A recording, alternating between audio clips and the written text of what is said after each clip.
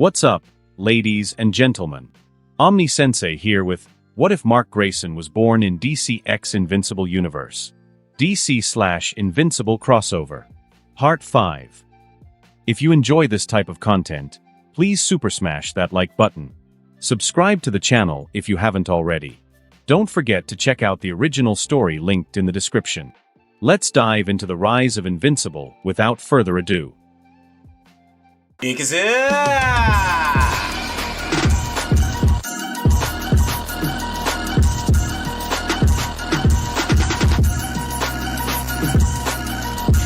Mark walked down the dock sighing as he did. He didn't mind Megan, but she was a bit touchy-feely, which he also didn't mind, but she was kinda suffocating.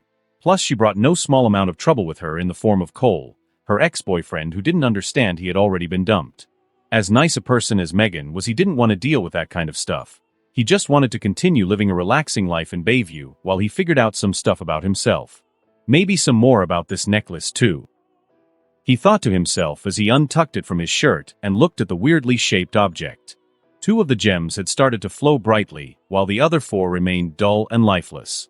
He knew there was more to this necklace than met the eye. He had taken it to an appraiser once, but when the man asked him to take it off, he felt like beating the man to death, fearing he would steal it.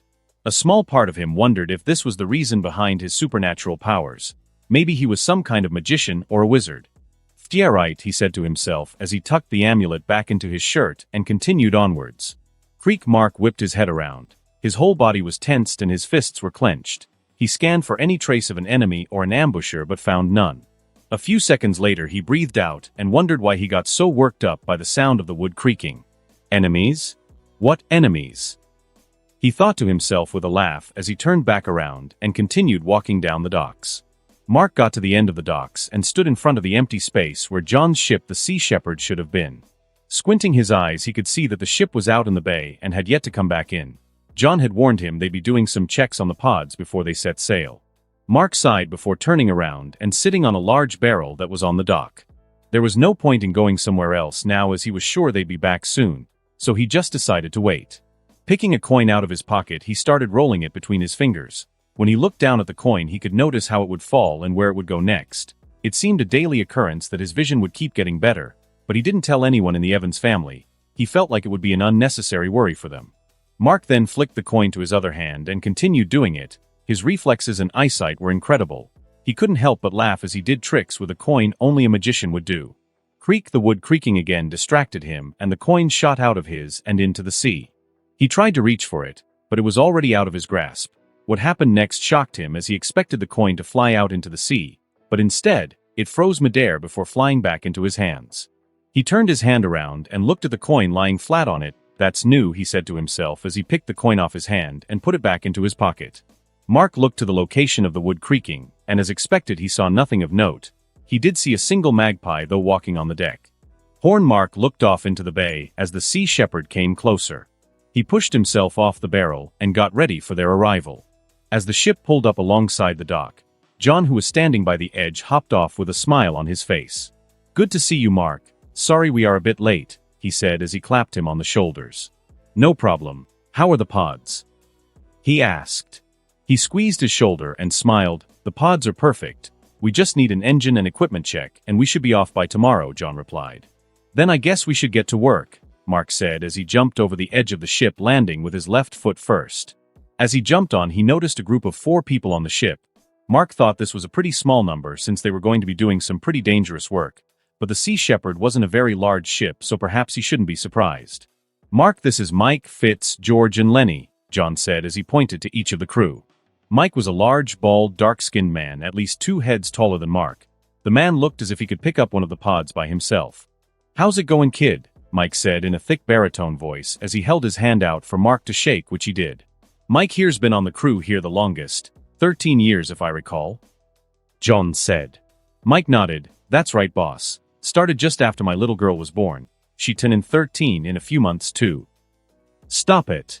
Stop it," one of the crew said to both of them. He was short and slender with red hair. He was a bit twitchy and seemed to be nervous. John laughed. "This is Fitz. He's a bit superstitious at times," he said while looking at Mark. "You can't say 13 3 times in a row, it's bad luck." Fitz said as his arm twitched and he drew in on himself. We said it 2 times, you just said it a third, Mike said as he crossed his arms. Fitz's eyes widened and he grabbed his hair. Oh God, he said as he ran back into the interior of the ship. Mark raised an eyebrow. Is he okay? He asked. Don't mind ol' Fitzy there. He be one of the best navigators this side of the globe. He just a bit special, an old man with a bushy gray beard said. Aye, he be special, another identical old man said. This is George and Lenny, twin brothers, who spent the first 40 years of their lives on boats before coming to Bayview, John said. We hope you can fix the engines, lad. Otherwise we be heading to the depths, George said as he pulled a pipe from his pocket and lit the end of it. Mark leaned over to John. Do they always talk like that? He asked. John sighed. You get used to it, he said in a tired voice. Anyway, now that I've introduced you to the crew, we can take you to where you'll be working, John said as he led Mark into the bowels of the ship where the engines were. As Mark walked inside, he accidentally bumped into Fitz, who was carrying a mirror that fell to the ground and shattered. Oh no. Oh no. Oh no. Fitz said as he crouched and started picking up the pieces and putting them into the mirror frame like pieces of a puzzle. Shit, I'm sorry, Fitz. I wasn't looking where I was going, Mark said apologetically, but Fitz ignored him in favor of putting the mirror back together. Best we leave him when he gets like this, John whispered as he urged Mark forward and pat Fitz on the back as he walked past him. We've been having a few problems with our engines. The fuel dial is stuck on the same number and I can't seem to get it to change. Be a real bother if we ran out of fuel in the middle of the North Sea, John chucked as he explained. I'll see what I can do. It shouldn't be too complicated, Mark said with a grin. Though he soon changed his mind when they walked into the engine room of the ship. The pictures he'd seen in the books he'd read didn't do it justice. It was completely unlike a car engine, but as soon as he saw the boat engine, his mind started racing and forming connections with everything he'd read previously. At a rapid speed, he categorized and located all the essential parts of the engine and everything that would need to be checked, at least according to what he read. Taking off his coat and rolling up his sleeves, he got to work. After a couple of hours, Mark had finished and had gotten the engine into as best condition he was able to, though he was sure a proper boat engineer could have done more. When he came back up, he saw everyone sitting down at the table eating food. Hey Mark, I was just about to bring you some grub down. Come pop a squat, John said as he slapped the seat next to him. Mark nodded and took the seat where he was platted up some food, a beef stew of some kind. One thing you come to miss when you're out at sea for months is meat, so we always try and stock up as much fresh meat as we can to avoid the canned stuff, John said as he spooned some of the brown liquid into his mouth. Keeps you from freezing your balls off too, George added. Aye, it does, Lenny said. Mark tasted it and was surprised at how good it was, but he felt it could use a little more seasoning, so he reached for the salt. As he did, John accidentally nudged him when he shifted in his seat and he ended up knocking it over. Ah shit. Mark cursed as he picked it up. Oh no. Oh no. Fitz said as he saw Mark spill the salt. He reached over to the spilt salt and grabbed a handful before throwing it over his left shoulder and right into Mike, who was walking behind him to wash his plate. Come on man, Mike said as he felt the salt go into his shirt. Sorry, Fitz said as he started twitching more noticeably. It's okay, Fitz, it's just an accident, John said, trying to reassure the young lad. John then turned to Mark. So Mark, how are the engines looking? Are we good to sail tomorrow on Friday? Mark nodded. They seem to be running within normal perimeters. If there is something wrong, I wouldn't know, he said with a shrug as he started eating. Good then, we will be gone from the 13th to the 13th. But it could extend depending on how much we catch, John said. I hope you're ready. She thought she'd never have to think again. She thought she could drift through this house like a ghost until either she died or the world did. But when she saw the man look at her, the embers of thought ignited a whole flame inside her, and she almost felt like gnawing on her hands as she tried to figure out how this was possible. No one should be able to see her, she shouldn't exist to them, and she shouldn't be able to be perceived by anyone. She walked to the balcony of her house and looked out over the town of Bayview. Tears started to stream down her face, and with the resurgence of independent thought, emotions came flooding back. Thoughts of her friends and loved ones she'd left behind and would never see again. For the first time since she came to this house, she decided to leave it. She would not get any rest until she discovered why this man could see her. She wanted to go back to her void where she could sleep for eternity. She flew off the balcony and towards the town. The man she was looking for wasn't difficult to find, as his life aura was simply huge. She landed in the harbor of Bayview and started to stalk the man. If he could see her, then it's possible he was a demon of some kind or a master sorcerer. But even then she doubted that they would have the power to overcome her spell. As she followed him, she found him painfully boring. He wasn't doing anything interesting, just walking along the docks. Creak, she hid behind a crate as soon as she saw his muscles twitch. For some reason, sweat was pouring down her neck and she felt nervous. This wasn't supposed to happen. No sound she made should ever be able to be heard by another being, especially one as normal as this young man. Though the fact that he could see her, it was clear he was anything but a regular man. She waited until he turned back asking and started to walk away until she continued stalking him. She watched as he reached the end of the dock and sat down on a barrel. He flicked a coin between his hands with a skill that went beyond human. A meta-human, perhaps. She thought to herself as she stepped forward to her a better look. Creak, she cursed as she made the same mistake again. And the worst part was there was nothing to hide behind. But luckily he seemed to be more concerned with the coin that flicked out of his hand and went into the sea.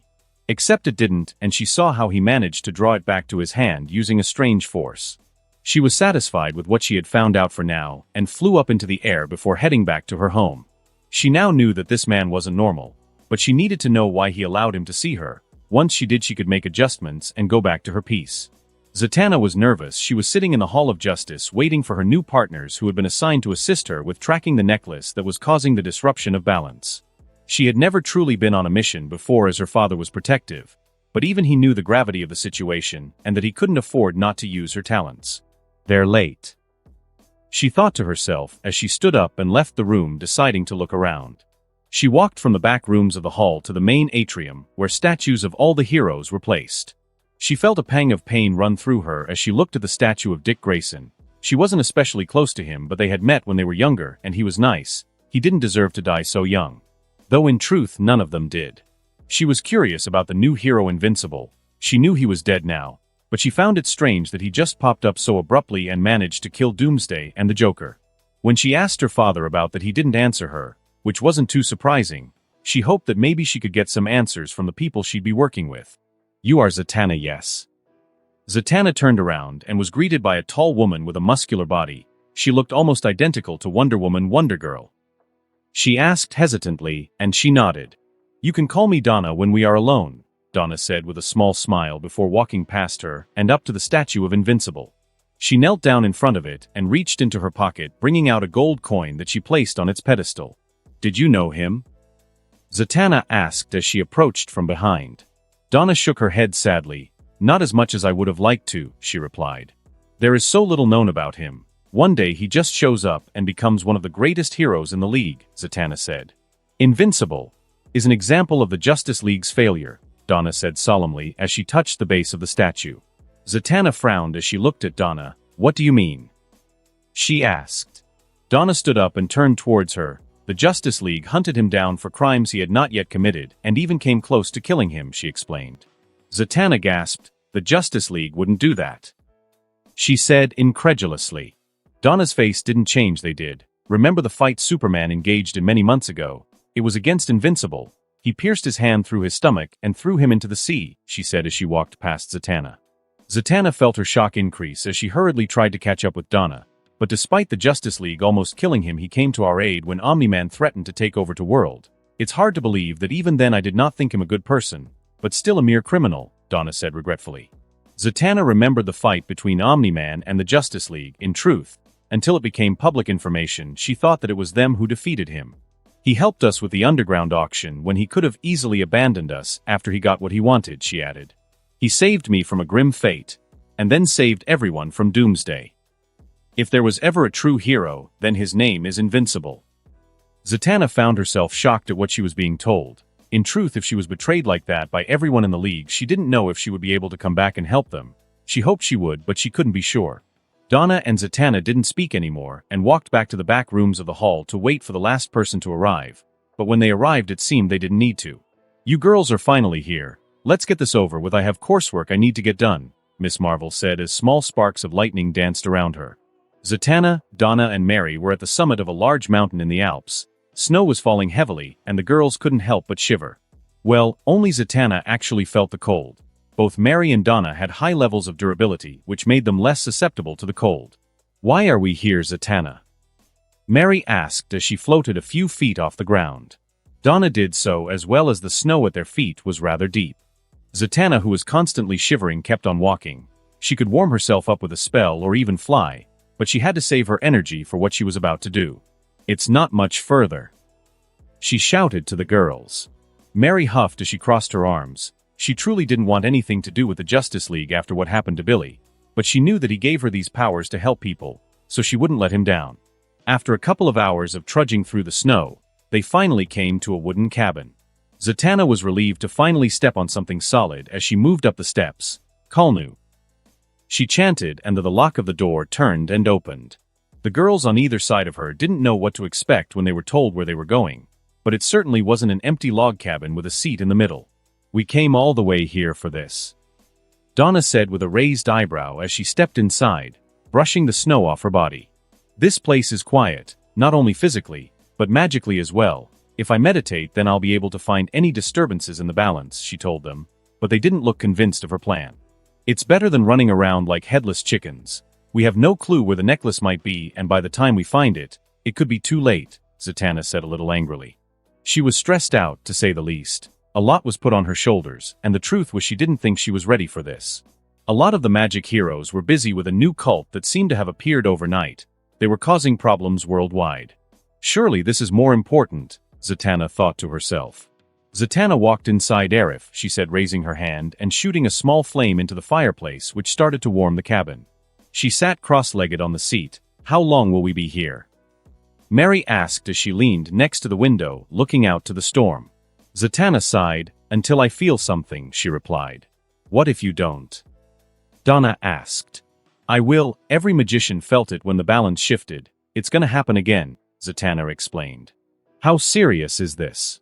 Surely it can't be too bad. Everything shifts off balance at some point, and it'll return eventually, Mary asked. Zatanna shook her head. Not with this. Something is artificially shifting the balance of order and chaos. Now that the balance has been shifted, the whole world is different. More accidents, more deaths, natural disasters, increased crime. Anything that contributes to chaos will happen more frequently, and the longer this artifact exists, the worse it'll get, she said with a serious tone. Donna and Mary both looked at each other, and then Zatanna.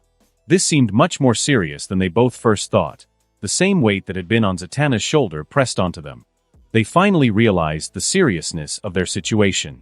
They said nothing else and simply watched as Zatanna closed her eyes and slipped into a meditative state. She expanded her awareness as far as she could. She hoped it would be enough. Another shift would feel like a ripple across the surface of the water, and she'd hopefully be able to follow it back to its source. I can do this. North Sea, Mark breathed in the crisp air as he stood near the stern of the boat. They had set sail a few days ago and were heading north. George had located an area that ships were avoiding that should be full of crabs. He had said they were avoiding it because of a few storm warnings. George and Lenny reckoned the boat could handle it though. Fitz was nervous though. He didn't like the fact they'd set sail on Friday the 13th. He thought that would curse the voyage. He especially didn't like that they'd be sailing through a storm, though they'd done it plenty of times before. You not feeling cold, man? Mike said from behind him as he double-checked the pods, making sure they were strapped down. They'd be going through a storm soon, so they had to make sure everyone was secure.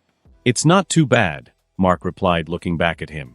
Boy, look at the damn ice forming up on the railing. Not cold my ass, he said with a shake of his head. Mark just chuckled and went back to looking across the ocean. He had been having strange dreams as of late. He dreamt of a dark place, a place with stones as black as the night and almost as sharp. Mark looked down as he snapped out of his thoughts and realized that he was playing with his necklace. That's strange, he whispered to himself when he realized that another of the rubies in the necklace was lit up. This necklace was strange. It was important to him. Perhaps it was a link to his past. What you got there, Mark? Mike asked from behind him. Mark put the necklace away and turned around. Nothing. I'm going to go check on the engines, he said before walking past him. Mark didn't know why, but he felt great anxiety and anger when Mike asked about his necklace. He'll try and take it, he thought to himself, but the more rational part of his brain knew Mike wouldn't be interested. Mark shook those thoughts off and went down to the engine room to run a checkup. They sailed on calm waters for the rest of the day. However, when the sun set, things started to change, and the first drips of rain started to fall into the hull. George and Lenny had been the ones to suggest that they go into this area, believing the ship could handle the storm. Something's changed, George said with concern on his face as he stood by the railings. It has. This be no storm I ever seen, Lenny said as he emptied the contents of his pipe into the water. Mike, I'm getting some disturbing reports about the storm. I think it might be best to turn around, John said over the walkie-talkie. Right now he was steering the ship and looking at the updates that the ship was receiving about the storms in the area. These waves are higher than what was predicted, Mike said back on the radio. He leaned over the side and saw the waves in the distance. They were at least 20 feet tall. While they weren't too bad, this was the edge of the storm, and things would only be worse from here on. We need to turn around. Mike shouted back as he felt the rain start to get heavier. It'd be too late for that, lad, George said as he held onto the railings, as the ship was starting to rock more violently. That storm is about to tear through here, Lenny said. This ship's fast, we can outrun it, Mike said as he made his way to the bridge. However, as he walked, a wave crashed into the ship, sending him crashing towards one of the pods. He cursed before dragging himself up and continuing towards the bridge. George and Lenny stood their ground and began to secure anything loose. The ship was beginning to rock even more. Things did not bode well, as this was only the edge of the storm, and there would be no outrunning this one. Mark was downstairs in the engine room when the first waves started to hit. He immediately fell and hit his head on one of the pipes. It didn't hurt, but it dented the pipes, which wasn't good. What the hell going on up there? He said to himself. He went to go upstairs to figure out what was going on, but he suddenly felt weak and fell to the ground. As he did, his necklace got caught on of the valves and ripped off. Instead of the usual 3 glowing gems, 4 of them were now glowing brightly. Mark didn't notice this, as he was instead desperately trying to get his necklace back. He ripped it off the valve and held it close to his chest. The fear he felt at nearly losing it was unlike anything he had ever felt before. He stayed on the floor for a few moments as he reassured himself that the necklace was still in his hands. However, the ship being knocked brought him back to reality, and he got back up. He tied a knot in the chain of the necklace and put it back over his neck before making his way back upstairs. What's going on? He shouted to John as he entered the bridge. This damn storm, it just worsened out of nowhere, John said as he tried steering the ship into the waves. He was an experienced captain and had been through many storms.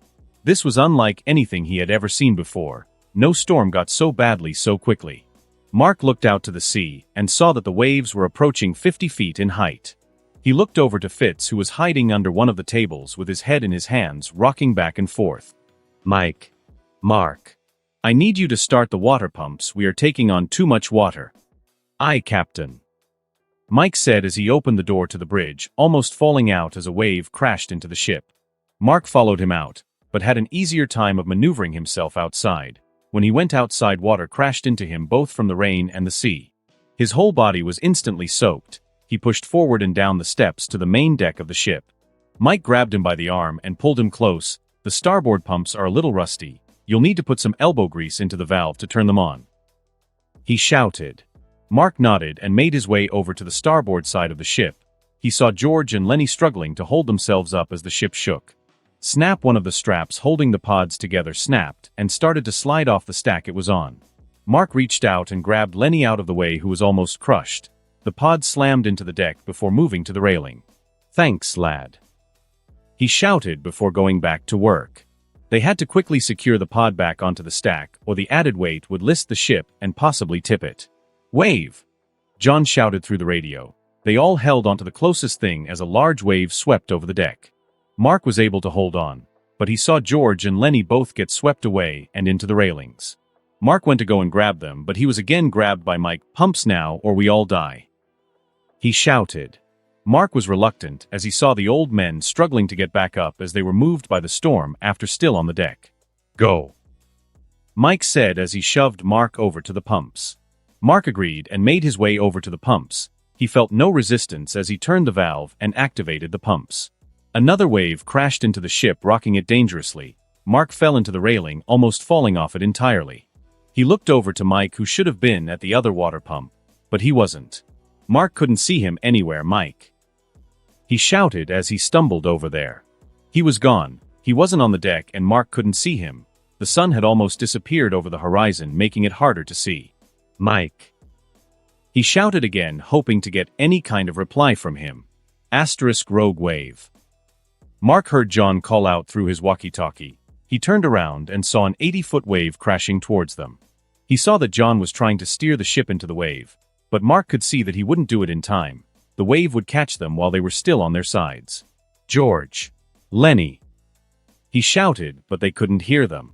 Mark could do nothing but watch as the massive rogue wave crashed into the ship. Watchtower. Various alarms were sounding in the bridge of the watchtower as Martian Manhunter stood at the computer. Alerts were sounding out across the entirety of North America and Canada. Natural disasters, villain attacks, mass shootings, they were all happening at once. Superman flew into the room as he heard all of these things happening at once. John, what's going on? Clark asked as he landed next to him.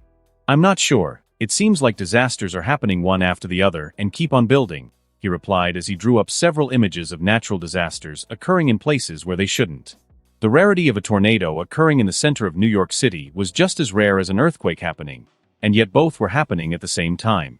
Organize them by order of importance and send them to the other leaguers. I'll take the tsunami, Clark said before speeding away. John just kept looking on as more and more alerts were sounding out on the watchtower computer.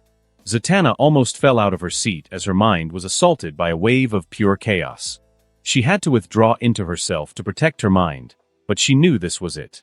This was what she was looking for, and despite the risks, she followed the ripples of chaos that were emanating across the world.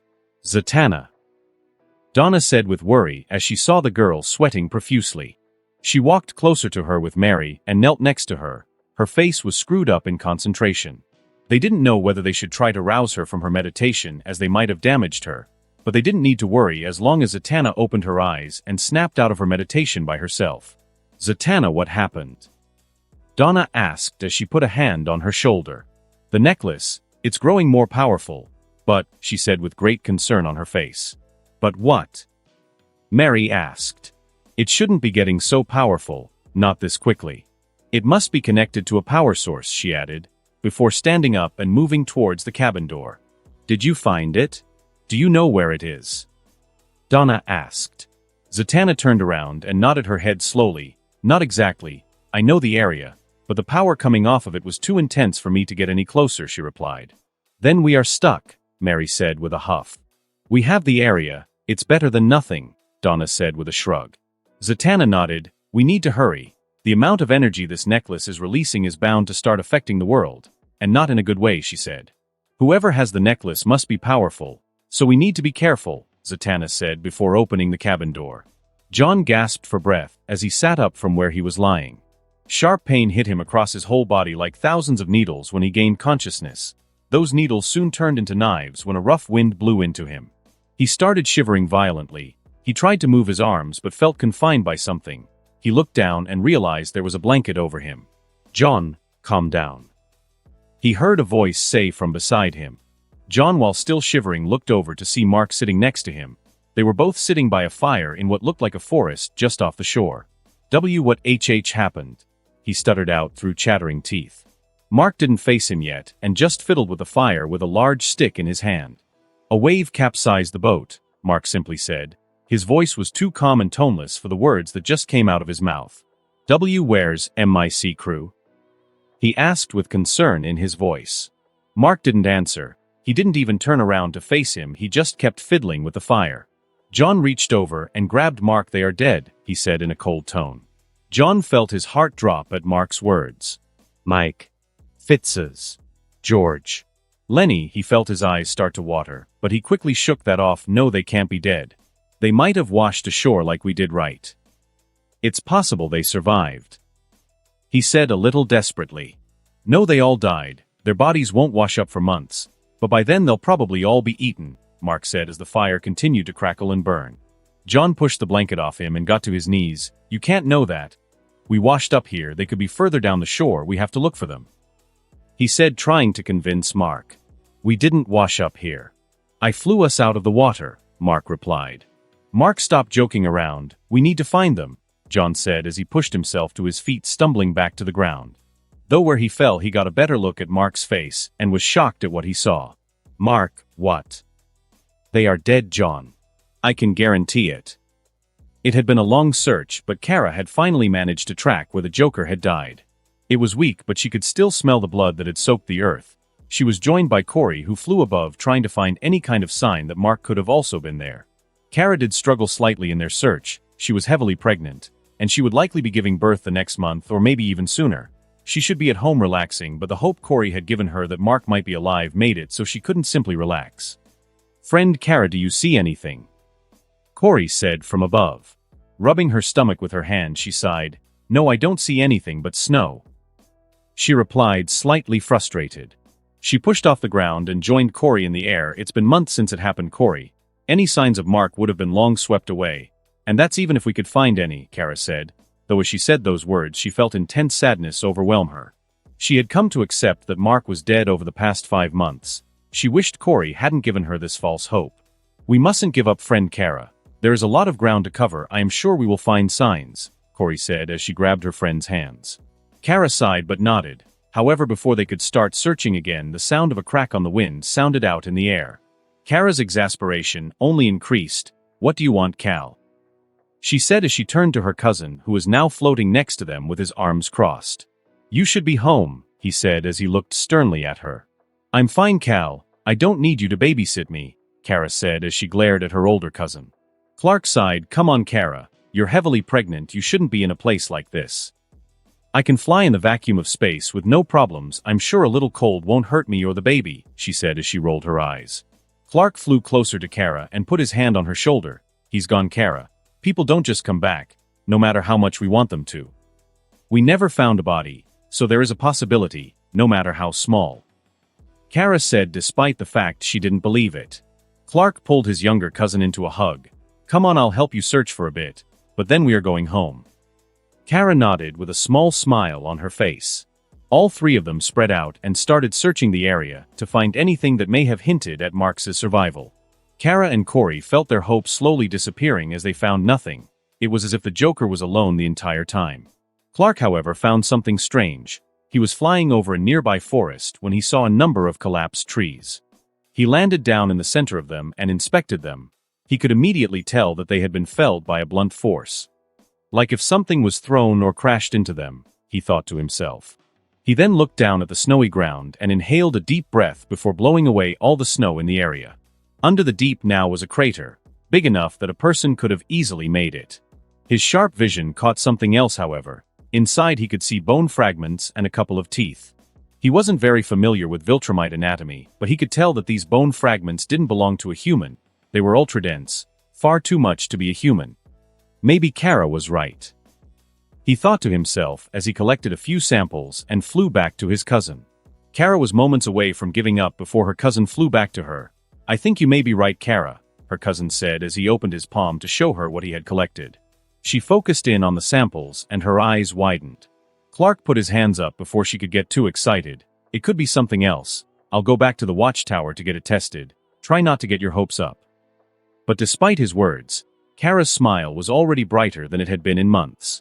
Clark couldn't help but chuckle as he flew up into space. Let me come as well, Kara said as she shot off after him. Corey, who had been searching the other side of the mountain, looked confused as she heard the cracks of both Kryptonians breaking the speed barrier. She then shrugged and continued searching, though her search had taken her a bit further off course than she had intended. She still had trouble navigating Earth, and so large stretches of land that looked the same gave her a bit of trouble. As she flew, her eyes caught something. It was a small cabin in the woods. She landed down in front of it. Perhaps Honored Mark is in here, she thought with a smile on her face as she walked up to the door and knocked. When the door opened, it wasn't Mark who opened it, but her friend Donna. Corey's smile brightened as she saw her. Friend Donna, it is good to see you, she said as she pulled her Amazonian friend into a hug. Corey, Donna said with no small amount of confusion. What are you doing here? She asked. I was looking for evidence that Honored Mark is still alive. I do not suppose you have seen him, have you? She asked. Donna felt a pang of pain at the mention of him. Instead of replying, she just shook her head. We are on a mission for the League at the moment, she stated. Corey made a no expression with her mouth before moving past Donna inside. Zatanna was meditating in the middle of the room, while Mary was standing by the window with a bored expression on her face. Corey smiled at both of them, as while she had only met Zatanna a few times, she seemed nice, though she never recalled meeting Mary. What is your mission? Perhaps I could be of some help, she offered.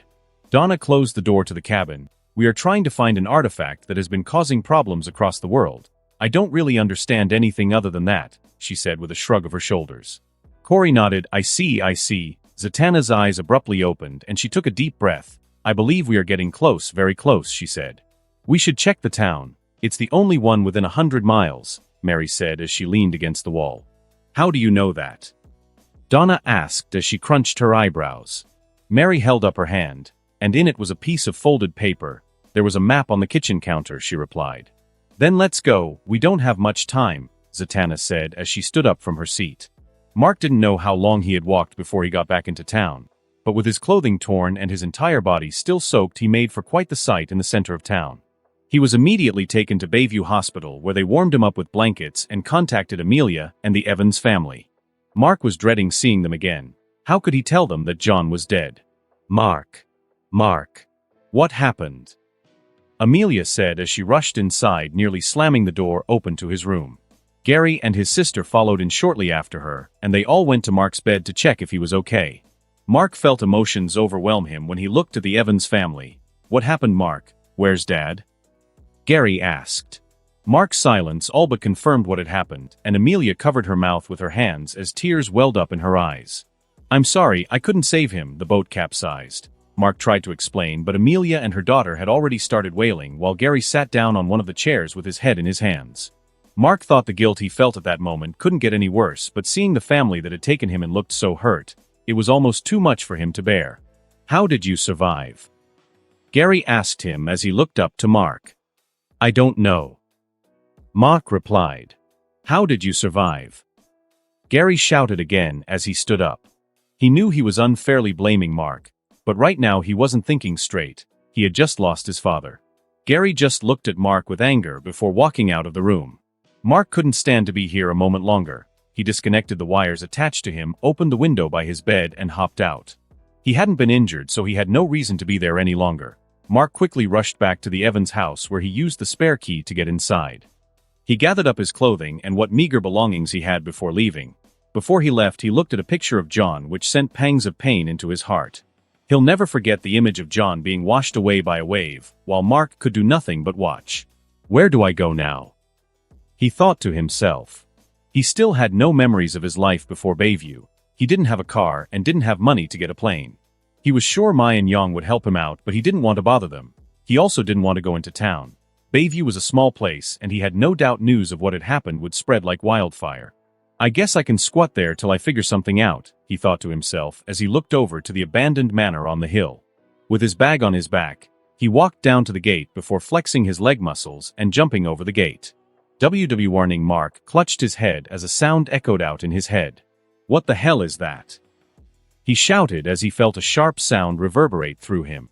After a few minutes, it stopped and it left him kneeling on the ground with blood dripping from his nose. He wiped the blood from his nose and was shocked to find that it looked shiny and slightly metallic. He wasn't sure what was happening to him, but at the moment he didn't care. He just wanted to get inside and hopefully wake from this nightmare. He kept walking up the path. It went on for a while, giving him a good look at Bayview. When he reached the door to the manor, the wooden floorboards creaked underneath him. The door was open. It didn't surprise him. The place looked like it had been abandoned for a while. When he walked inside, he immediately felt like walking back out. The place was creepy, to say the least, but he didn't have anywhere else to go. The wood of the manor seemed to have lost its color and darkened as if there was a fire. He walked down the main corridor and past a broken staircase into what seemed to be a dining room with an adjoined kitchen. There was also a balcony that seemed to overlook Bayview and the ocean, the door to which was left wide open. That's strange, he said to himself as he walked over to the dining room table. On top of it was a bowl of cereal that looked like it had been poured recently. Hello? Mark called out. It was possible that someone else could be squatting here. He did remember seeing a woman in the window when he walked down to town once, but he thought that might be his imagination. Creak. Mark whipped his head around only to see nothing. He couldn't explain it, but he knew someone was there. I know you're here, come out now, he said sternly as he started inspecting every room. However, when he came to the basement, he found himself being thrown across the room and through a wall. What the hell? He thought as he stood up, only to see a woman with pale gray skin and red eyes. Hi. Nolan Grayson sat on a large rock he had found on the dark side of the moon.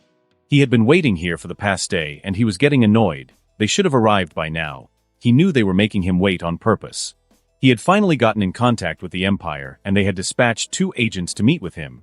He knew his failure would likely mean a severe punishment, but he wouldn't take it lying down. He would slaughter the 2 agents if they tried to kill him. Nolan. Nolan stood up as he saw two viltrumites land a couple of dozen feet away. He recognized them immediately and almost laughed.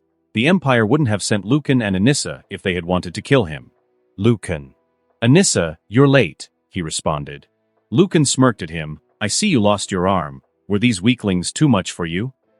Yet I could still kill you without a thought, Nolan bit back. Lucan clenched his fists and both men got ready to fight. Enough, remember why we are here, Lucan, Anissa cut in with an unimpressed look on her face. Lucan growled but crossed his arms and allowed his partner to speak. Thrag read your report. He is interested in your son. A true hybrid viltrumite was rare even before the Scourge virus.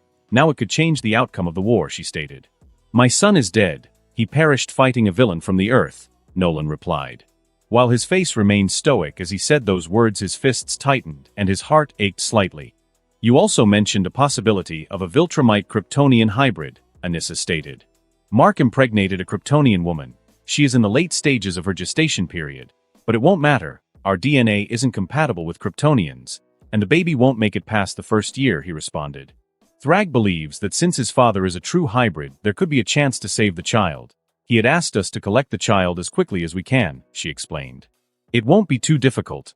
Between the three of us, they won't stand a chance, Nolan said with a nod. Good, if we succeed in this task, then your failure will be forgiven, Anissa told him. Then let's get it done. Shit. Mark shouted as he threw himself out of the way of a purple beam of light that burnt through the floor. He grabbed a chair and threw it at the pale-skinned girl. However, a purple shield flashed in front of her, turning it into ash. Who the hell is this girl, he thought to himself as he rushed out of the room into the hallway, ducking under another blast as he did. However, he felt himself freeze as a purple aura surrounded him. He was then thrown through a wall and into what looked like a living area. All right, to hell with this, Mark said to himself, and he stood up with his fists held up. He looked around for his ambusher, but he couldn't see her. Only an empty house lay before him. However, his eyes caught a slight movement in the shadows of a corner, and he leaned to the left, avoiding another blast. He rushed to the corner, reaching inside to grab her, but she wasn't there, and instead, he found himself being grabbed from behind and slammed through the ceiling, and then back down into the room. Enough! Mark shouted, his voice echoing out like a speaker, making the girl grab her ears as she was close by. Mark grabbed her by the leg and pulled her off her feet before spinning around and throwing her through the wall. However, she disappeared into a cloud of ravens before she hit the second one. Those ravens then flew at Mark, attacking him. He struggled to hit them individually, so he brought his hands together, creating a large shockwave and dispersing them. What is your problem? If you want me to leave, I'll leave. Mark said as the girl reappeared, trying to stab him with a dagger made out of shadows. However, trying to reason with her forced him to let his guard down, and she managed to bring the dagger down on him. He held his arms up to defend himself, but he wasn't that hopeful if he was honest. Clink. Mark looked up in surprise to see his left arm had formed some sort of grayish-black shell around it that was skin-tight. Both Mark and the girl were dumbfounded by this new development. However, Mark was the first to snap out of it, and he slammed his fist into her stomach, sending her through the house.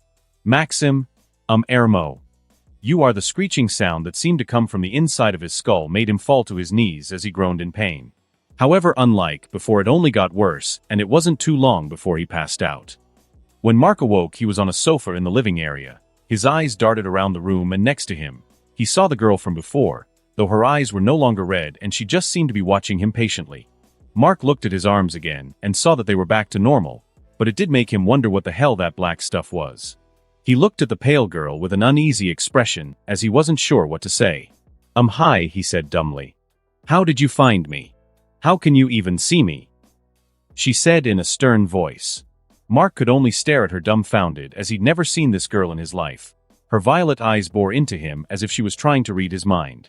As Mark looked at her, he noticed she looked tired, very tired. Something we have in common, he thought with slight amusement. He could see she was still expecting an answer, and so he moved his legs off the sofa and onto the floor while leaning up. Listen, I don't know who you are, I just came here, 'cause I don't have anywhere else left to go, he explained honestly. Her gaze narrowed at him as if trying to decipher if he was telling the truth or not, but eventually her expression softened and she breathed out heavily. You can stay here until you figure out where you want to go. Do not disturb me, she said tonelessly before standing up and walking away, leaving him alone in the room. Mark was slightly relieved he wouldn't have to sleep outside. Despite not being that adverse to cold, it was still pretty uncomfortable. Still feeling pretty tired, Mark lay back down on the sofa and closed his eyes before drifting off to sleep again. Meanwhile, the girl floated herself upstairs before walking into the room that she used to meditate in. She sat on the bed inside the room and brought her knees up to her chest. She couldn't penetrate the stranger's mind, and she didn't know why. Even pressing against his mind with her full power didn't faze him. The most she could pick up were surface emotions, and from what she could feel, he felt very much the same as she did. She didn't know why she offered him to stay here until he had a place he could go. She didn't want him here. She didn't want anyone here. She could already feel her magic bubbling and burning beneath the surface. She would need to mediate soon to bring it under control. She hoped he would leave soon. While he was here, she existed. She was Raven. She didn't want to be her. She wanted to go back to not existing. She wanted her mind to drift back into the void so she might have some semblance of peace. You had the opportunity to make him leave, but you didn't. I think you know why that is, the voice of her old friend Dick echoed in her head. Shut up. You don't want to be a lone friend, Raven. You think you deserve it, but you don't, Coriandar said in an upbeat manner. Stop. It wasn't your fault, Raven. Don't punish yourself for an accident, Victor said in a sad tone. Leave me alone. She buried her head in her knees before trying to clear her mind and push the voices out of her head. Once she'd calmed herself down, she stood up from the bed. She would go downstairs and tell whoever this guy was to leave and not come back, but when she reached the threshold of the door she couldn't move. You can't do it, Dick said. I can and I will. She had contented herself to be alone forever. The spell she cast would make sure no one could find her. They wouldn't even be able to see her. She wasn't prepared for this situation. She hadn't spoken to anyone for years. She had been in complete isolation, and now there was someone she could talk to. The temptation to not be alone anymore was so overwhelming that it stopped her body dead. I'll do it tomorrow. She decided, going back into her room and slamming the door. Mark woke up breathing heavily. His eyes darted around the room in a slight panic. It took a few seconds, but he remembered where he was and calmed down. He sat up on the sofa rubbing his eyes. He'd had another nightmare. He'd been having them ever since the boat capsized and everyone died, though surprisingly they weren't about what had happened, but about other things. This time he dreamt about being beaten by a familiar-looking man with a mustache. It shifted to him fighting a huge and terrifying monster. He could feel his own fear in these dreams. Are these just dreams? Or memories, he thought to himself. He had other powers in these dreams, so if he had them in the real world, maybe that would prove if they were memories or not. He stood up from the sofa before walking out of the living area and back towards the kitchen. He liked the balcony there and the view of the town it had. When he opened the doors to the balcony, he felt the crisp breeze hit him and sighed in contentment. His body was sweaty from the nightmare he'd had, and the cold wind brushing against his skin felt good. However, he was brought out of his daze when he saw a figure in his peripheral. He jumped slightly when he saw the girl from yesterday sitting on a bench. She had her legs drawn up to her chest, and while her legs were bare, only wearing shorts, she had a large purple cloak that covered most of her body. She looked at him for a few seconds before turning away and focusing on the rising sun appearing over the horizon. Thanks for letting me stay, Mark said, trying to break the awkward silence between them. But it seemed his host was content to let the silence between them remain. So what can I call you? I'm Mark, he asked.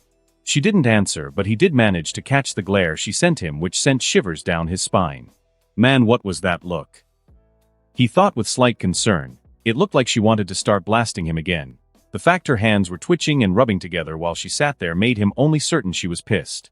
I'm gonna go inside, Mark said, unable to handle the awkwardness any longer. Raven watched him go inside and finally relaxed her body. The temptation to talk to him was almost unbearable. It made her whole body twitch, but she knew she couldn't. Even talking to him once had turned her into a mess. If she did it again, she didn't know if she'd be able to go back into isolation.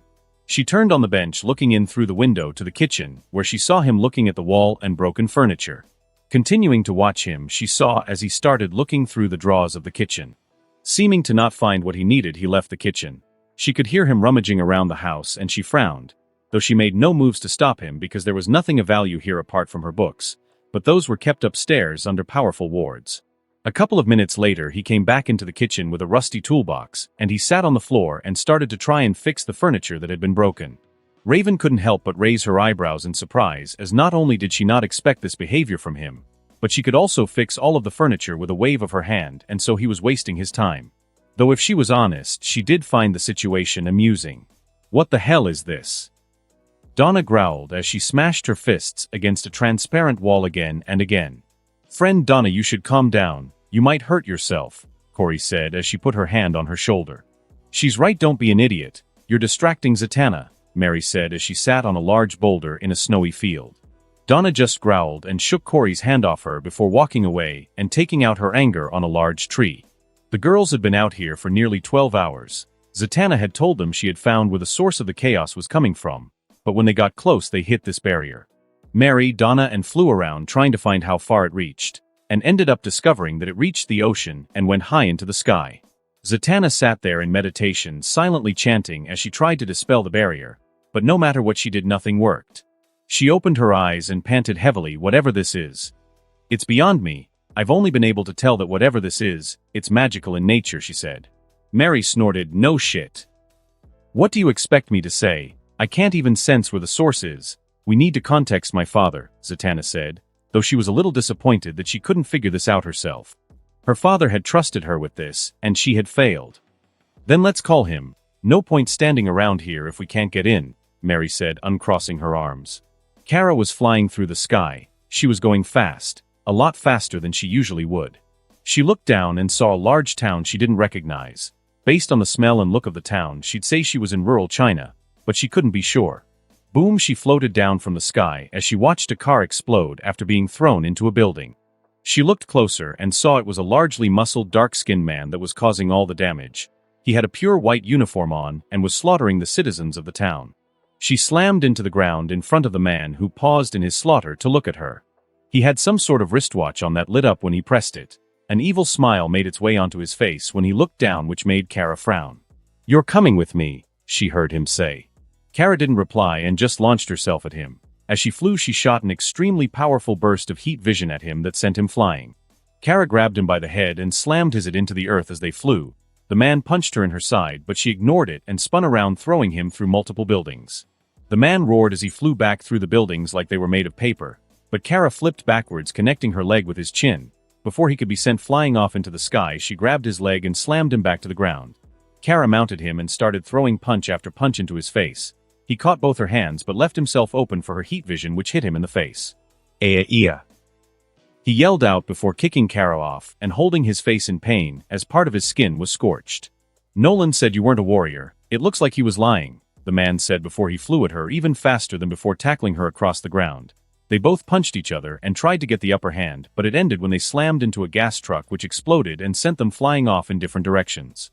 Kara was the first to recover, and she blew a gust of her frost breath to put out the fire before landing back on the street. She looked around for the other man but couldn't find him. She couldn't hear him either, as the sounds of civilians crying and screaming made it hard to focus. "Help me! Help me!" a young man said in Mandarin, but as he approached Kara she raised her hand and swiped it to the left, decapitating the man as a result. "You are ruthless, another thing Nolan didn't inform us of. Perhaps the Empire will have a place for you after you give birth," the dark-skinned man said as he climbed out of the ground, having been launched into the sewer by the explosion. Kara flew straight towards him, drawing her hand back and connecting it with his stomach, though he managed to catch her fist but couldn't stop the momentum and was carried away by it. He tried to send a hook to her face with his other hand, but Kara caught it and spun around, throwing him to the ground. The man was all brawn and had no technique, which didn't help when Kara was both faster and stronger than him, albeit not by much. Kara stomped down on the man's ribs and felt them crack under her foot. She felt a thrill rush through her as she smashed her fist into his face again. The sight of his blood covering her made her happy, and she felt a smile stretch across her face as she continued pummeling the man.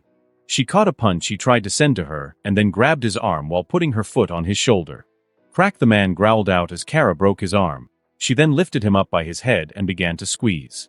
She was laughing as she felt his skull strain under the pressure of her strength. The man used his good arm to punch her in the ribs and face, but Kara sent a full blast to his shoulder which reduced the power he could summon significantly. She started applying more pressure and was delighted to see his eye growing larger. Boom, she felt something connect with her back, and she skipped across the earth as she was thrown away. She growled, slamming his fist into the ground as she got up, prepared to kill whoever had interrupted her. When she did, she saw two more people land next to the dark-skinned man. One was a short-haired woman and the other a middle-aged man. They both wore the same uniform as the other. She prepared to fight them but was interrupted by the sound of a comms device in her ear. "Retreat for now." Kara didn't like it but knew she couldn't defy the order she was given. With one last look she flew off into the sky, heading back to base. Gasped Kara, woke up sweating heavily. Her hand immediately went to her stomach.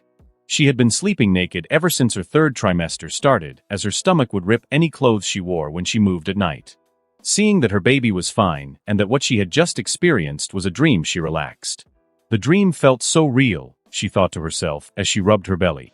Why was Omni-Man with those others? She had been having these strange dreams recently. At first, she didn't give them much thought, but as of late they concerned her.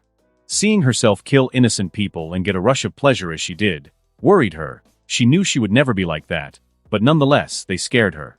She hadn't told anyone about them yet as they were just dreams, but perhaps she should talk to John. Maybe he would be able to help her.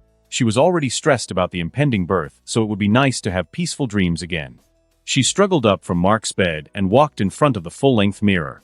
Her stomach was large and round, but apart from that it all remained relatively the same, though her boobs had gotten quite a bit bigger, which she didn't much mind. I wonder what Mark would think, she thought to herself, though even now thinking about him brought slight pain to her heart. Her cousin had promised her he would tell her as soon as the DNA results came back, but waiting was difficult and she wanted to get back out there to look for him. Unfortunately, Cal had said that a condition for his help was her going back to Debbie's and resting. I'm a damn Kryptonian, my womb is like a bunker, she thought with slight annoyance. She could get shot by a tank and the baby would be fine. 1 month later inside Bayview, Mark finished hammering the wood into the wall and stood back with a smile on his face. It had been a month since he had been staying here and he had finally managed to fix the place up. The house was pretty old, but it wasn't too badly damaged, though his fight with his roommates certainly didn't help. Mark looked around with a smile, feeling pretty proud of how he'd gotten the place looking. He didn't have much experience fixing stuff or in construction in general, but through trial and error, he managed it. Walls are fixed, floor is fixed, furniture is fixed. Girl is still ignoring me, he said the last part with a humorless chuckle. Though he was subject to quite a few stares from her when he was working, or when he had dragged a tree over from the nearby forest. He had figured out over the past month how to make his skin harden like that time he did when his roommate attacked him. It had been helpful in allowing him to turn those tree trunks into planks. However, he did wonder how he was able to harden and sharpen his skin like that. His exploration into his other powers was not as fruitful, and he had on more than one occasion made himself look like an ass when attempting to fly. He put his hammer back into the toolbox before putting it back in the cupboard under the stairs, where he had first found it. Walking back into the living area, he collapsed onto the sofa next to Raven, who was quite annoyed by how heavily he sat down as it lifted her slightly. Reading anything interesting? Mark asked as he looked at her. Maybe we should paint. The walls are pretty chipped, he suggested. Mark tapped his finger against his chin. White might be a nice color. It would reflect the sun pretty well, he said.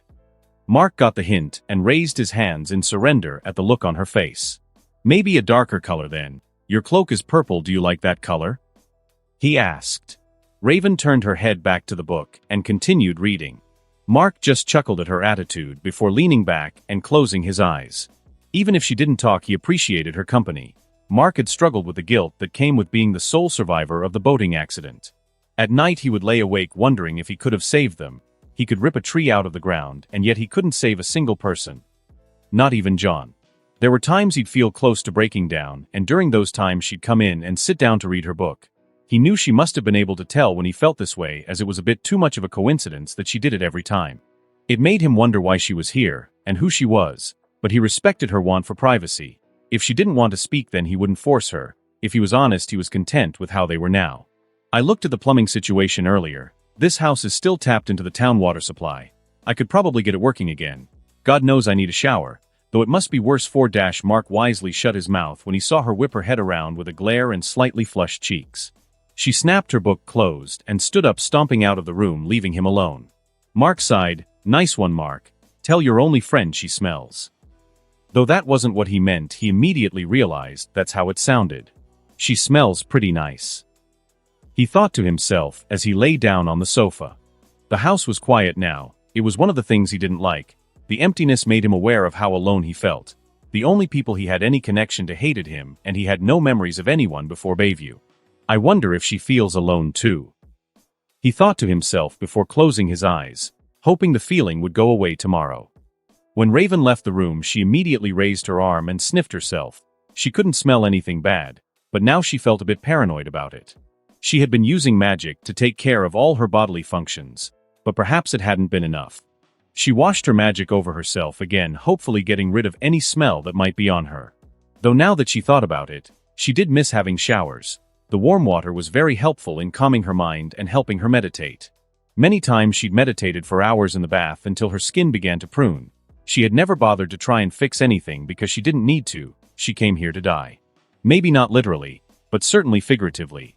Her mind and spirit would die, and the only thing that remained was her body that walked the halls like a ghost.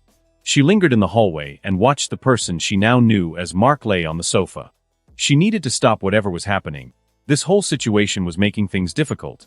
The longer he was here and the more time she spent with him, the harder it was getting to think about going back to how she was before.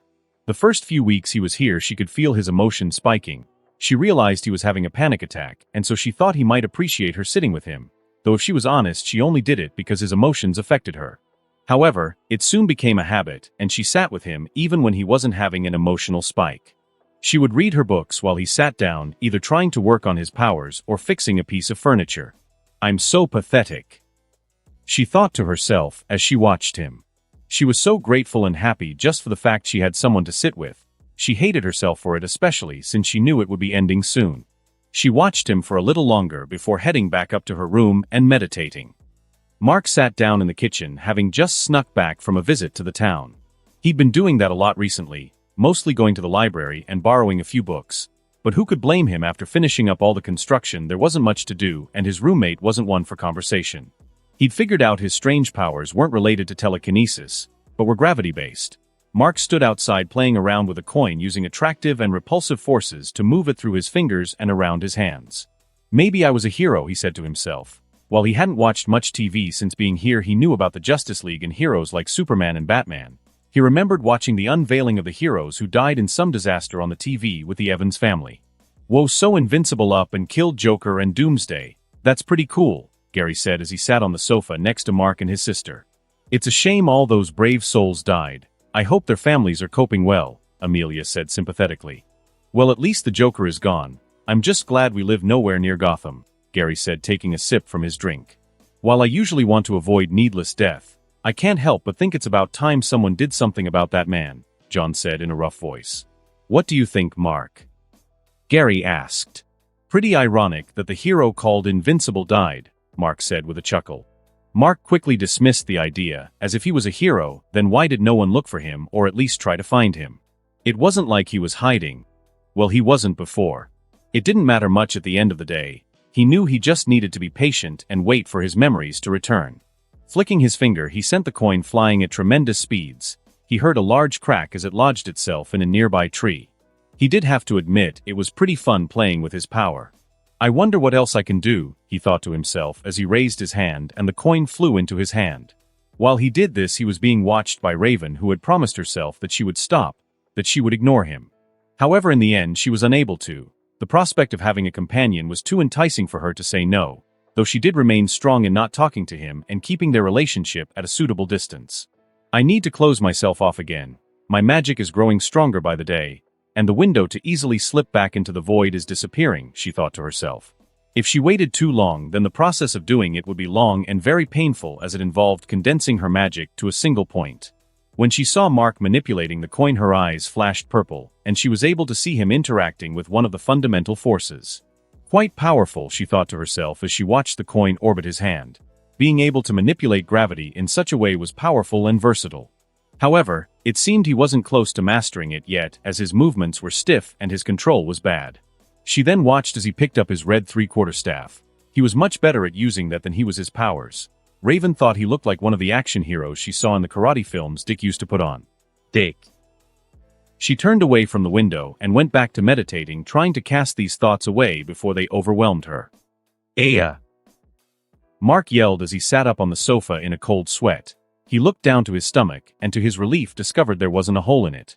Such a vivid nightmare, he thought to himself as he sat up on the sofa. He dreamt that he was floating above Gotham talking to someone, and was then suddenly impaled by Superman and thrown into the sea. He could still feel the pain from the dream where he was pierced, starting to think, maybe I'm better off here if these are my actual memories, he said with a humorless chuckle. He inhaled deeply before wiping the sweat off his forehead. When he opened his eyes again, he noticed his roommate sitting in the corner watching him. Mark couldn't help but laugh again, considering what a pathetic sight he must look. You know I've been wondering something ever since I woke up in this town, Mark said abruptly, catching Raven's attention. Apparently when John and Amelia found me I was pretty banged up. They thought I was dead and maybe they were right. I don't know who I was. I know my name, but those words have less meaning by the day. If I never get my memories back, maybe Mark Grayson is dead. Maybe that isn't such a bad thing. No one has come looking for me for months. I must not have been a good person, he said with a laugh while wiping his eyes. Raven continued to stare at him in complete silence, which Mark found oddly comforting. Do you ever feel alone? He asked her, not expecting an answer. Yes. She answered in a voice so quiet Mark wasn't sure she spoke at all. It really is a terrible thing, Mark said. Raven got up from her seat and walked across the room to Mark's sofa and sat down next to him. Such a gesture from someone who was still a complete stranger to him made him shocked, but he still smiled. You can call me Raven, she whispered, answering one of the first questions he ever asked her. 12 hours later outside Bayview, Zatara stood with his friend John Constantine outside the barrier, analyzing its structure and likely source, while his daughter and her friend stood to the side in relative shame at not being able to complete the job by themselves. Though Mary Marvel didn't much care, she had been in a bit of a spiral ever since her younger brother Billy had died. She didn't want much to do with the Justice League, but she knew that Billy wouldn't want that. He was a hero through and through, she thought to herself. This isn't good, mate, John said to Zatara as he took another puff from his cigarette. No, it is not, Zatara said with concern on his face. What's wrong, father? Have you figured out what this barrier is? Zatanna asked as she approached. Zatara turned to his daughter. You did the right thing in contacting us. This barrier was formed out of sacrificial magic, he stated with a grim expression. That's putting it bloody lightly. Hundreds must have died to fuel this thing, John said with a chuckle before flicking his cigarette at the barrier, making it shimmer. How do we bring it down? Donna asked. You don't, John replied. There might be a way, Zatara said in a slightly grim voice. For a minute John looked at him blankly before his eyes widened. You're mental. You can't seriously be considering that, he said, grabbing Zatara's shoulder. Zatara shook him off. We may not have a choice. I just hope Kent is willing to do it once more, he said. Father? What are you talking about? Zatanna asked with slight concern. Zatara looked at his daughter with a soft expression before raising his hand and cupping her face. Do not worry, Zatanna. It will all be fine. For now we should go back to the watchtower. There is not much we can do here, he said. Yes, I need to return to friend Kara, Corey said with a bright smile as she took to the skies. I hate how happy she is, Mary commented before flying off on her own, leaving the rest of them to transport back up to the watchtower. Gasped Galatea, opened her eyes with a sharp inhale. She scowled as she had another dream about her twin, or as she liked to put it, her inferior copy. Does that girl do nothing but masturbate? She thought to herself as she pushed herself up from the ground and sat against the wall. She was currently in her room, an empty concrete cell with a red light shining down on her. Her hand went down to her stomach, though instead of finding a large baby bump, it was instead flat with taut muscle. Sadness, anger, and envy were the only feelings she could identify. She didn't understand why she felt like this. It wasn't like Kara had an exciting life. Galatea loved fighting, and the fights she'd been having recently were amazing, and yet she felt empty. Her home was a good representation of how she felt. Why did it seem like she had nothing, and her double had everything? She found her hand drifting to her stomach once again as she tried searching for an answer. 1 month later inside Bayview. It was strange. That was the least Mark could say about his current situation. Raven, or so she called herself, was a quiet person even after she decided to start speaking to him. Mark would do most of the talking and she would offer a few words. She mostly looked at him, and sometimes he'd catch her intensely staring at him from behind her book. He didn't mind it, so he didn't say anything. If he was honest, he was just glad she was starting to open up to him. He was starting to go crazy, having not spoken to anyone for months. During the month, he continued to work on controlling his abilities and getting used to his ever-increasing strength. He managed to hit a tree so hard it was ripped out by the roots and thrown almost 20 meters. Right now he sat in the kitchen with Raven as he convinced her to play a game with him. She agreed, though she insisted on picking the game. I haven't played this before, or at least I don't remember, Mark said as he sat in front of a chess set. It's easy, Raven replied simply as she flipped the board, allowing him to play whites. Mark snorted before grabbing his drink and taking a swig. All right, give me the booklet, Mark said, looking at the instruction manual. After reading the first section, he moved his pawn to e4. Almost instantaneously, Raven moved her piece forward. This won't be good. Mark thought to himself, and he was right. Raven proceeded to absolutely demolish him in every sense of the word. There wasn't one moment where he thought he was even getting close to what could be considered a victory. A few hours later, Mark lay with his head on the table, considering slamming his head through it. "It's check," Raven said from behind her book. It seemed that playing Mark was such a boring affair that she needed to read as well for the extra stimulation. "This is dumb," Mark said with a sour expression on his face. He wouldn't say he's a sore loser, but losing over 20 games in a row had rustled his jammies, to say the least. "Because you're losing," Raven commented. "What, no? I don't even know who's winning," Mark said before moving his king out of check. "Checkmate." Raven moved her queen directly in front of his king. He couldn't take her queen as her bishop was protecting it. Flicking his king over, he accepted defeat and went back to leaning his head on the table. "Got Monopoly?" he asked. "No." "Ludo?" "No." "Risk?" "No." "Battleships?" "No." "Scrabble?" "No." "Game of Life?" "Absolutely not." "Jenga?" "Yes." As it turns out, Mark was just as bad at Jenga as he was at chess. He even tried to cheat at one point by using his powers, but Raven had somehow noticed and gave him the energy equivalent of a flick to the head, which messed with his concentration. Getting frustrated, Mark went outside to train with his powers again, leaving Raven inside, who floated to the window and watched him train. Despite Raven's stoic expression, she was happy. It had taken a lot not to smile at Mark getting frustrated at the games they played. It was fun. She almost couldn't remember the last time she had fun like that. It was such a simple thing that usually wouldn't register to a normal person. A deep rush of fear swept through her as she realized how frustrated he had been. "I should have let him win some," she thought to herself. She started to bite her nails as she considered the possibility that he wouldn't be interested in doing anything with her again. "I'm so stupid." Even before she ended up in this place, she had often been inconsiderate of people's feelings. She had to control her own so much that empathizing with people became hard unless she used her ability. Though her magic had been much calmer than it was before, she deduced that it was a result of her extended isolation. By doing what she had done, she had unintentionally imposed order on her chaotic magic, which had in turn weakened it to this state. In her heart, she hoped that it would stay like this, but in truth, she knew that it would get stronger. It was just a matter of time. As she began sinking down into a pit of melancholy, the door slammed open and Mark strode in. "All right, I have a plan now. Don't think you're going to beat me this time," he said with an arrogant smile on his face. Raven looked at Mark with shock, as she seemed to have completely misjudged the situation. Snort Raven covered her mouth quickly and put her stoic facade back into place. But it was too late. Mark had already seen it, and his smile grew wider, which in turn made Raven blush slightly. "Come on, I have a new tactic I want to try at chess," Mark said while walking into the kitchen.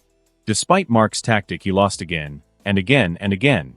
But it didn't seem to dampen his spirits, and when Raven had tried to let him win, he noticed and said he'd win by himself or not at all.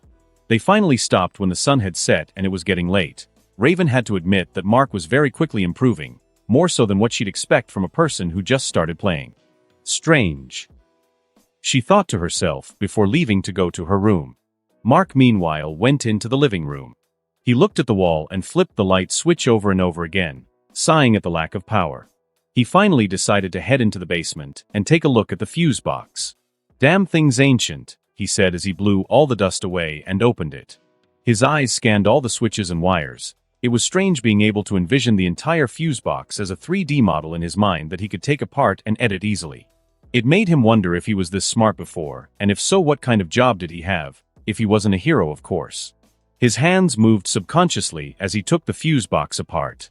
A little application of his attraction ability did well at removing the rusty screws. "Some of the wires are chewed through and the circuit breaker is messed up," Mark sighed as he ran through all the problems. Taking a look around the basement, he could probably just rig something with the stuff around here. He held his hand out and pulled an old radio onto his palm. In a flash, he disassembled it and ripped the wires out before fraying them with his fingernails.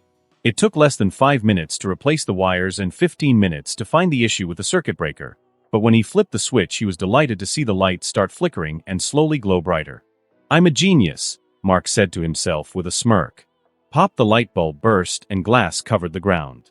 Mark just looked down and sighed. "Damn it." Mark stood outside concentrating. He had a small sweat over his shirtless body as he had been training the entire morning. Now he was training to use his gravity powers, which he thought he was making good headway on. He held up his arm. A red sphere started to swirl in his hand and grow. It grew to the size of an orange before Mark shot it towards the forest. It had the recoil of a cannon, and if he didn't have super strength he'd probably be down for the count. The results spoke for themselves, however, as the red sphere pushed over every tree it hit.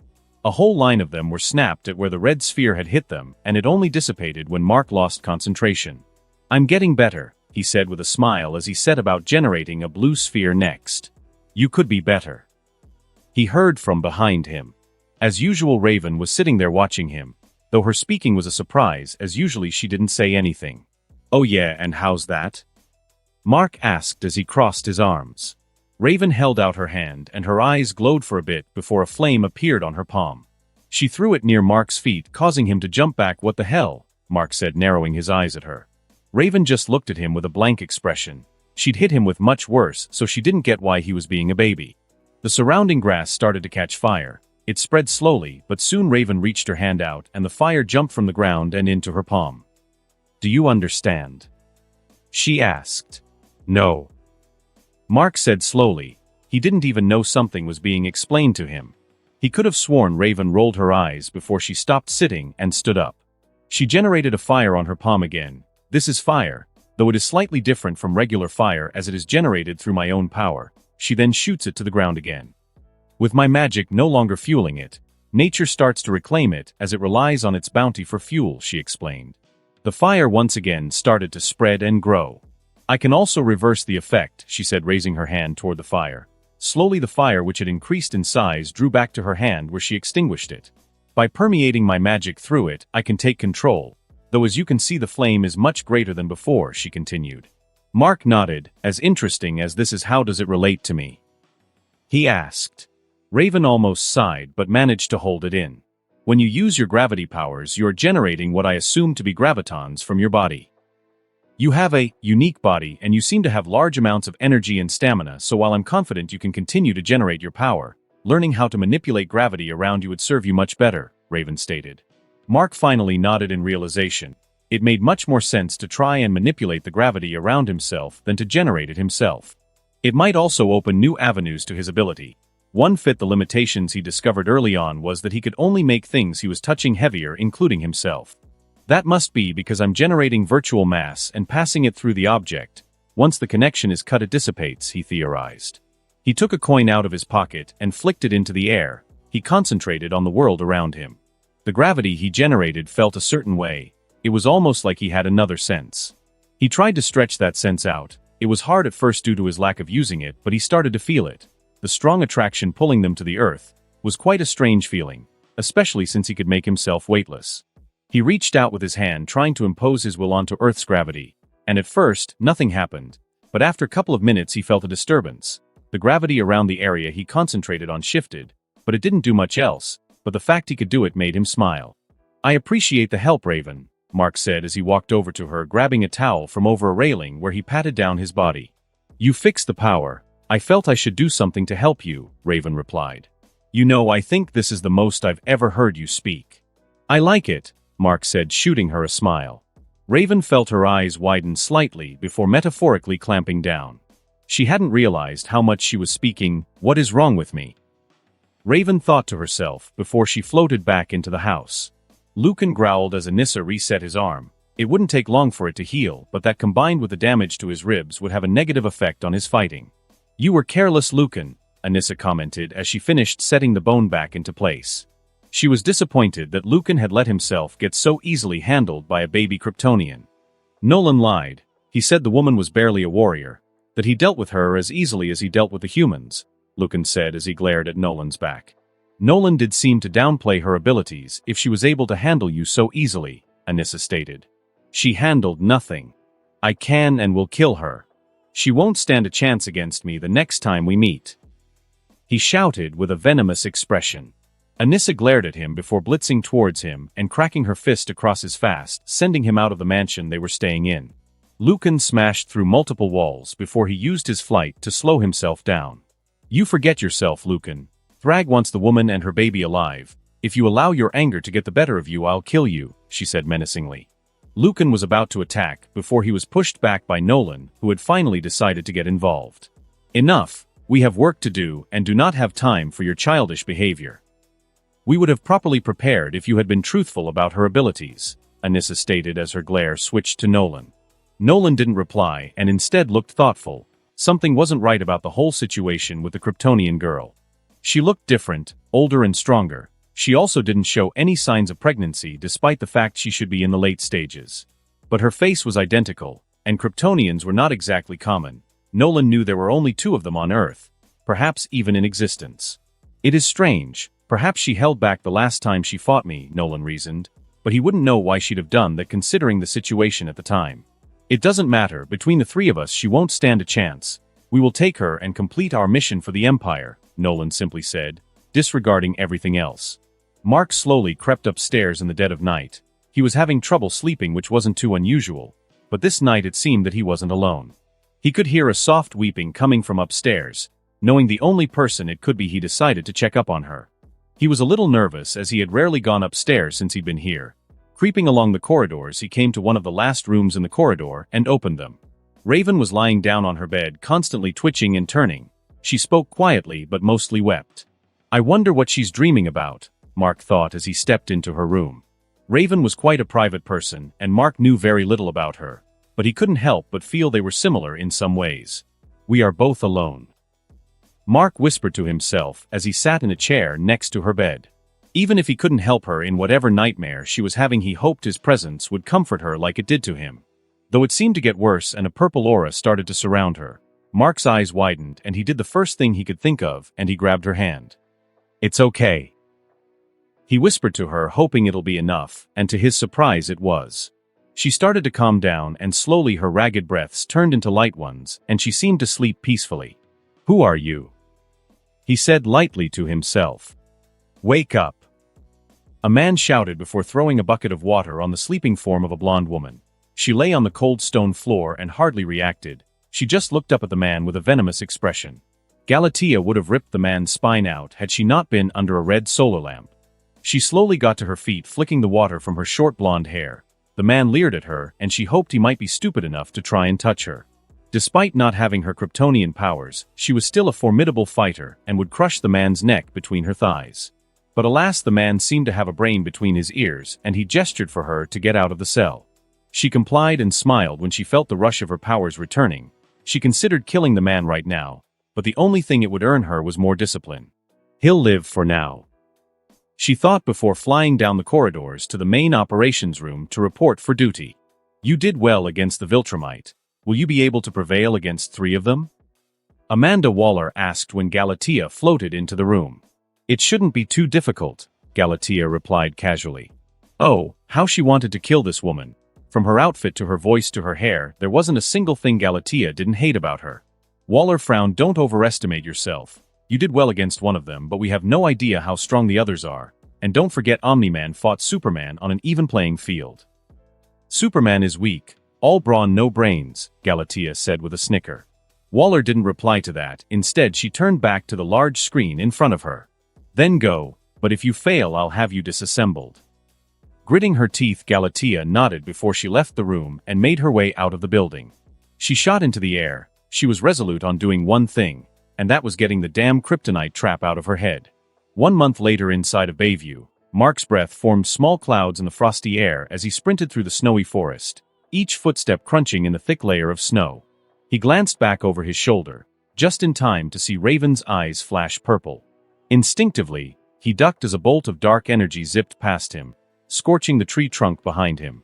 Without breaking stride, he vaulted over a fallen log, then pushed off from a nearby tree, propelling himself into a mid-air flip.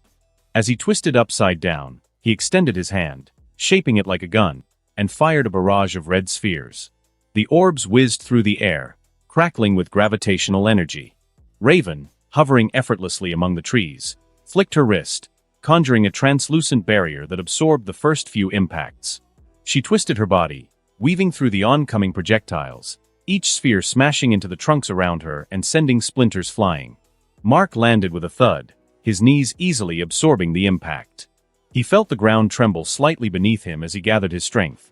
With his super strength, he pushed off the ground and shot forward at incredible speeds. The landscape blurred as he sped through the forest, closing the distance between him and Raven.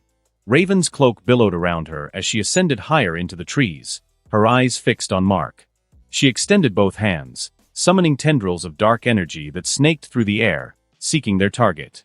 Mark saw them coming and leapt sideways, twisting his body in a tight corkscrew to avoid the dark tendrils. He landed on the side of a tree trunk, gravity shifting under his control to allow him to stand perpendicular to the ground. With a grin, he pushed off the tree and launched himself at Raven with a burst of speed. Raven raised a hand, summoning a massive sphere of purple energy above her head. She hurled it toward Mark, who didn't stop, focusing his power into his palm. With a roar, he swung his arm in a wide arc, generating a large red sphere that collided with a purple sphere, shattering it into 1,000 shimmering fragments. Raven responded by channeling more of her power, her eyes glowing brighter as she enveloped herself in a dark aura. She darted through the trees, her movements enhanced by telekinesis, making her faster and more agile. Mark grinned, feeling the adrenaline surge through his veins. He extended his hand and focused, manipulating the gravity around him to lift off the ground. It wasn't as natural as Raven's flying, but he was getting better at it every time they sparred. He soared after Raven, weaving through the branches and ducking under low-hanging limbs. Holding his hand out, he manipulated the gravity around him, and he created a series of blue spheres that floated behind him. Each sphere pulsed with power. He directed them toward Raven, hoping to disrupt her flight and give him an opening. Raven twisted in mid-air, her cloak trailing like a shadow. As the blue spheres made contact with her, she burst into a group of ravens that flew towards Mark, slamming into him with more force than he expected. Mark swatted at them with his enhanced strength, each blow dissipating a raven into wisps of dark smoke. He felt a surge of satisfaction as he cleared a path, but his momentary distraction caused him not to notice Raven appearing above him. He tried to summon another red sphere, but it was too late.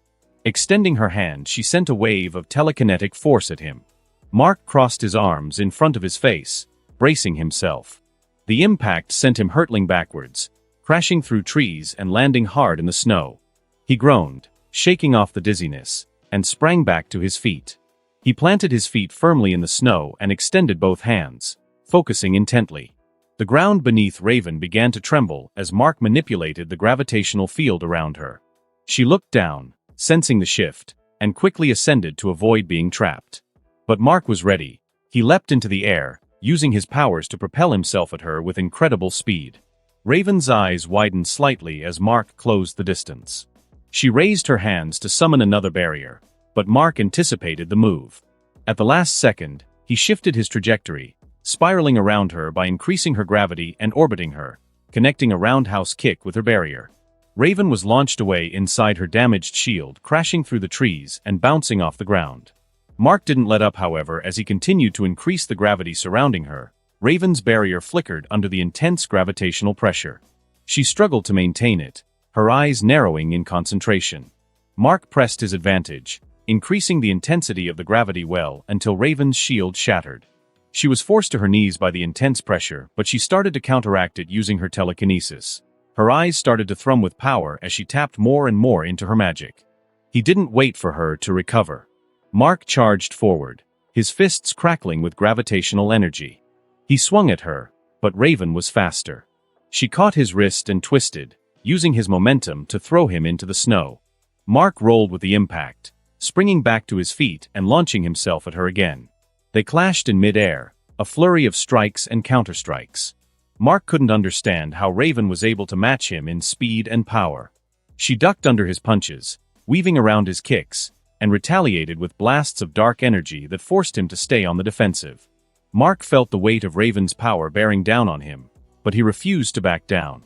He increased his own gravity, making himself heavier and his attacks stronger. Each punch he threw now had incredible force behind it, causing the air to whip around. Raven's eyes widened as she sensed the shift in his power. She enhanced her own telekinesis, surrounding herself with a swirling vortex of her power. Her strength and speed increased as she enhanced it to an even greater degree. The two of them collided, causing a massive shockwave that snapped trees in half due to the power and cracked the very ground beneath them. Mark gritted his teeth, pushing against the telekinetic barrier. He swung a powerful punch, breaking through Raven's defenses and landing a solid hit. She was thrown back, but recovered quickly, retaliating with a large hammer made of purple energy smashing against Mark that sent him skidding across the ground and smashing into a boulder. He rolled to his feet, panting but exhilarated. "Not bad," he muttered, a grin spreading across his face. Raven's response was another blast of energy, but this time Mark was ready. He raised his hand, creating a massive blue sphere that absorbed the incoming attack. With a swift motion, he directed the sphere back at Raven. Raven's eyes flashed as she conjured a barrier to deflect the attack. The sphere exploded on impact, sending shockwaves rippling through the forest. However, as Raven was thrown back, she disappeared into a mass of ravens once again before appearing on the ground. Mark tried to take advantage of the situation, flying with his powers as well as increasing his speed by using an application of attraction and repel. He swung a gravity-enhanced punch, but Raven dodged, her movements a blur. She countered with a telekinetic push, but Mark braced himself, using his own gravitational powers to anchor himself to the ground. He retaliated with a series of rapid punches. Raven blocked and deflected with impressive skill, but Mark's relentless assault began to wear her down. He could see the strain in her eyes, the effort it took to keep up with his attacks. In a final burst of energy, Mark launched himself at Raven, intending to tackle her to the ground. But she was faster. She sidestepped at the last moment. Time seemed to slow as Mark saw dark purple power explode out of Raven, and an instant later it drew back into her. Raven tapped his shoulder. Mark didn't know what happened for a second, but then he was shot across the ground. He tried to stop himself, but he was going so fast and traveling with such force he couldn't concentrate enough to use his powers, and so he could only dig his hands into the ground to slow himself down. A huge groove in the ground was created in the forest, and it stretched almost 2 miles. At the end of it was Mark, who lay on his back groaning. Mark lay there for a moment, panting and laughing. All right, you win," he conceded, raising a hand in mock surrender. Raven landed gracefully beside him, her expression as calm as ever. She extended a hand to help him up, her eyes softening slightly. Mark pulled himself out of the ground with her help, brushing off the clinging earth. "Thanks," he said, still catching his breath.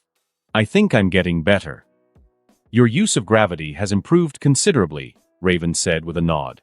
Mark stretched, cracking his back. "Not enough if I still lost," he said with a chuckle as he began walking back to the house with Raven floating behind him. "How did you make yourself so strong anyway?" he asked.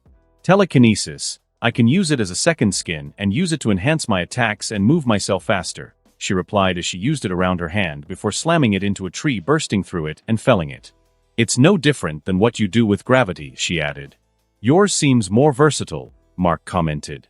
Raven, however, shook her head. "Your abilities have a lot of versatility as well. It'll also only grow in power as you keep using it." Mark smiled at her before it fell from his face, and he sighed. "I just wish I knew the extent of my abilities. Some of them just don't make sense," he said before lifting his hand up. It then hardened as it was covered with a grayish-black metallic substance. He'd been playing around with this ability for a while, and found he could shape it in a multitude of different ways. His hand started to sharpen, and in less than a second a blade was formed in its place. He casually sliced through the air, carving through a thick tree-like butter. He could cover his whole body in whatever the substance was. When it covered his head, it gave him a visor of sorts that increased his visual acuity and gave him access to other spectrums.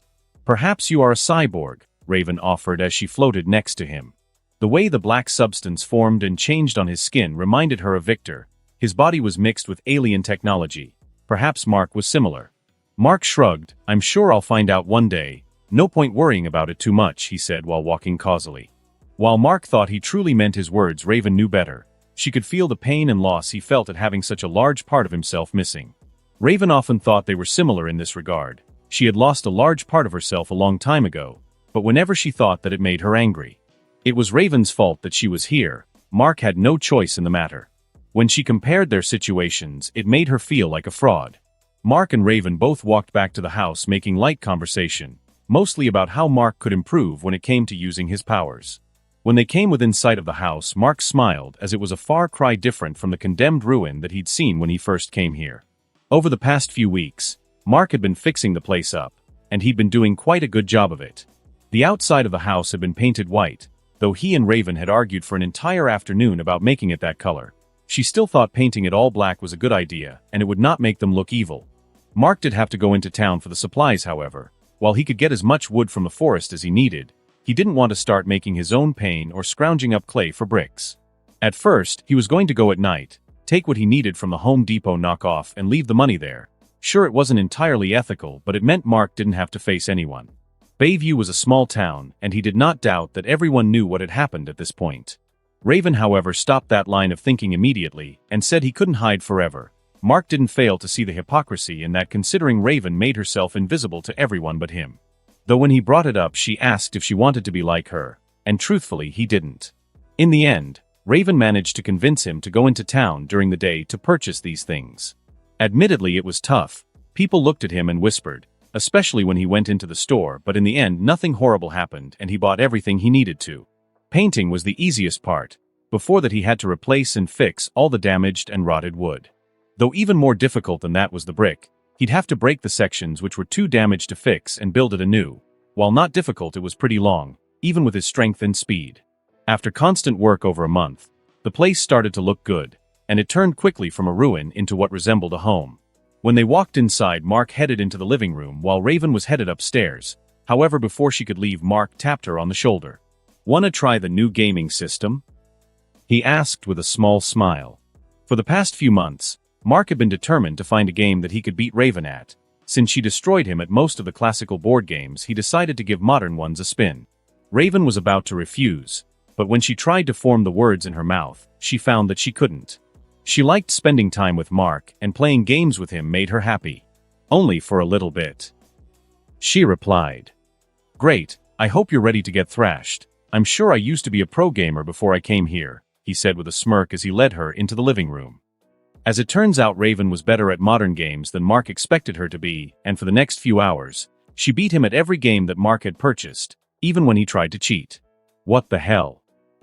Mark shouted as he tapped the controller buttons incredibly fast. "I got that power-up. You saw that, right? Who the hell is that? How did he knock me off the track? Where the hell did you go? Is that a shortcut? No one told me there were shortcuts. You better not blue shell me." Mark sighed as Raven raced past him and into first place, where she won their 20th game. He couldn't help but consider that it must be a statistical anomaly that he lost so much to her. He can't be that bad at games, surely. Mark put the controller down before reaching forward on the table, where he picked up his notebook. Inside, he'd been making a note of every game he played with Raven, as well as tallying all their wins and losses. As expected, he had no wins, so he proceeded to put a mark next to the Raven's name in the video game console section.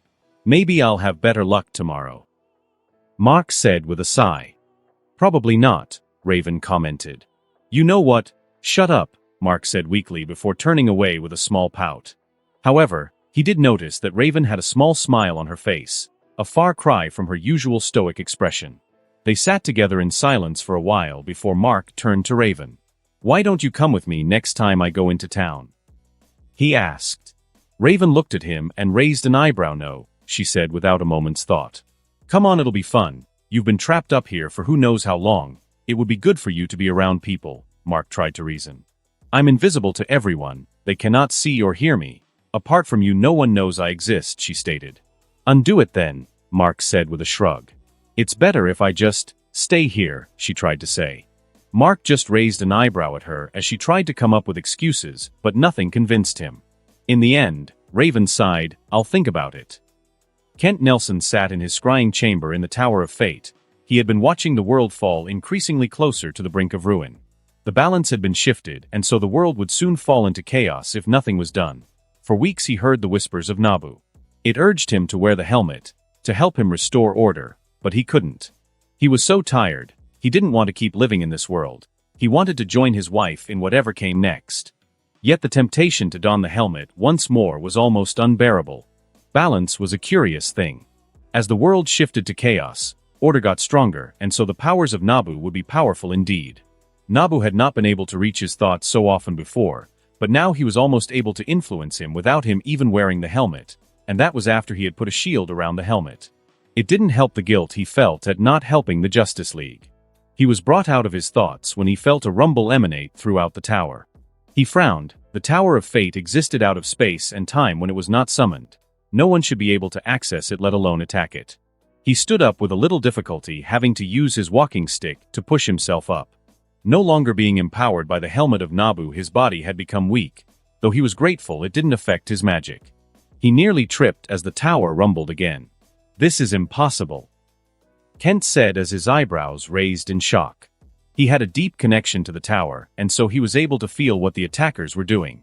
They were ripping the Tower of Fate from their location and forcing it to materialize in the material world. He rushed down the steps of the tower hoping to stop what they were doing, but it was too late. When he reached the corridor that led to the entrance, it exploded inwards, sending him to the floor. Kent groaned. Shards of wooden shrapnel had embedded themselves into his body. But despite that, he forced himself up, gripping his cane that doubled as a staff. As the smoke cleared, he saw a group of people enter the tower. They wore blood-red robes, and the one in the lead carried a spear that looked as if it was made of pure starlight. "Is that Aya?" Kent shouted in pain as a blast from the spear severed his legs from the knees, forcing him to the ground. "Get the helmet," the staff wielder commanded, and the men simply walked past Kent despite his efforts to stop them. "We came here expecting a fight, but instead all I see is an old man waiting to die," the man with the staff said as he walked closer to Kent. "How did you get that?" Kent stuttered out as he gripped his fists in pain. The man smiled. "Our Lord wished for the Spear of Destiny. It is our pleasure to serve him." It made sense to Kent how they had managed to break into the tower now. The Spear of Destiny was incredibly powerful, and breaking through the numerous protections of the tower would have been child's play for it. He had to warn the Justice League. There were many artifacts that were too powerful and dangerous to fall into the hands of these people. Soon the other men returned, one of them presenting the helmet of Nabu to the staff wielder. "A Lord of Order reduced so low. Soon it won't matter. Soon the Church of Blood will summon their Lord into this world and watch as he takes it for his own." Kent's vision went blurry as he watched the men leave the tower. He grabbed his cane and with the last of his strength, he whispered a spell into it. However, after he completed it, he dropped the cane, having no more strength left. Soon his eyes closed and he started to fall asleep. Inza. 2 days since the barrier went up outside Bayview. John Constantine stood outside the barrier surrounding the small town of Bayview, puffing on a cigarette. The air was crisp, and the snow crunched under his boots as he shifted his weight. Detective Chimp was crouched by the barrier, inspecting it with a magnifying glass, his breath visible in the cold air.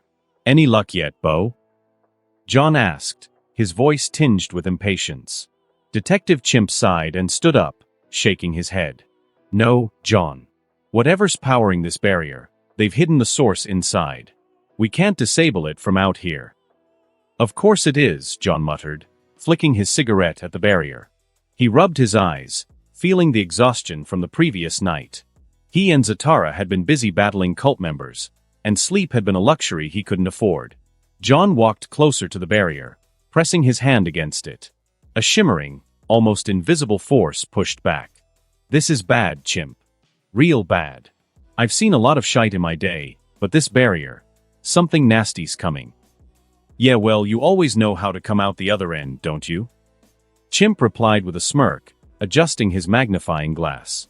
John chuckled dryly. "Survivor's instinct, mate. Knowing when to turn tail and run has kept me alive this long."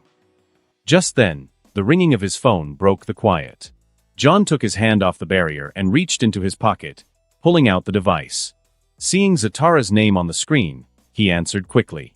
"Zatara. Finally, gonna come and take over. I'm John. Kent is dead, the helmet is gone, and the artifacts have been ransacked. Get to the Tower of Fate now." Zatara's voice was urgent, almost panicked. John felt a chill that had nothing to do with the cold weather. He put the phone down and looked up at the sky, letting the snowflakes fall on his face. "Damn it," he whispered. He turned to Chimp, who was watching him with a concerned expression. "What's happened?" "Kent's dead. The helmet's gone. Artifacts, too. Zatara needs us at the Tower of Fate. Now." Chimp's face hardened. "Goodness, John. This is worse than we thought." "No shite, Sherlock," John replied, stuffing his phone back into his pocket. He took one last look at the barrier. "Whatever's behind this, we'll have to deal with it later. Right now, we've got bigger fish to fry." He started walking, the snow crunching under his boots with each step. Detective Chimp followed, struggling to traverse the terrain on only 2 feet. "You know, for a bloke with such a dark outlook, you sure do end up in the thick of things a lot," Chimp remarked. John chuckled. Yeah, well, someone's gotta deal with the shite no one else wants to touch. Might as well be me. John and Detective Chimp trudged through the snow-covered forest, each step crunching underfoot. John's mind raced with the news from Zatara. Kent Nelson is dead. The helmet of fate gone. Artifacts stolen. Things were getting worse by the minute. John stopped and pulled a small weathered lighter from his coat pocket. All right, Bo, time to open a door, he said, flicking the lighter open and striking the flint. A small flame appeared, and with a flick of his wrist, the flame grew into a swirling golden portal. After you, John said, gesturing to the portal. Detective Chimp stepped through without hesitation. John followed, and they emerged on the other side in front of the Tower of Fate. The sight that greeted them was shocking. Bloody hell, John muttered. The tower was in a state of disrepair, something he had never seen before. Cracks ran up the once pristine walls, and debris littered the ground around the entrance. Detective Chimp's eyes widened with curiosity. The Tower of Fate exists out of space and time. It can only appear here by the will of Dr. Fate. What happened? They moved closer, the snow crunching under their boots. The large doors of the tower were ripped off their hinges, lying splintered on the ground. John and Bo exchanged a glance before stepping inside. The interior was worse. Books and scrolls were scattered across the floor, and the air was thick with the scent of magic and something else, blood. They turned a corner and saw Kent Nelson's body sprawled on the floor, lifeless. Bloody hell, Kent, John whispered, kneeling beside the body. He closed his eyes briefly. Before they could process further, Zatara appeared from around the corner, looking exhausted and frantic. I'm glad you're here, he said, relief evident in his voice. What the hell happened here? John asked, standing up to face Zatara. That's what I'm trying to figure out, Zatara replied, looking around the chaos. It's like they knew exactly what to take and where to find it. The helmet of fate, the artifacts. John ran a hand through his hair, frustrated. This isn't just a random hit, Zatara. This is coordinated. Someone knew the defenses, knew what to look for. Bo was examining the room, his keen eyes taking in every detail. Any idea who could have done this? Zatara shook his head. No clear leads yet. But whoever it is, they're powerful. The barrier around Bayview, this attack, it's all connected. John Constantine took a long drag from his cigarette, the smoke swirling around his head. He turned to Detective Chimp with a serious expression. Bo, can you put that big brain of yours to use and take a look around? We need to figure out what the hell happened here. Detective Chimp sighed, nodding reluctantly. All right, John, let's see what we can find. Bo adjusted his magnifying glass, an enchanted tool that picked up traces of magic and energy, and began to move around the tower. His steps were careful, his eyes sharp and focused. He started at the spot where Kent Nelson lay dead, examining the ground and the surrounding area. The fight started here, Bo muttered to himself, running the magnifying glass over Kent's body. He stood up, his eyes scanning the room. John, Zatara, come here, he called, beckoning them over. Look at the scorch marks. Someone used a high-level spell, something that severed his legs and brought him down fast. Bo moved to the entrance where the door had exploded inward. He ran his magnifying glass over the splintered wood and the surrounding stone. This door wasn't just broken down. Its magic has been completely destroyed. Whatever did this, it's beyond anything normal magic can achieve. He turned to the room where the helmet of fate had been kept. The pedestal was empty, and the surrounding area was disturbed. Bo's eyes narrowed as he examined the traces of magic left behind. They knew exactly where to go. They made a beeline for the helmet. See these marks? They used a containment spell to neutralize any defenses around it. He moved his magnifying glass over the pedestal, picking up faint traces of energy. There was a ward here, a powerful one, but it was disabled quickly. Whoever did this was prepared and knew exactly what to expect. Bo straightened up, rubbing his chin thoughtfully. It would take a being of considerable power to drag the Tower of Fate from where it resided and force it to materialize, or perhaps they had access to a powerful artifact. Unlikely, mate. They'd need something like the Spear of Destiny to alter reality like that, John stated. He walked back to where John and Zatara stood, piecing everything together as he spoke. First, they hit the door with a powerful spell, breaking it down. Then they took out Kent. After that, they went straight for the Helmet of Fate, using containment spells to neutralize any wards or defenses. Bo pointed to the scorch marks and the disturbed areas as he talked. This wasn't a smash and grab. This was surgical. They had a plan, knew the layout, and executed it perfectly. They must have had help. I don't want to inspire paranoia, but perhaps we have a traitor among us. I wouldn't go that far, Bobo. Heroes are not the only ones who've had access to the Tower of Fate, Zatara commented. John nodded, taking it all in. So we're dealing with someone who knows the tower's defenses and had the power to break them. Bloody fantastic. Zatara looked around, his face grim. We need to find out who they are and what they plan to do with the helmet. Bo sighed, pocketing his magnifying glass. It's a start. We know they have the Helmet of Fate, and we know they had the power to breach this place. Now we need to figure out their endgame and stop them before it's too late. Kara waddled through the halls of the watchtower, her large belly pushing her shirt outward and exposing her stomach. She never imagined a pregnancy could be this difficult, especially for a Kryptonian. The added weight and constant fatigue were new to her. Despite the discomfort, she moved quickly, almost giving in to the temptation to fly. The lab results for the bone samples should be back by now, and she was eager to see them. Next to her walked Corey, who continued to chatter excitedly about the barrier they had discovered around Bayview. Honored Mark will be so thrilled when we finally find him. Oh, I can't wait to see his face, to feel his strong arms around me. Corey focus, Kara said, trying to keep up with her friend's manic pace while balancing her own discomfort. Oh, but I cannot. The excitement is too much. To think that we might be close to finding Honored Mark. Corey exclaimed, her eyes sparkling with enthusiasm. They finally made it to the lab. To Kara's surprise, Batman was there, though he wasn't in his usual uniform. Instead, he wore a black shirt and trousers. Her cousin Cal stood next to him, looking expectant. Do you have it?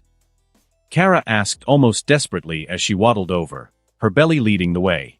Bruce is just finishing up now, Cal said, watching his pregnant cousin approach. Despite the seriousness of the situation, he couldn't help but find her waddle somewhat comical. Oh, I am so excited. I cannot wait to see Honored Mark again. When we find him, I want to show him the new dance I've been practicing. And then maybe we can spend some quality time alone, get really close and... Cal winced slightly as he listened to Corey's enthusiastic rambling. Kara did too, though she was used to Corey's odd quirks by now. Bruce, however, remained unfazed, typing away on the computer with his usual stoic expression.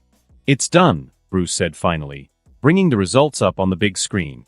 They had collected a sample of Mark's DNA when he had first come to the watchtower after he was injured. The sample they collected from the bone fragments was a match. Kara and Corey screamed in excitement, their voices echoing through the lab. They immediately hugged each other, jumping up and down despite Kara's pregnant state. Oh my! This is wonderful news! Corey exclaimed, practically squeezing the life out of Kara in her embrace. Careful, Corey. I still need to breathe. Kara laughed, pulling back a bit, but still smiling brightly. Cal watched them with a mix of relief and amusement. So it's confirmed. Mark's DNA is a match. He might still be alive. Corey finally let go of Kara, her excitement still palpable. We must prepare for his return. I have so many plans for Honored Mark. I want to make sure he knows how much I've missed him, in every way possible. Slow down, Corey, we still need to find him, she said as Corey dragged Kara out of the room. As Kara and Corey left the lab, Clark turned to Batman. Thanks for doing this, Bruce, he said, his voice filled with genuine gratitude. Bruce nodded but didn't reply, his eyes still on the screen, lost in thought. How've you been? Clark asked, trying to break through the stoic exterior. Bruce continued working, his face unreadable. After a moment, Clark sighed and decided to get to the point. The League could really use Batman right now, Bruce. Bruce stopped typing and turned slightly. Batman is gone, he stated simply, the finality in his voice leaving no room for argument.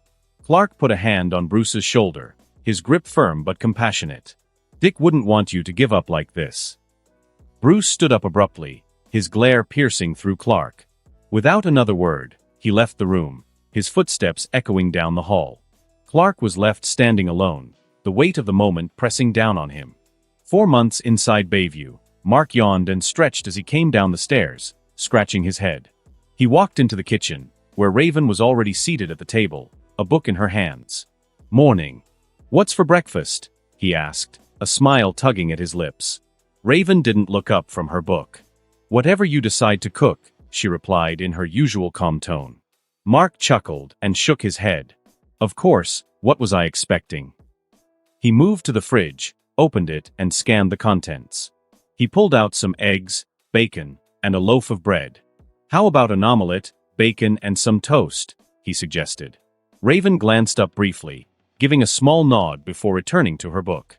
Mark set to work, cracking eggs into a bowl and whisking them with practiced ease. He thought about how much Raven had loosened up since he'd been here. When he first arrived, she was almost like a ghost, barely acknowledging his presence. Now they shared meals, talked, and even played games together. As the bacon sizzled in the pan, Mark couldn't help but feel a sense of accomplishment. He'd managed to bring a bit of life back into this old house, and maybe even into Raven herself. He flipped the bacon with a spatula, humming a tune under his breath. "Do you ever miss it?" Raven's voice broke through his thoughts. Mark glanced over at her. "Miss what?" "Your old life. Before you came here," she said, still not looking up from her book. Mark thought about it for a moment, then shrugged. "I don't remember much of it, to be honest. But yeah, I guess I do a bit. There are bits and pieces that come back sometimes. Faces, places, feelings. It's hard to miss what I don't know."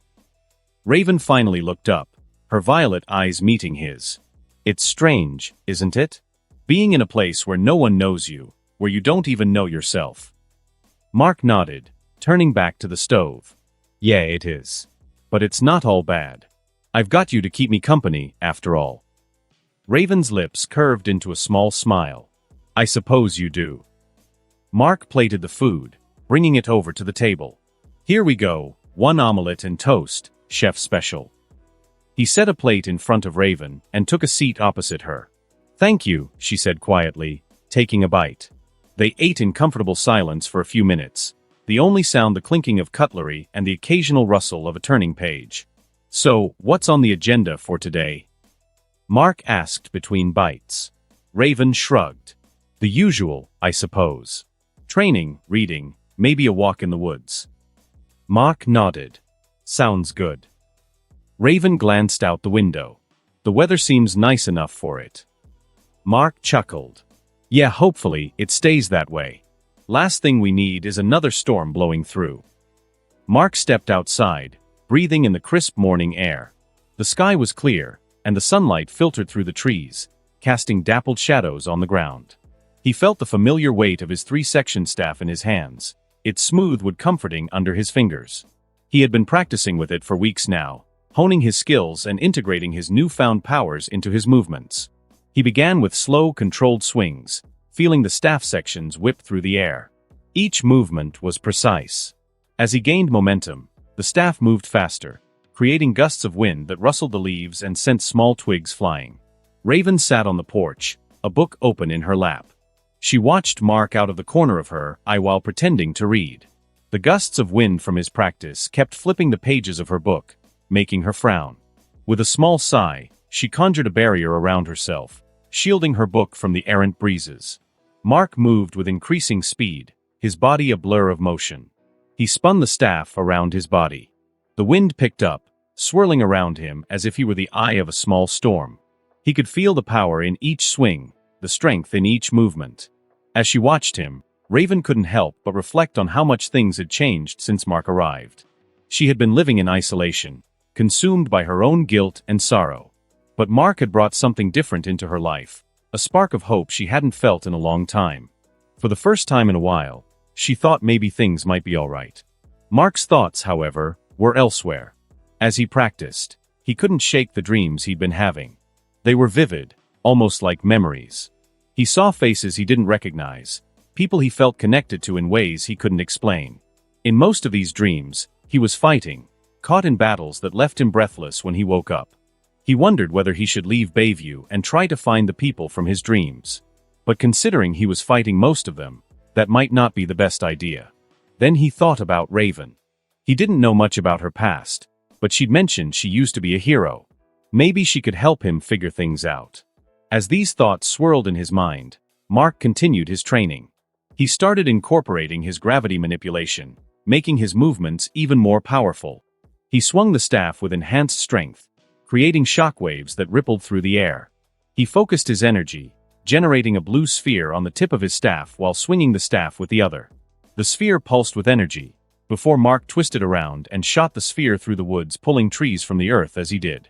With a final burst of power, Mark swung the staff at a tree. The impact was immense, sending a shockwave through the air. The tree cracked and then split in half, toppling to the ground with a thunderous crash. He looked over at Raven, who had lowered her book and was watching him with a calm expression. He walked over, wiping sweat from his brow. "Hey, Raven. I've been thinking about something." She raised an eyebrow. "What is it?" Mark hesitated, choosing his words carefully. "I've been having these dreams. They feel more like memories. I see people with faces I don't recognize, but I feel like I know them. I'm wondering if maybe I should leave Bayview and try to find them." Raven's expression remained neutral, but her eyes darkened slightly. "And you want me to come with you?" Mark nodded. "Yeah. You mentioned you used to be a hero, and I'm pretty sure I've seen Superman and Batman." Raven's face hardened. "No." Mark blinked, taken aback by her quick response. "Raven, I know it's a lot to ask, but—" "I said no, Mark," she repeated, her voice firm. Mark stepped closer, trying to reason with her. "Look, I get it. You don't want to leave, but staying here isn't good for you. How long have you even been here?" Raven's eyes flashed with anger. "I said no." She shouted, her voice echoing with a burst of dark energy. The force of her magic sent Mark flying backwards, crashing into the yard a dozen meters away. He landed hard, the impact leaving him winded and dazed. Raven stood frozen for a moment, guilt and shock washing over her. She hadn't meant to hurt him, but the thought of leaving her sanctuary terrified her. Without another word, she turned and ran back into the house, slamming the door behind her. Mark groaned and sat up, rubbing his head. He looked around the small crater he had created. He pushed himself to his feet, wincing as he did so. He needed to talk to her, to make her understand that he wasn't trying to force her into anything. But for now, he'd give her some space. Mark spent the next few hours fixing the damage in the yard, using his powers to smooth out the earth and replant the uprooted grass. His mind kept drifting back to Raven and the look in her eyes when she'd lashed out. There was fear there, but also something deeper. He couldn't quite put his finger on it. Raven struggled to get her emotions under control, her mind a chaotic swirl of memories and fears. Thoughts of her life before staying here flooded her mind. The battles, the pain, the titans. She had built walls around herself, trying to protect others from the darkness within her. Now with Mark, she had something good, something she didn't want to lose. But the fear of ruining it gnawed at her constantly. Power surged through her body, unbidden and uncontrollable. She had been getting stronger every day since Mark arrived, and she couldn't stop it. The energy pulsed within her, desperate for release, making her skin tingle and her heart race. She felt like a dam about to burst, the pressure unbearable. She sat cross-legged on the floor, trying to meditate, but it was futile. Every time she closed her eyes, waves of power radiated from her, causing the house to tremble. The walls creaked, and small objects rattled on their shelves. Raven clenched her fists, trying to contain the energy, but it only made things worse. Her breathing grew ragged as she fought to keep control. Focus. Azarath. Metrian. Zinthos, she whispered to herself, but the power was relentless. It surged and ebbed, a tide she couldn't command. She squeezed her eyes shut, trying to push the thoughts away, but they returned with even greater force. The image of Mark, the one person who made her feel human again, filled her mind. The fear of losing him, of hurting him, was almost too much to bear. A tremor ran through the house, stronger than before. She felt the floorboards shift beneath her and heard the faint sound of glass cracking. Panic rose in her throat, and she took a deep, shuddering breath. She couldn't let this happen. Not now. Not when she had finally found a semblance of peace. She didn't understand why such a small thing had triggered her. Perhaps it was just the straw that broke the camel's back, Everything she wished to never think or feel again was flooding through her mind. Her teammates, all they'd been through together. Corey, Victor, Dick, Garfield, Aya. Raven moaned in pain as a huge pulse of power exploded out of her. She was barely able to get it under control and stop it from destroying the house. She didn't know how long she had been meditating for, but it felt like she'd made no progress. Sweat poured down her forehead and her hands were trembling. Knock knock, Raven. She heard Mark say from the other side of the door. Opening her eyes, she realized the light that poured into her room from the window was gone. How long had she been in here? Go away, she struggled out. However, Mark didn't oblige and instead opened the door coming inside. Raven? Are you okay? Mark asked with concern as he saw her trembling form. Mark, please, leave, Raven stuttered out with clenched fists. Mark approached her. He was concerned about her. She had spent the entire day in her room and showed no signs of coming out. Raven? How can I help? What's wrong? He asked. I can't control it. Keeps building up, she replied. Control what? He asked. Power. She said as her eyes opened. They glowed red and her magic started lashing out. Leave. Now. She said, her voice becoming slightly demonic. Mark shook his head and knelt next to her. I won't, he said. However, he found himself being grabbed with Raven's telekinesis and thrown out of the house. He was slammed into the ground, digging a large groove in the earth before he was thrown into numerous trees. Mark flipped over onto his feet, skidding across the ground as he watched Raven flying through the trees, power flowing off her body, her eyes glowing, a large shadow of a raven behind her. Mark laughed nervously. I guess this is happening, he said as he clenched his fist and got into a fighting stance. Mark stood firm, the wind whipping around him as he faced Raven. Her eyes glowed with a demonic intensity, dark energy crackling around her. The air was thick with tension, the forest holding its breath as the two prepared to clash. You should have left me alone, Mark. Raven's voice was a distorted growl, barely recognizable. Mark clenched his fists, feeling the familiar surge of power coursing through him. I won't let you hurt yourself anymore, Raven. Raven moved first, a blur of speed and shadow. Mark barely managed to raise his arms in time to block her strike. The impact sent a shockwave through his body, but he stood his ground. He countered with a punch, his fist connecting with her barrier, sending ripples of energy through the air. Raven snarled, her eyes blazing. She launched a bolt of dark energy at him. Mark dodged to the side, feeling the heat of the blast as it scorched the ground where he had stood. He responded with a series of red spheres, hurling them at her. Raven dissolved into a swarm of ravens, the spheres passing harmlessly through the flock before she reformed behind him, her hand crackling with dark energy. Mark spun, swinging a powerful kick that Raven narrowly avoided. She raised her hands, tearing up the ground beneath him. Chunks of earth and tree roots flew towards him. He leapt into the air, flipping over the debris, and landed a few feet away, his eyes never leaving hers. Raven teleported above him, slamming down with both fists. Mark crossed his arms to block, the ground cracking under the force of her blow. He pushed back, muscles straining, and managed to shove her off. He launched himself at her, fists swinging in a flurry of powerful punches. Each strike carried immense force, but Raven moved with incredible speed, dodging and countering with blows of her own. She landed a solid hit to his ribs, sending him staggering back, gasping for breath. Raven pressed her advantage, sending blasts of dark energy at him. Mark rolled to his feet, dodging the attacks, and shifted the gravity around her. She stumbled as the ground tilted, giving him an opening. He charged forward, landing a punch that sent her flying into a tree. Raven growled, animating the trees around them. Branches whipped through the air, aiming to entangle Mark. He fought them off, using his strength to break free, and closed the distance between them. He swung another punch, connecting with her side and sending her crashing through several trees. She staggered to her feet, her eyes glowing brighter, and flew up into the air. She raised her hands, the ground beneath Mark exploding upward, sending him into the air. He twisted, orienting himself, and increased the gravity around them to send Raven plummeting downward. She floated to stop her fall, but he altered the gravity again, shifting it sideways and sending her further flying through the forest, hitting off tree trunks as she did. Raven reached the edge of the altered gravity, real gravity taking hold and slamming her into the ground. Mark landed nearby, his fists crackling with energy. He advanced on her, but Raven recovered quickly, teleporting behind him and delivering a powerful kick that sent him sprawling. Groaning, Mark pushed himself up, feeling the pain radiate through his body. Blood trickled from a cut on his forehead, but he ignored it. He charged at Raven again, their fists colliding in a flurry of punches and blocks. Each hit echoed through the clearing, the force of their blows shaking the trees.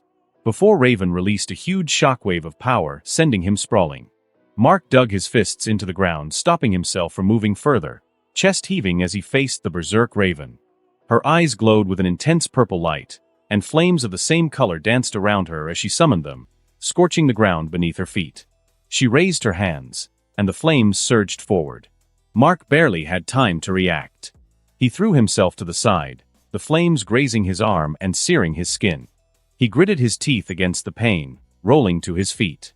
Raven's power was growing stronger, her attacks more ferocious.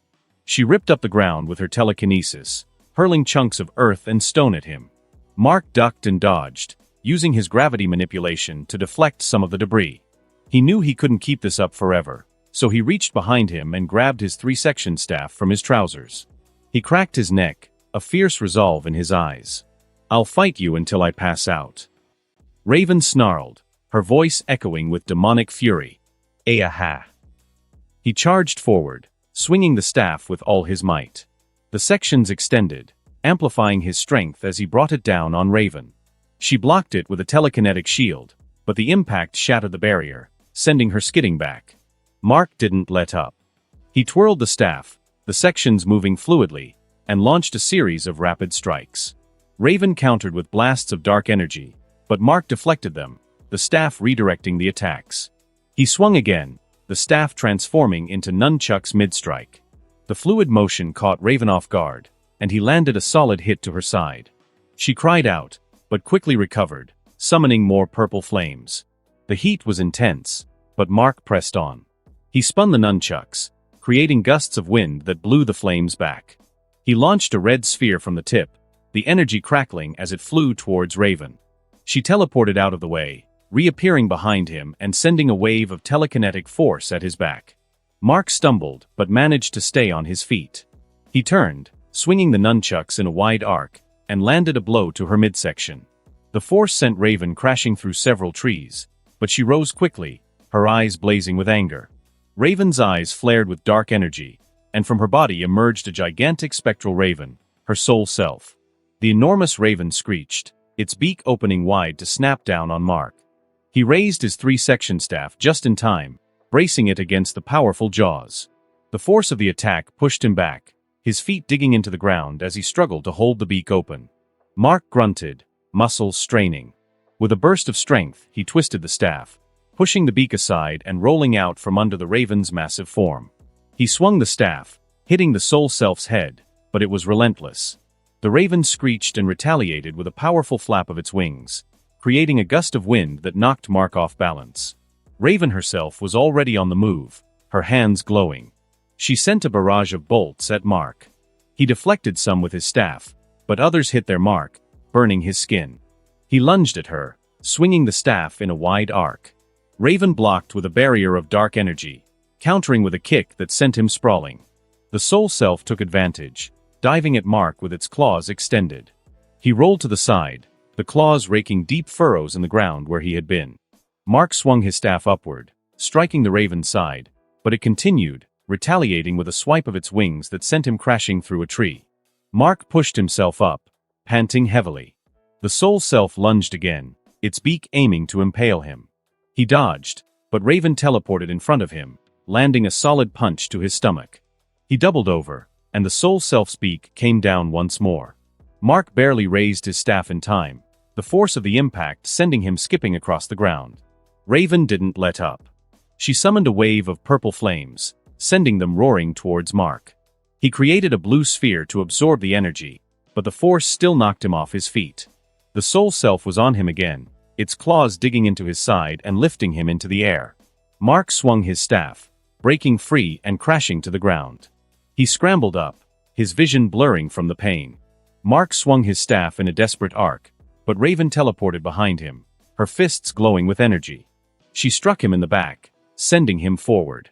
The soul self's claws raked across his chest, tearing through flesh and muscle. Mark screamed in agony but forced himself to stand, gripping his staff tightly. He swung again, catching the soul self in the beak and forcing it back. But Raven summoned another barrage of dark energy bolts. Mark deflected some, but the sheer number overwhelmed him, and he was sent crashing through the forest, each impact leaving him more battered. As he struggled to rise, the soul self swooped down, its beak aiming to snap him in half. Mark raised his staff to block, but the raven's strength was immense. With a backhand of its wing, it knocked the staff from his hands, sending it flying into the distance. Mark was left defenseless as the soul self attacked again, its beak slamming into his chest and sending him flying. He crashed into the ground, pain racking his body. Mark focused, feeling the nanites in his bloodstream activating. Mark's body began to transform, muscles bulging and hardening. His skin took on a metallic sheen, and he felt a surge of power coursing through him. Raven growled, her eyes glowing with a dark intensity. "How long do you think you'll last?" she taunted. "As long as it takes," Mark replied, his voice steady and determined. Mark charged at Raven, his enhanced strength propelling him forward at incredible speed. He swung a powerful fist at her, and she barely managed to block it with a dark energy shield. The impact shattered the shield and sent her back, but she quickly regained her footing and retaliated with a blast of energy that hit Mark square in the chest. This time, he barely flinched, his hardened body absorbing much of the force. The soul self swooped down, claws extended, but Mark leapt into the air, meeting it head-on. He grabbed the raven by the neck and with a mighty spin, hurled it back at Raven. The soul self slammed back into her, forcefully merging back with her body. The battle raged on, moving deeper into the forest and up into the mountain ranges. Night turned into day and back into night as they fought, neither willing to back down. Raven summoned torrents of dark energy, each blast creating craters in the mountainside and triggering avalanches. At one point, Raven launched a massive wave of purple flames that engulfed Mark. He emerged from the inferno, his body glowing with the heat, and countered with a flurry of punches and kicks. Each blow sent shockwaves through the air, and the ground beneath them cracked and splintered. Mark began to experiment with his abilities. He created gravitational fields around his fists, dragging Raven back every time he punched her like a boxing bag. He used bursts of gravity to propel himself through the air, dodging Raven's attacks with increasing ease. He even started manipulating the terrain, using his powers to lift massive boulders and hurl them at her as a way to imitate her telekinesis. Raven, in turn, unleashed more of her power than ever before. She summoned dark tendrils from the ground to ensnare Mark, but he broke free with sheer strength. She created massive constructs of dark energy, only for Mark to shatter them. She even manipulated the very air around them, creating vortexes of wind that threatened to tear him apart, but he pushed through. The fight moved higher into the mountains, where the air was thin and the terrain treacherous.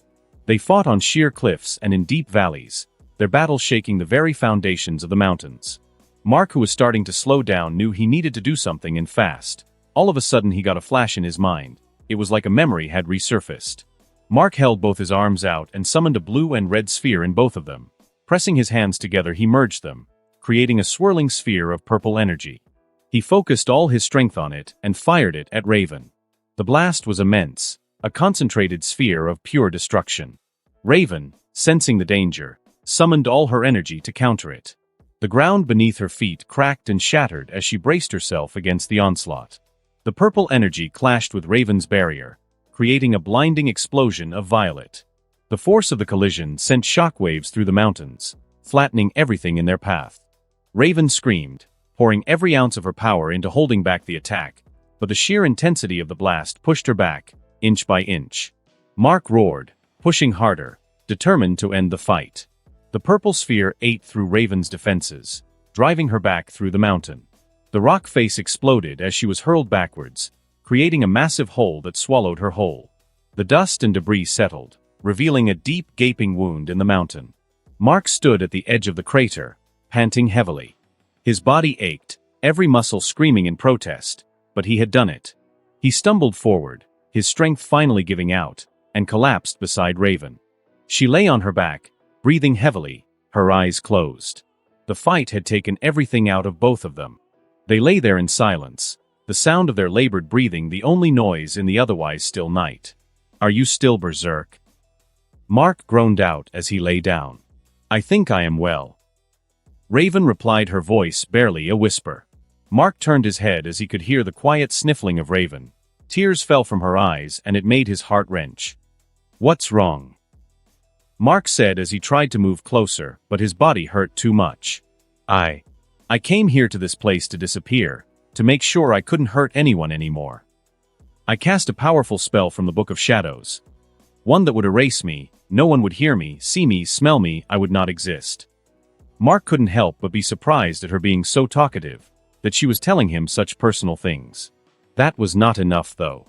I was still a danger to people. So I sunk my personality into the depths of the void in my mind, hidden in my subconscious. On the surface, I was gone, just a husk that wandered through the house. I did this for years. Raven then looked over to Mark, "But then I saw you, you looked right at me. It made me concerned at first, but then I was curious. I felt alone for so long. Having you here was nice. I knew it couldn't last forever, that I would have to go back to the void. It's why this hurts so much." "I've had so much fun with you, Mark," Raven said as tears started streaming down her face again.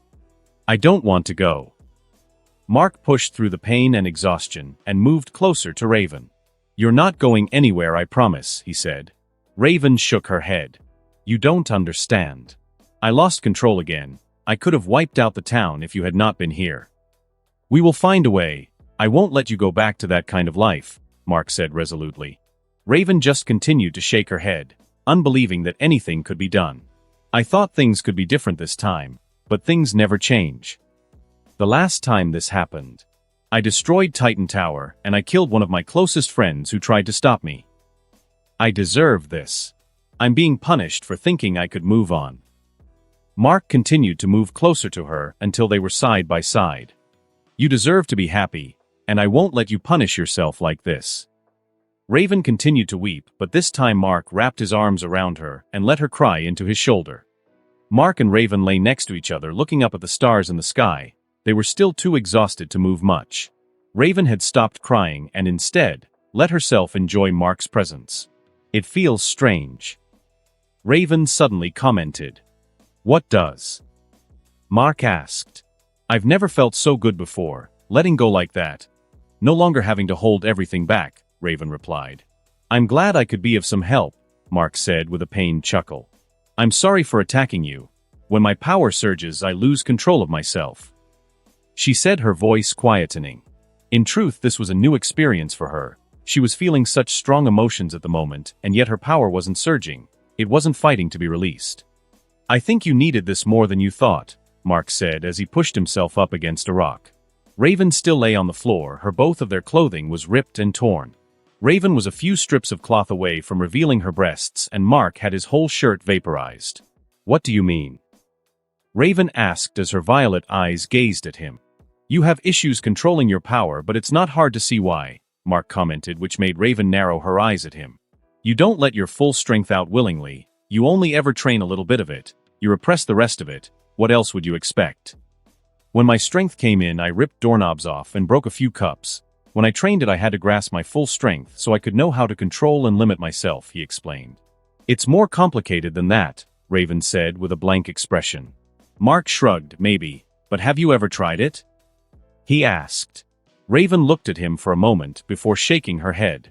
"I do not think I want to risk doing something like this again," she said as she sat up. "I would like to say thank you for staying." Mark smiled at her.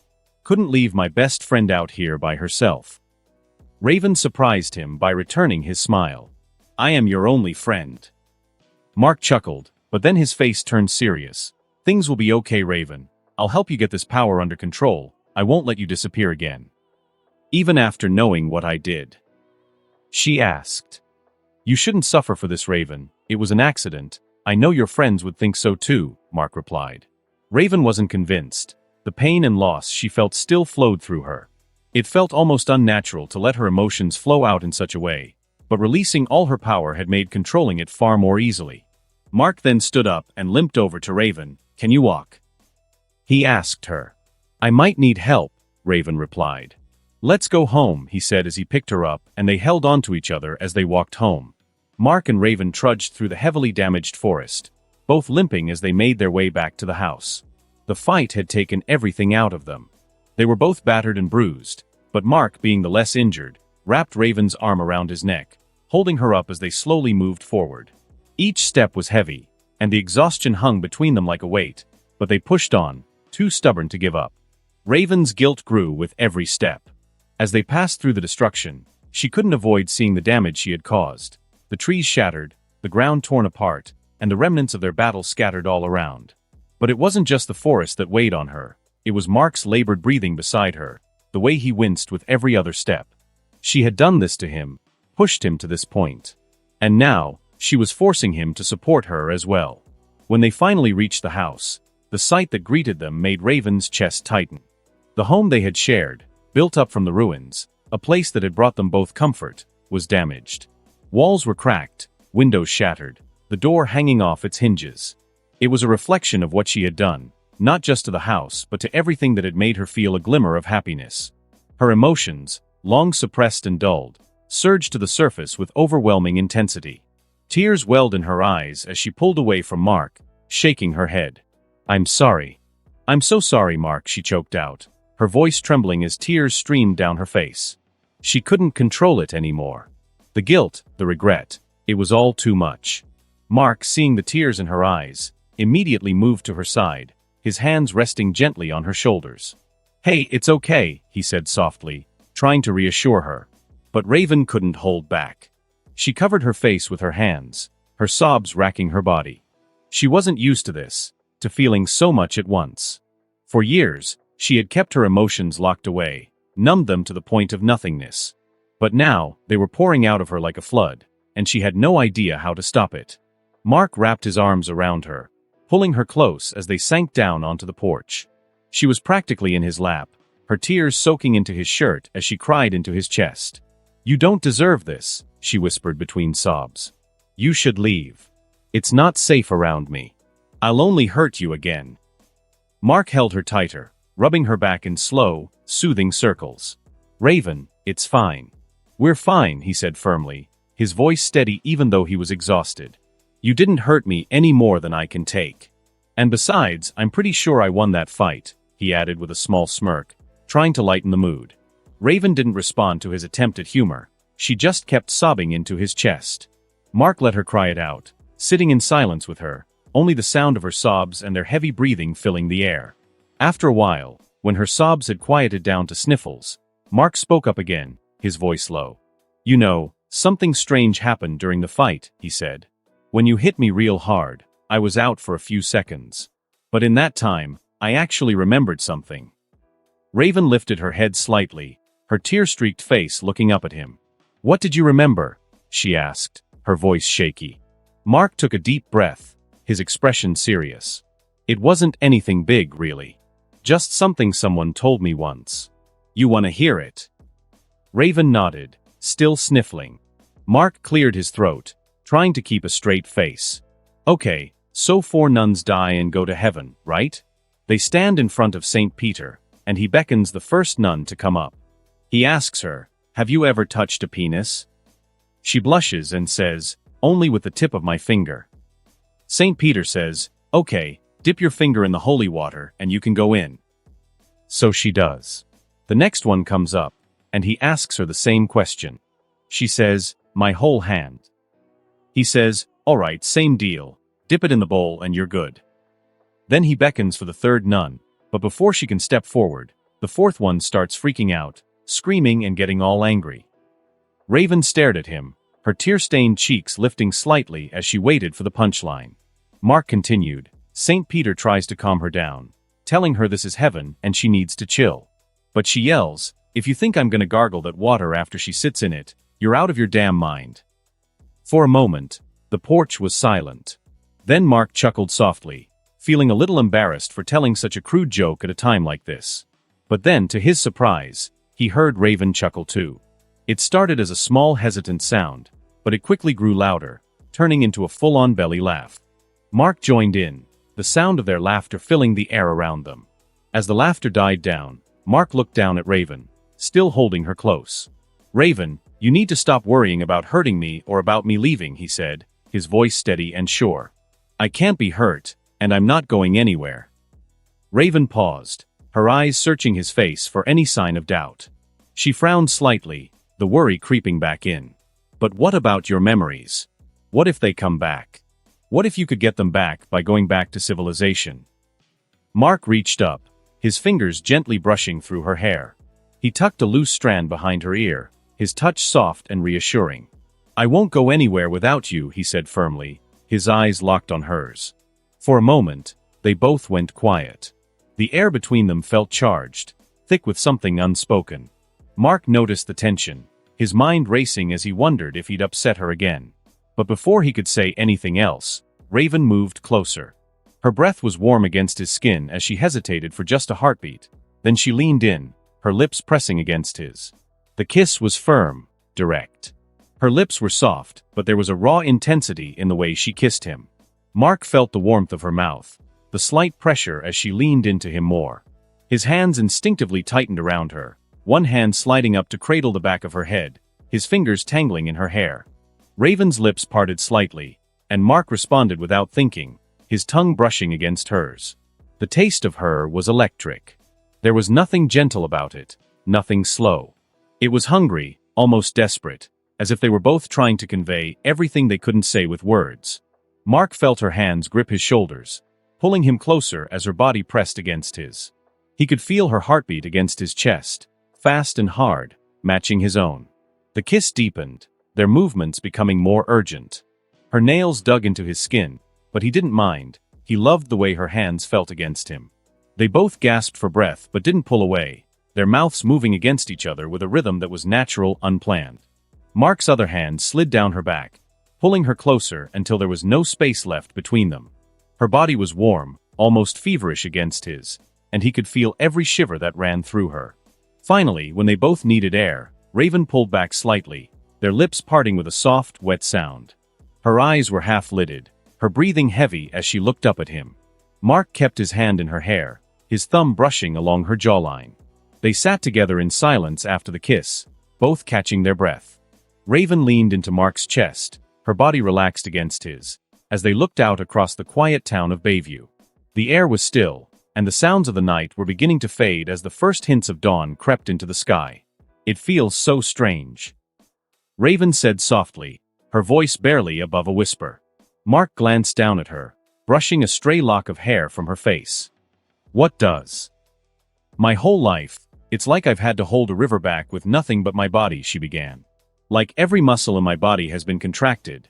But now I feel relaxed.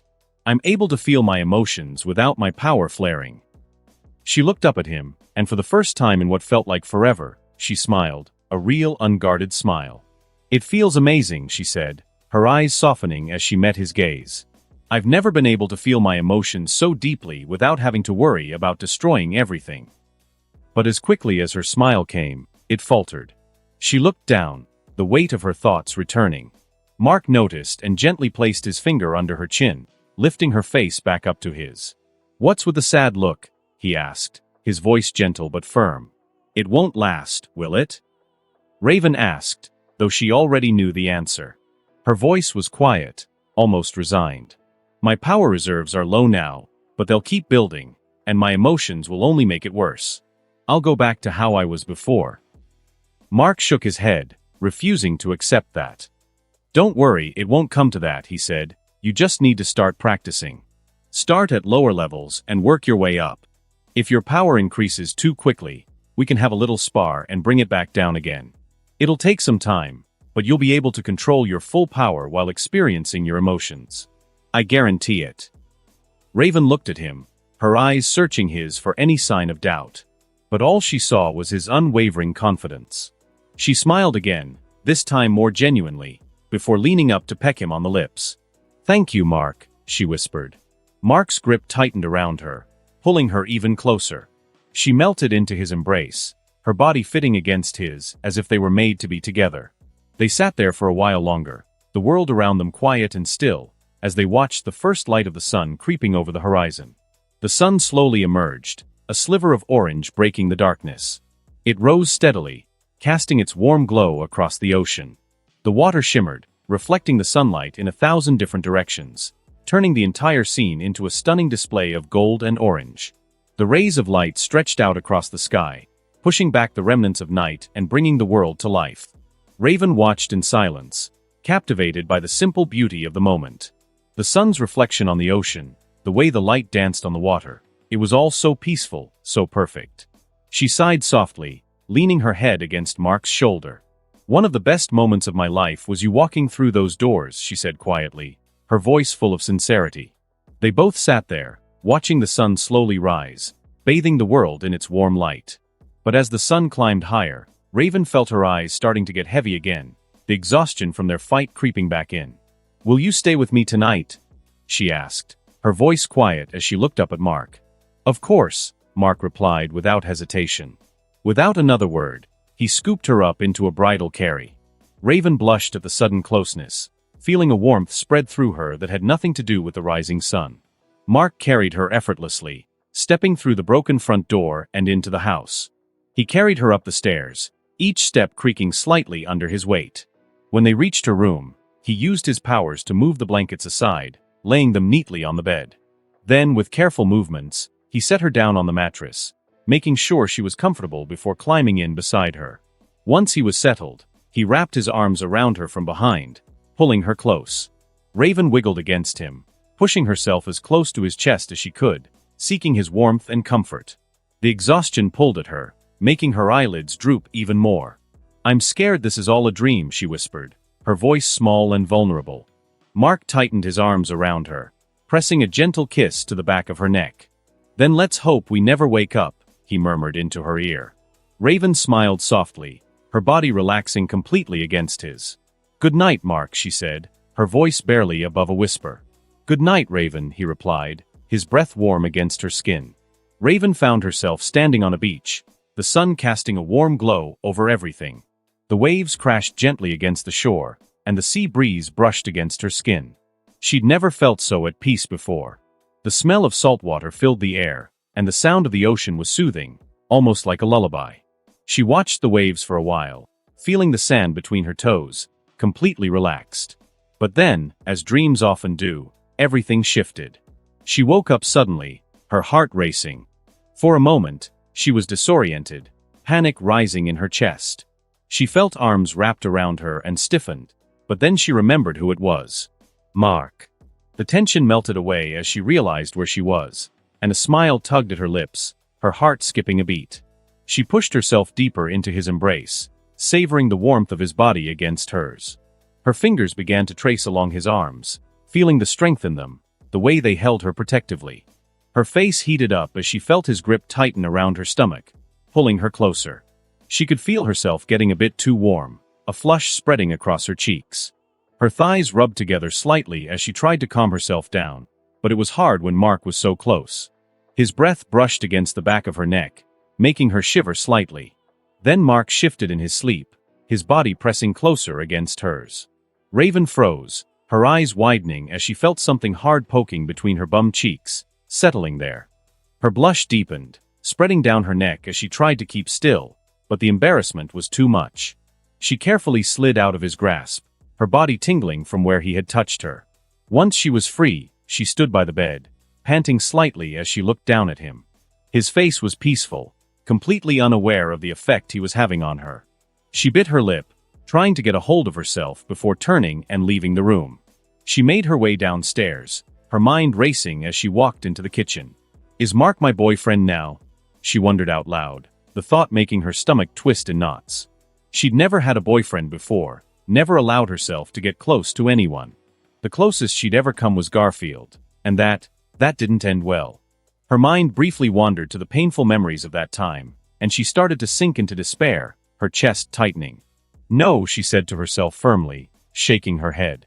"I can't hurt Mark like that." She needed to stay focused, needed to keep herself from slipping back into that darkness. A small smile crept onto her face as she remembered how she felt lying on her back after their fight, completely spent but happy. "I can't hurt Mark." She reassured herself again, her voice softer this time. She walked into the kitchen, glancing around. Cooking wasn't something she was particularly good at, but she wanted to make something for both of them. She started looking through the cabinets, trying to decide what to make. It didn't have to be fancy, just something to show that she cared. Meanwhile, back upstairs, Mark was dreaming too, but his dream wasn't as peaceful. He was wandering through a sewer system, the walls damp and the air thick with the smell of decay. He looked around, feeling a sense of familiarity but not knowing why. The echo of his footsteps on the wet ground was the only sound, making the place feel even more unsettling. As he continued walking, he noticed something moving in the water. His heart pounded in his chest as he stared at the ripples, trying to figure out what was lurking beneath the surface. Then, without warning, a large humanoid crocodile emerged from the water, its massive form casting a shadow over him. Mark almost jumped out of his skin, barely holding back a yelp. But the creature didn't attack. It just stood there, towering over him, before slowly sitting down on the edge of the sewer, dipping its claws back into the murky water. "Are you going to eat that?" the crocodile asked in a deep, rumbling voice, sounding almost bored. Mark blinked, confused, but then looked down and saw that he was holding 2 burgers, their greasy wrappers crinkling in his hands. The smell of fast food filled his nose, and he realized he must have been holding them the whole time. Help yourself," Mark said, still trying to wrap his head around what was happening. The crocodile didn't need to be told twice. It snatched the burgers from his hands and tossed them into its massive jaws, barely chewing before swallowing them whole. Mark laughed nervously, trying to ease the tension. "So, who are you?" he asked, hoping for some kind of explanation. The crocodile shrugged, its massive shoulders heaving. "I found this form in your deep subconscious. Analyzed positive emotions associated with it," it replied, its voice as casual as if they were discussing the weather. Mark's confusion only deepened. "You can access my memories? Can you tell me who I am, where I'm from?" he pleaded, stepping closer, desperation creeping into his voice. The crocodile turned its head toward Mark, its yellow eyes locking onto his. "You are in danger. Take the necklace off. Take it off. Take it off!" The creature suddenly roared, grabbing Mark by the shoulders and shaking him, its claws digging into his skin. The sewer echoed with the command, the words hammering into his skull. Mark jolted awake, his body drenched in sweat. He sat up in bed, his breathing heavy as he tried to make sense of what had just happened. "What the hell was that?" he muttered to himself, his heart still racing as the remnants of the dream clung to his mind. Mark yawned as he sat up in bed, stretching his arms above his head and feeling the soreness in his muscles. His body was bruised and aching from the fight with Raven, but he noticed most of the bruises were already starting to fade. He rubbed his eyes, still trying to shake off the strange dream he just had, and then looked down at himself. He was still in his ruined clothes from yesterday, the fabric torn and dirty. He could hear sounds coming from downstairs, the faint clatter of dishes and the soft murmur of Raven moving around. It was a comforting noise, knowing she was okay and busy with something. With a sigh, Mark got out of bed, his joints popping as he stretched again, and made his way to the bathroom. The hot water from the shower felt like a blessing, washing away the grime and tension from his body. Mark stood under the stream, letting it cascade over him, his thoughts wandering back to the fight, to Raven, and to the strange mix of emotions he felt. He ran his hands through his hair, the water sluicing over his skin, soothing the remaining aches. After scrubbing himself down and rinsing off, he stepped out, grabbing a towel to dry off. He pulled on a clean pair of jeans and a fitted black shirt, feeling more like himself as he looked in the mirror. The bruises were almost gone now, just faint shadows on his skin. Mark took a deep breath, feeling refreshed and ready for whatever the day had in store. He made his way downstairs, following the smell of food that drifted up to greet him. When he walked into the kitchen, he was greeted by a bit of a mess. There were dishes scattered across the counter, some ingredients left out, and a few smudges of flour on the table. But what caught his attention most was Raven, standing at the table with 2 plates of breakfast ready. She turned to him as he entered, her expression a little shy but proud. "Good morning," Mark said, surprised as he came closer and sat down at the table, his eyes taking in the sight of the food. "What's all this?" Raven shrugged slightly, looking at him through her lashes. "You've always cooked for me, so I thought it might be nice to do the same in return," she said, a small smile playing on her lips. Mark couldn't help but stare at her for a moment. Raven was wearing an apron over her clothes, the ties cinching it snugly at her waist, accentuating her figure. The apron, combined with the way her dark hair framed her face, made her look incredibly attractive. There was something about seeing her like this, doing something so domestic, that sent a jolt through him. She looked effortlessly sexy, and it took him a moment to snap out of it. "Thanks," he said, finally tearing his gaze away from her and focusing on the food. He picked up his fork and took a bite, his eyes widening in surprise as the flavors hit his tongue. "This is good," he said, clearly impressed. "How'd you make it?" Raven's lips twitched into a small, pleased smile. "It was easy," she replied, reaching over and floating a book towards him with her powers. It was the same one he often used to learn how to make different meals. All I had to do was follow the recipe.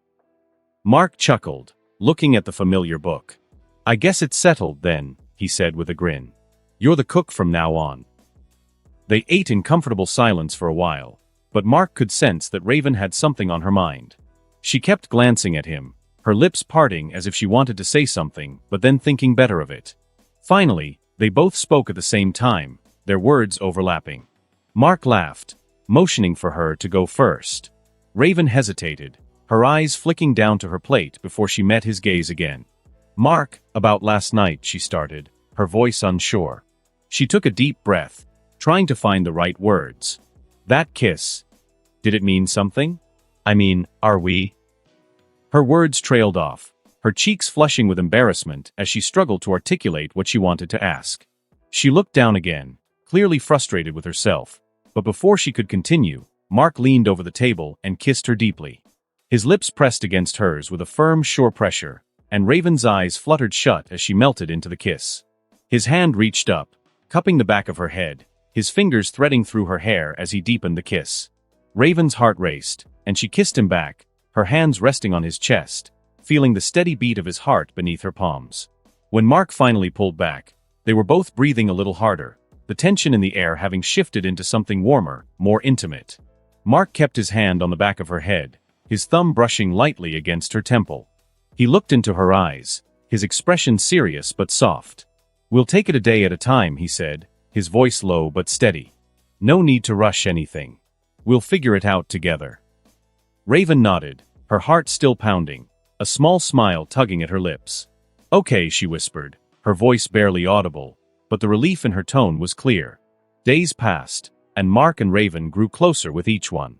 They spent nearly every waking moment together, their bond strengthening as they shared more of themselves with each other. For Raven, it was like discovering a new side of life, one where she could actually feel emotions without fear of losing control. She loved the simple pleasure of having her skin in contact with his, feeling his warmth seep into her. It grounded her in a way she hadn't experienced before, a constant reminder that she wasn't alone. Their days often started with training. Mark was patient, guiding her through exercises to help her get a handle on her powers. It wasn't just about controlling her magic, but about learning to navigate her emotions too. At first, it was hard. Raven struggled with the flood of feelings that came with opening herself up, emotions she had kept locked away for so long. But day by day, she began to embrace them, slowly letting herself feel without fear. Having Mark beside her made it easier. His calm presence, his unwavering support, it all helped her to stay balanced. There were times when she slipped, when her emotions got the better of her and her powers threatened to lash out. But Mark was always there, helping her rein it in, teaching her to breathe, to focus, to find the center of herself. It was a process, and Raven found herself growing stronger for it. As their bond deepened, Mark managed to coax her into doing something she never thought she'd be able to. He convinced her to go into town with him. The idea terrified her at first. Undoing the spell that erased her presence was harder than she expected. The magic had been in place for so long that unweaving it felt like peeling away a layer of herself. But she did it for him, and the two of them set off for town. The town of Bayview was small, quiet, but full of people who knew each other well. Mark struggled just as much as she did, feeling the eyes on him as they walked through the streets. He had made sure he wasn't seen every time he came here before, always slipping in and out without being noticed. Now, with Raven by his side, he was anything but invisible. People looked at him as if they were seeing a ghost, and the unease was palpable. To calm her nerves, Mark held Raven's hand the entire time. His grip was firm, reassuring, a lifeline as she navigated the overwhelming rush of emotions that came with being around so many people. She was only glad that their training had helped her keep her powers under control, even as her emotions swirled inside her. It was a challenge, but she managed, taking comfort in the fact that she wasn't alone. At one point, as they were walking down the main street, Mark was confronted by his old friend Gary. The air between them was tense. Gary hadn't spoken to Mark since he returned to Bayview, not since the accident that took his father's life at sea. The guilt and sorrow between them were almost tangible. But then, the tension broke. Gary stepped forward and hugged Mark, his shoulders shaking as he sobbed into his friend's chest. He apologized over and over, saying how sorry he was for blaming Mark, how it wasn't his fault. Mark hugged him back, his expression tight as he fought back his own tears. Raven didn't need to see him cry to know how much this meant to him. She could feel the relief radiating off him, a burden finally lifted. Gary invited them both over to his home, and Mark accepted.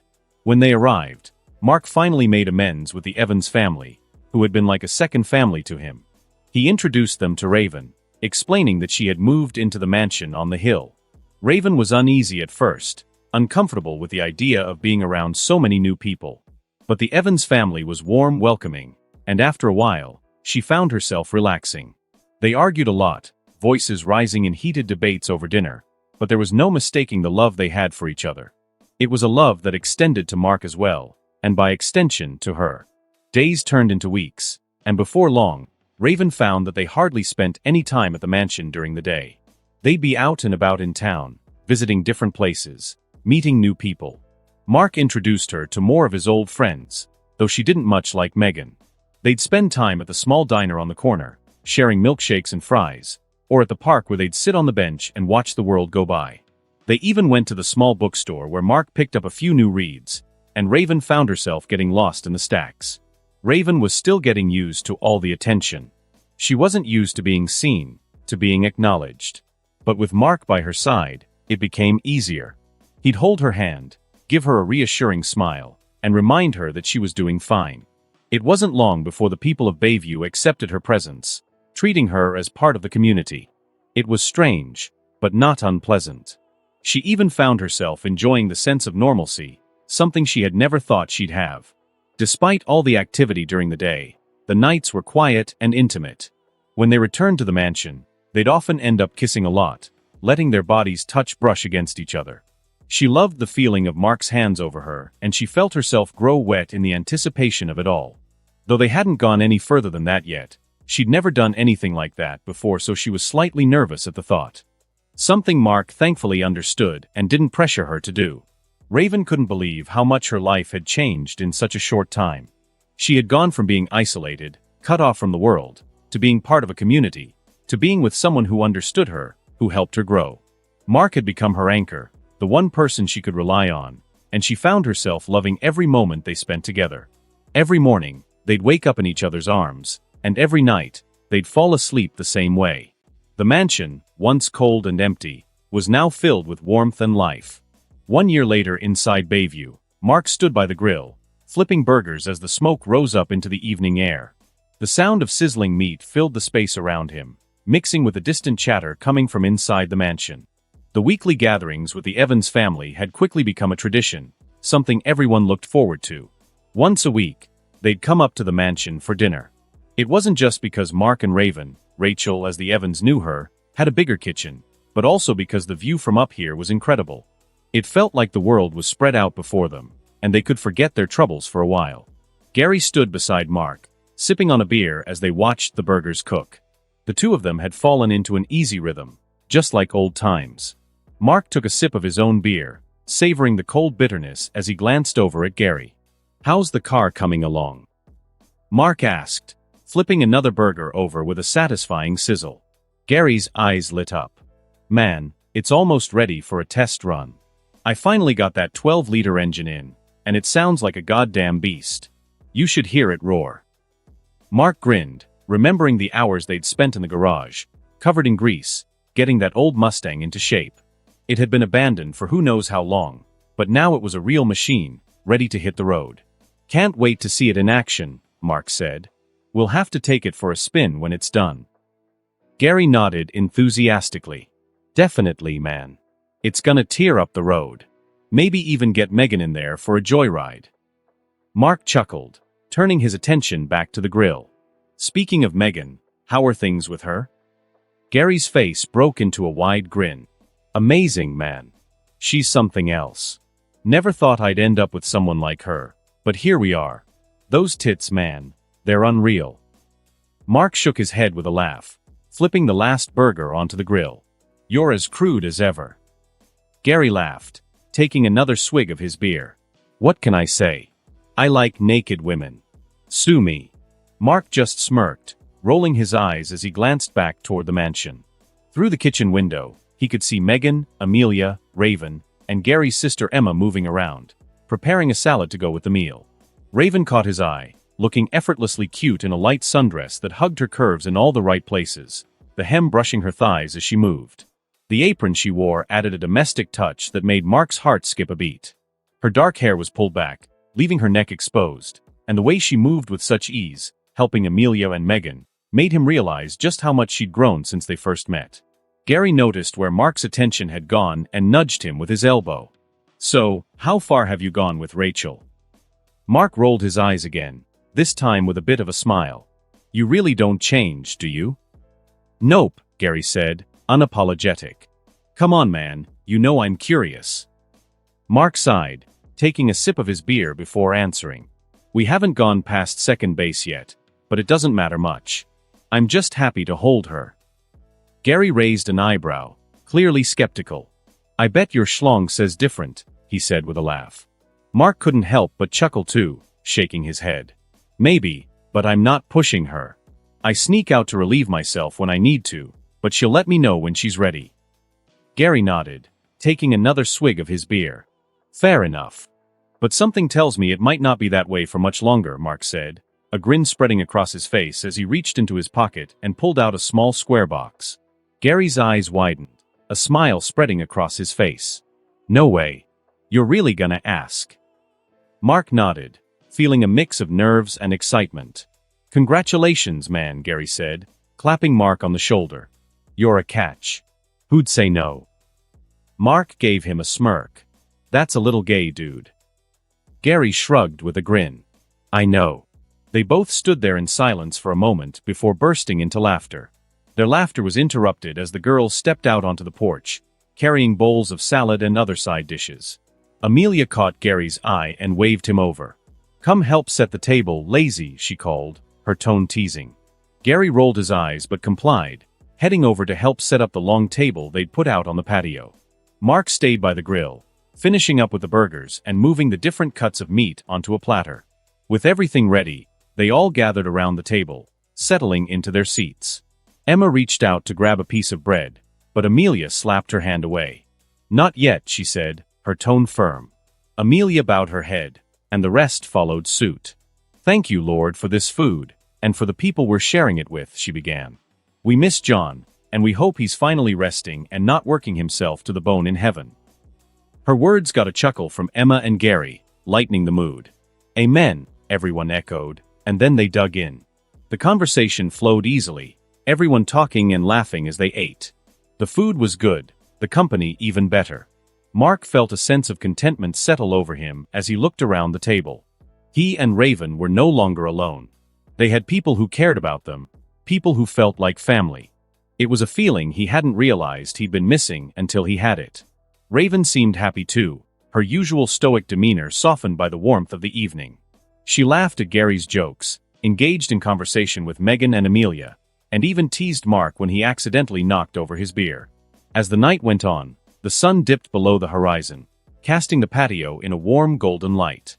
They stayed out there long after the food was gone, just enjoying each other's company. Raven leaned into him, her head resting on his shoulder as they watched the stars begin to twinkle in the sky. Mark wrapped an arm around her, holding her close as they sat in comfortable silence. The world felt right, and for once, Mark allowed himself to believe that maybe, just maybe, things were going to be okay. Mark and Raven stood side by side in the kitchen, the sounds of clinking dishes and running water filling the room. Mark washed up at the sink, scrubbing the remnants of their dinner from the plates, while Raven floated the clean dishes over to the drying rack with her telekinesis. It was an easy rhythm they'd settled into, and with Raven's abilities, the cleanup was going faster than usual. As Mark handed her another plate, Raven spoke up, her tone neutral as usual. Megan and Emma invited me to go to a spa. Mark chuckled as he rinsed off a dish. A spa, huh? Have you ever been to one before? No, Raven replied monotonously. I've never had much reason to care for my appearance. Mark paused, glancing at her out of the corner of his eye. Then why go now? He asked, genuinely curious. Raven was always so practical, never one to indulge in things like that. Raven's pale cheeks flushed slightly, a faint pink coloring her otherwise stoic expression. She seemed to struggle for a moment, then quickly tried to change the subject. It's nice having so many people in the house, she said, avoiding his gaze as she floated another dish over to the rack. Mark chuckled softly, not pressing the issue. Yeah, it is. It's good to see you getting along with them too. Makes this place feel more like a home. They continued talking about their plans for the rest of the week, the conversation light and easy. But Mark's mind was elsewhere, his thoughts drifting back to the small box in his pocket. As they finished the last of the dishes, he took a deep breath, his heart pounding in his chest. He dried his hands on a towel, then reached into his pocket and pulled out the box. Mark hesitated for a moment, looking down at it as if it might disappear. He could feel Raven watching him, curious. Finally, he turned to her, his voice trembling slightly as he spoke. Raven, there's something I've been meaning to ask you, he began, his words coming out in a rush. We've been through a lot together, and I never thought I'd find someone who understands me like you do. You're the most amazing person I've ever met, and I can't imagine my life without you. I love you, Raven.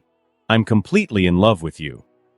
Raven's eyes widened as Mark dropped to one knee in front of her. He opened the box, revealing a simple but beautiful ring nestled inside. The sight of it made her heart skip a beat, her mind struggling to catch up with what was happening. Will you marry me? Mark asked, his voice full of hope as he looked up at her. Raven just stood there in her cute nightdress, her expression a mix of shock and confusion. Her mind raced, trying to process what he was asking. Her voice shook as she finally managed to speak. You want to marry me? Mark nodded, his gaze never leaving hers. I do. Do you want to marry me? He asked as he stood up, cupping her face gently in his hands. Tears welled up in Raven's eyes as she nodded rapidly, her emotions overwhelming her. She'd never imagined someone would want to marry her, to love her despite everything. Are you sure? She asked in a weak, emotional voice, tears streaming down her cheeks. Mark smiled softly, his heart swelling with love for her. He wrapped his arms around her, lifting her off the ground as he spun her around, their laughter filling the kitchen. He set her back down and wiped her tears away with his thumb. Is that an appropriate answer? He asked with a grin.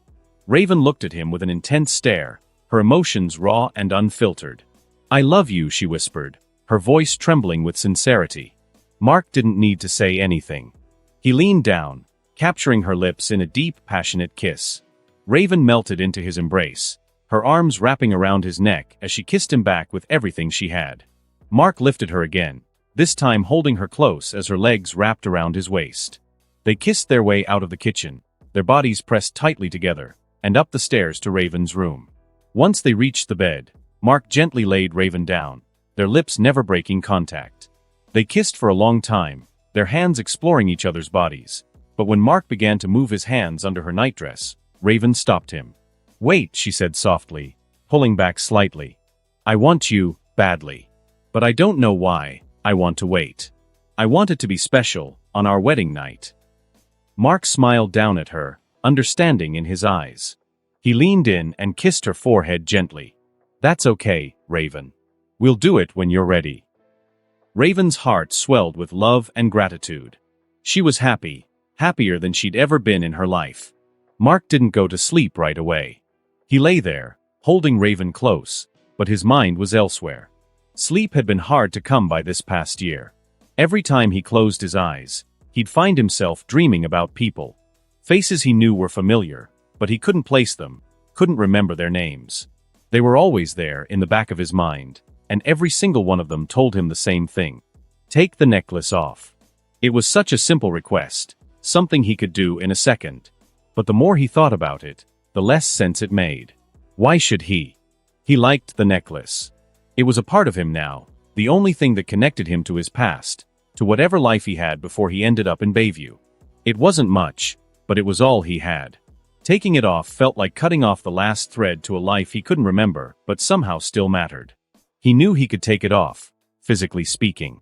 It wasn't like the necklace was stuck to him. But every time he thought about doing it, a knot formed in his stomach. Something deep inside told him not to. He wasn't sure if it was fear or something else, but it kept him from removing it. Mark had stayed awake for weeks at a time before, skipping sleep entirely, training through the nights. It wasn't just about getting stronger, it was about trying to understand what he could do, trying to figure out the limits of his powers. But tonight, he wasn't in the mood to stay up. He was tired, not physically, but mentally. He just wanted to close his eyes and not think about anything for a while. He wanted to hope that, maybe this time, sleep would come easy and be free of those nagging dreams. Raven shifted slightly in his arms, snuggling closer to him, her breathing soft and even. She was already asleep, completely trusting him to keep her safe. Mark looked down at her, his heart swelling with a protective instinct. He would never let anything happen to her. She was the best thing in his life, the one person who made him feel grounded, made him feel like he belonged somewhere. With a sigh, Mark finally closed his eyes, trying to push all the thoughts out of his head. He focused on the steady rhythm of Raven's breathing, hoping it would lull him into sleep. He didn't want to think about the necklace or the dreams. He just wanted one night of peace. The next few months after Mark proposed to Raven were a whirlwind of activity. Everything moved so fast that it felt like a blur to both of them. The moment Amelia found out about the engagement, she nearly jumped for joy. Her excitement was contagious, and soon enough Megan and Emma were just as involved, throwing themselves into the planning process with full force. They decided the wedding would take place at the mansion. It made perfect sense. The garden was vast and flat, with a breathtaking view of the sea and the sunset. It was the ideal setting for what was shaping up to be the event of the year in Bayview. But organizing a wedding was no small feat. Amelia, Megan, and Emma dove headfirst into the preparations, tackling every detail with precision and enthusiasm. There were flowers to choose, menus to plan, a guest list to finalize, and decorations to select. The mansion's garden had to be cleaned up and arranged to accommodate the guests. It was a logistical challenge, but one that the women tackled with a sort of fervor that Mark found both impressive and terrifying. Mark, meanwhile, was told in no uncertain terms to step aside and let the women handle the details. "Just show up on the day and say your vows," Amelia had told him with a wink, and he was more than happy to oblige. He knew better than to get in their way when they were on a mission. Instead, he spent his time helping out in the ways he could, mostly involving manual labor to get the mansion and garden in top shape for the big day. As the weeks passed, it seemed like the whole town was buzzing with excitement about the upcoming wedding. News spread fast in a place like Bayview, and before long, most of the town knew about the event and many were even invited. The guest list grew longer by the day, with everyone eager to witness the union of Mark Grayson and Rachel Roth. One afternoon, as Mark and Gary were having a drink in the garden, they held a mock funeral for Mark's bank account, knowing full well that this wedding would drain most of his savings. "Here lies Mark's bank account," Gary said solemnly, raising his beer in a mock toast. It lived a good life, but alas, it couldn't survive the wrath of wedding expenses. Mark shook his head, laughing. "Thanks for the support, man. Really." "At least you'll be broke and married," Gary replied with a grin, only to yelp in surprise as Mark gave him a shove that sent him tumbling down the hill. Mark couldn't help but laugh as Gary struggled to his feet, cursing at him while still chuckling. Despite the financial toll, everything slowly fell into place. The mansion started to look like a real wedding venue, with white tents set up in the garden and rows of chairs facing the ocean. Flowers were everywhere, white roses, lilies, and lavender. The whole place smelled like a dream, and by the time the day of the wedding arrived, the mansion was bustling with activity. Finally, the big day came. The weather was perfect, with clear skies and a gentle breeze coming in off the ocean. The garden was filled with guests, all dressed in their finest, waiting for the ceremony to begin. The seats were almost full, with a sea of familiar faces from Bayview all eager to witness this special day. Mark stood at the altar, looking sharp in his suit. He tried to calm his nerves, but the excitement was palpable. As he waited, he glanced around at the guests. His friend Gary stood nearby as his best man, grinning like a fool. Mark couldn't help but smile back, even if his stomach was doing flips. Then the music started, and everyone turned to see Raven making her way down the aisle. She looked absolutely stunning. She wore a simple yet elegant white dress that flowed behind her as she walked, the fabric catching the light of the setting sun. Her dark hair was done up in soft curls, and a delicate veil framed her face. But it was her expression that caught Mark's breath. She looked serene, almost otherworldly, as she moved toward him, her eyes locked on his. As Raven reached the altar, she took Mark's hand, and the ceremony began. The officiant spoke, but Mark barely heard the words. All he could focus on was Raven, her presence, the warmth of her hand in his, the way she looked at him like he was the only person in the world. When it came time to exchange vows, Mark went first. His voice was steady, filled with emotion as he spoke. "Rachel, from the moment I met you, I knew you were different. You've shown me a side of life I never knew existed, and I can't imagine my life without you. I promise to stand by your side, no matter what. I'll be your partner, your friend, and your love for as long as we both shall live." Raven's eyes shimmered with unshed tears as she took a deep breath and began her vows. "Mark, you've been my light in the darkness, my anchor when I felt lost. I never thought I could find someone who could see me for who I really am and love me anyway. I vow to love you, to support you, and to be your partner in everything for the rest of our lives." The crowd was silent, captivated by the moment as the two exchanged rings. When the officiant finally pronounced them husband and wife, Mark didn't hesitate. He pulled Raven into a deep kiss, the cheers of their friends and family filling the air around them. The reception was a lively affair, with tables set up in the garden, and the sun beginning to dip toward the horizon. Mark and Raven shared their first dance as husband and wife under the twinkling lights strung up around the garden. It was a slow, sweet moment, with Mark holding Raven close as they swayed to the music. She rested her head on his shoulder, and for a moment, it felt like they were the only two people in the world. After their dance, everyone joined in. The food was served, and the drinks flowed freely. Laughter and conversation filled the garden, with everyone enjoying the celebration. At one point, Raven threw her bouquet over her shoulder, and Megan, to everyone's delight, caught it with a grin. She winked at Gary, who looked absolutely terrified, which made Mark burst out laughing. As the night wore on, people started to head home, leaving Mark and Raven alone in the now quiet mansion. The house, which had been bustling with activity just hours before, now felt peaceful. Mark turned to Raven and scooped her up into a bridal carry, which made her blush deeply. "Mark, you don't have to," she protested softly, but he just smiled down at her. "Too late," he said, carrying her through the broken front door. He carefully made his way up the stairs, pushing open the door to their room. Using his powers, he moved the blankets on the bed to the side, then gently set her down on it before climbing in beside her. Raven's exhaustion began to settle in again, and she found herself whispering in a small voice, "I'm scared this is all a dream." Mark tightened his hold on her, placing a gentle kiss on her neck. "Then let's hope we never wake up," he replied softly. Mark's heart raced as he pressed his lips to Raven's neck, the warmth of her skin intoxicating him. Her soft moan sent shivers down his spine, and he felt her grip tighten on the fabric of his suit. The room was dimly lit, the faint glow of candles casting shadows that danced across the walls, mirroring the tension and desire in the air. "It's just us now," she whispered, her voice filled with both resolve and vulnerability. Mark gently cupped her face, his thumb brushing over her cheek. "I've wanted this for so long," he murmured, his voice husky with emotion. As the waves of pleasure slowly ebbed, Raven felt a sense of peace wash over her.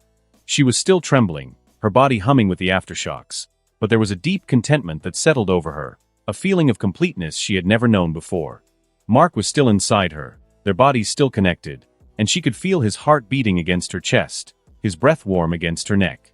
Mark held her close, his hands gently stroking her hair as he whispered words of love and reassurance. He could feel her body relaxing beneath him, the tension melting away, and it filled him with a profound sense of satisfaction. They had crossed a threshold together, shared something deeply intimate, and it had only deepened the bond between them. He kissed her softly, his lips lingering on hers as he murmured, "I love you, Raven. More than anything." Raven smiled up at him, her heart swelling with love. "I love you too, Mark," she whispered back, her voice filled with emotion. Raven woke up in the middle of the night, the cool air from the open window brushing against her skin. She reached out instinctively, expecting to find Mark beside her, but the space was empty. A faint tingle of pain from their wedding night lingered, bringing a small, content smile to her face. She pushed herself up, her thoughts already drifting to where Mark might be. She didn't have to wonder long.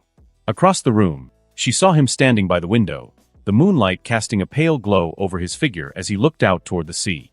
Raven slipped out of bed, grabbing a thin robe and wrapping it around herself as she moved quietly toward him. "Mark, is everything okay?" she asked gently, her voice soft as she approached. There was no response. Mark didn't move or even acknowledge her presence. A nervous flutter started in her chest, and she hesitated, her steps faltering. Then, a voice that wasn't Mark's replied, low and dripping with malice. "I apologize, but Mark isn't here at the moment." Raven's blood ran cold. She knew that voice all too well. Fear gripped her, making it hard to breathe as she stood frozen in place. She watched as Mark, or rather the thing controlling him, slowly turned around. His eyes were glowing a pure, sinister red, a twisted smile curling on his lips. "Hello, daughter," the voice said, each word a knife twisting in her gut. Raven stood frozen in place, her mind struggling to process what was happening. The shock was like ice in her veins, but it quickly melted into a flood of overwhelming fear. The man she had married, the man she had trusted, was gone, replaced by the one being she had feared her entire life. "No," she whispered, her voice trembling as her body began to shake. But the fear quickly twisted into something else, something raw and desperate. Her eyes flared with dark energy, her hands crackling with power as she summoned everything she had. With a scream that tore through the night, Raven unleashed a massive blast of energy at Trigon. The force of the blast shattered the windows, blew the door off its hinges, and sent Trigon hurtling through the walls of the mansion. The air around them warped and crackled as the energy surged, ripping through the forest and obliterating everything in its path. Trigon crashed through trees, the impact sending shockwaves that leveled the surrounding forest. But when he emerged from the rubble, he was smiling, an amused, twisted smile that made Raven's stomach churn. "Is that all you've got, daughter?"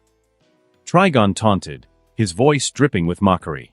Raven gritted her teeth, her fear fueling her rage as she launched herself into the air after him, her hands glowing with dark power. She attacked again, sending blast after blast of energy toward him, each one more powerful than the last. The ground below them cracked and shattered under the pressure, the earth crumbling as the shock waves spread through the area.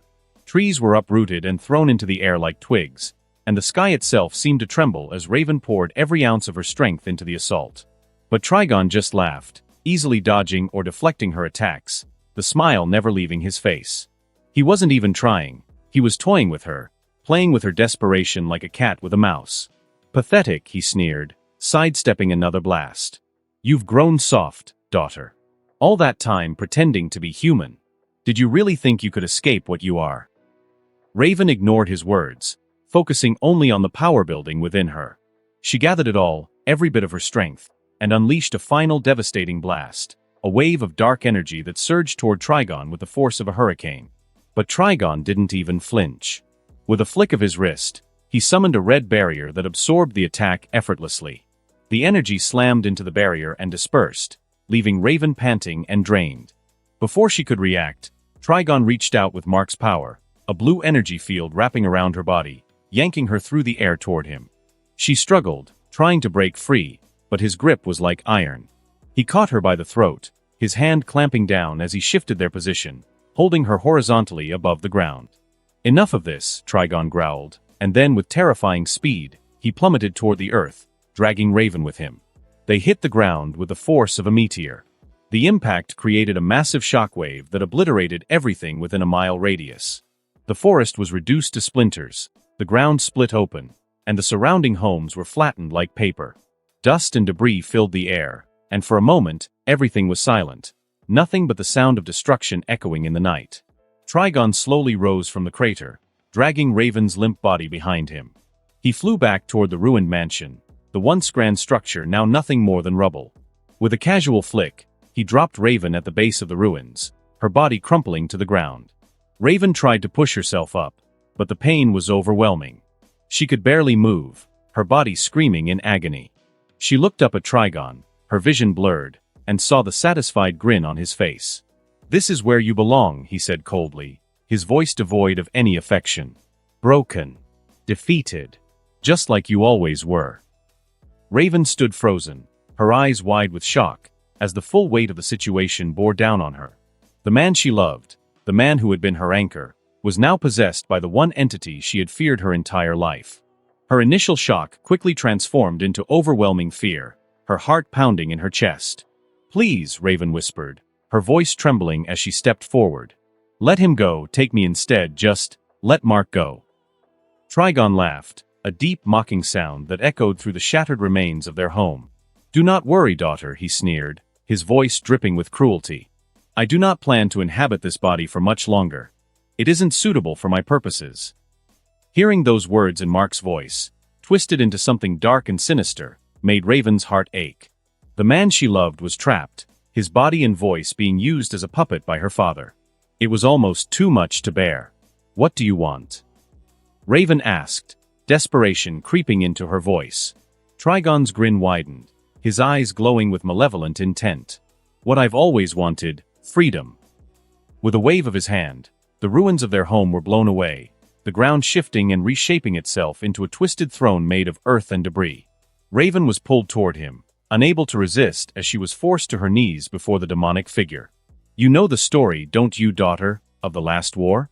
How those accursed angels and their allies trapped me," Trigon began, his voice filled with venom. "Everyone knows," Raven bit back, her fear momentarily giving way to anger. "And they're happier for it." Trigon ignored her jab and continued, his tone growing darker. "There is something you don't know, however. After they trapped me, they used a spell. An ancient one I still have not even begun to understand." Raven's eyes widened in shock as she looked at Trigon. For the first time, she saw something almost like fear in his expression, something that unsettled her deeply. "The spell forced mortality on me, but not in the way you'd think. I am an immortal existence, a demon god, the Lord of Madness. But this spell shifted my perspective, my mind, limiting me to the experience of a mortal." Trigon's voice grew more intense, anger radiating from him in waves that scorched the ground beneath them. "Do you understand what that means, daughter?" Trigon spat, his eyes burning with fury. "For thousands of years, I was forced to experience the mind of a mortal, driven mad by the constraints of that existence while trapped in a prison that kept me awake and in constant pain. Every 100 years, I would degrade to the point where I had to erase my own mind. Lest I turn into a savage animal, I'd keep the important memories, but my mind became incapable of enduring infinity." Raven was horrified as Trigon raged before her, his anger barely contained. His madness was clear, the result of eons of suffering that had twisted him even further. "What does this have to do with Mark?" Raven asked, her voice shaking. Trigon's lips curled into a sinister smile. "He was the perfect vessel at the time. He was heavily injured when my followers tracked him down. Whatever technology he had in his body tried to keep his body going, acting in place of his heart. My followers placed the necklace on him, and I healed him enough for his own body to take over. But I also slowed it down and kept his memories from resurfacing." "You're the reason Mark doesn't remember anything," Raven shouted, anger surging within her. "I needed him to stay with you," Trigon replied, his voice cold and calculating. "It was luck that he happened to be so close by, but it was I who kept him from leaving. I needed you two to meet, so I broke through your flimsy spell and allowed him to see you." Raven felt tears welling up in her eyes as she processed what Trigon had done. "Why?" she asked, her voice breaking with emotion. "I've given up on my original form, daughter," Trigon said with a dark chuckle. "It's a cursed existence. But I won't settle for any new body." "You can't have Mark," Raven shouted, her power surging as she tried to break free from Trigon's hold. "I'll kill you and erase your soul." Trigon laughed at her defiance, shaking his head. "You're foolish, daughter. I don't want Mark's body. My new vessel will be of my own blood." Raven felt a chill run down her spine as his words sank in. "Me," she whispered, the realization hitting her like a ton of bricks. "Not exactly," Trigon replied, his eyes glowing with malevolent glee. He raised his hand, a bolt of red energy shooting from his fingertips and striking Raven in the abdomen. She gasped in pain, collapsing to the ground as she felt something begin to change within her. Her belly started to grow and expand, as if she were suddenly pregnant. "A vessel containing the perfect evolution of a viltrumite and my own heritage," Trigon said with a sinister laugh. "It won't be at the same level as my own body, but it will be eventually." Raven screamed in pain and horror as the transformation continued, her worst fears realized. Raven's screams echoed through the night as she writhed on the ground, the pain radiating through her body, overwhelming her senses. Around her, the once quiet forest came alive with movement as figures in red cloaks emerged from the shadows, their faces hidden beneath their hoods. They moved in unison, forming a semicircle around the throne that had risen from the earth, their heads bowed in reverence as they chanted, "Lord Trigon. Lord Trigon." One of the figures, larger than the rest, stepped forward, his steps deliberate and measured. He knelt before the throne, his head bowed even lower as he extended his arms, presenting two objects that seemed to pulse with light energy, the Spear of Destiny and the Helmet of Nabu. Trigon, wearing Mark's form, grinned wickedly as he looked down at the man. "You've done well," he said, his voice reverberating with dark power. "When I enter this world, you shall all be rewarded." The chanting grew louder, the voices of the cloaked figures filling the air with a fervent energy. They swayed slightly, their hands lifted in worship as they continued to repeat Trigon's name, their devotion clear. Trigon's eyes gleamed with satisfaction as he turned his gaze back to the man kneeling before him. "Is the spell ready?" he asked, his tone expectant. The man with the spear nodded eagerly, his voice trembling with excitement. "Yes, my lord. The only thing left is the catalyst." Trigon's grin widened as he looked toward the town below, already in chaos from Raven's earlier outburst. Panic had spread through the streets, the people of Bayview running in fear as the sky darkened above them. Raven, who had managed to push the pain down enough to get to her knees, looked on in terror, her eyes wide with horror. "Please," she begged, her voice barely a whisper, her hands trembling as she reached out toward Trigon. "Don't do this. Please." But Trigon was unmoved by her pleas. He raised his hand, and a small sphere of fire appeared in his palm, its light flickering ominously. Without a second thought, he flung it toward the center of the town, the force of the throw causing a shockwave that rattled the trees. Raven watched in horror as the fireball sailed through the air, her heart pounding in her chest. The sphere reached the town in seconds, and as it made contact with the ground, a massive explosion erupted, tearing through buildings and streets, consuming everything in its path. The screams of the townspeople were drowned out by the roar of the flames as the town was obliterated in a matter of moments. The energy from the destruction surged through the air, all of their deaths acting as power, converging on the ruins of the town. A dark portal began to form in the center of the wreckage, swirling with malevolent energy. The cloaked figures around Trigon chanted louder, their voices filled with a twisted joy as they witnessed the ritual come to life. Raven's tears streamed down her face as she watched the portal grow, the reality of what was happening crushing her spirit. "No," she whispered, her voice shaking with despair. "Please, no." But Trigon only laughed, his voice filled with triumph. "It's too late, daughter. The ritual is complete, and soon I will be free." Raven fell to the ground, her strength gone, her body racked with sobs, her vision darkening as the pain both physical and mental was too much. Trigon's eyes narrowed in disgust as he looked down at Raven's unconscious form, her body limp and vulnerable on the ground. He commanded his followers to take her through the portal, his voice carrying an ominous weight. The larger man, the one holding the Spear of Destiny and Nabu's helmet, stepped forward with reverence. He kneeled before Trigon, his head bowed low in submission. "Be honored," Trigon intoned, his voice resonating with dark power. "You shall hold my spirit before I take my new body." The man trembled with a mix of fear and awe. "It is an honor, Lord Trigon," he replied, his voice quivering as he accepted the necklace from Trigon's hand. He placed it around his neck, and as he did, his eyes glowed with an unearthly red light. Mark's body, still connected to the necklace's power, collapsed to the ground like a puppet whose strings had been cut. Trigon looked down at Mark's crumpled form, considering ending his life then and there. He raised his hand, dark energy crackling around his fingers, but paused. A cruel smile spread across his face as a more sadistic idea took root in his mind. "No," Trigon murmured, lowering his hand. "I'll let him live. Let him see the destruction of all he holds dear. His suffering will be far sweeter than a quick death." Trigon also planned to leave behind a few false memories that'll make the destruction of this town even more painful. With a malicious laugh that echoed through the devastated landscape, Trigon ascended into the air, his immense power distorting the very space around him. He shot toward the portal, his laughter fading as he disappeared into the otherworldly rift. Mark felt like he was drowning in an abyss, a deep suffocating darkness that wrapped around him, pulling him down further and further. It was as if the world had collapsed into a black void, and he was stuck at the center, sinking with no hope of resurfacing.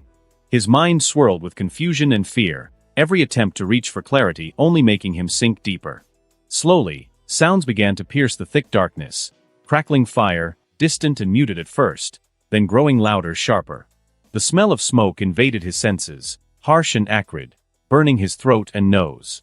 The heat from nearby flames brushed against his skin, pushing him out of the void.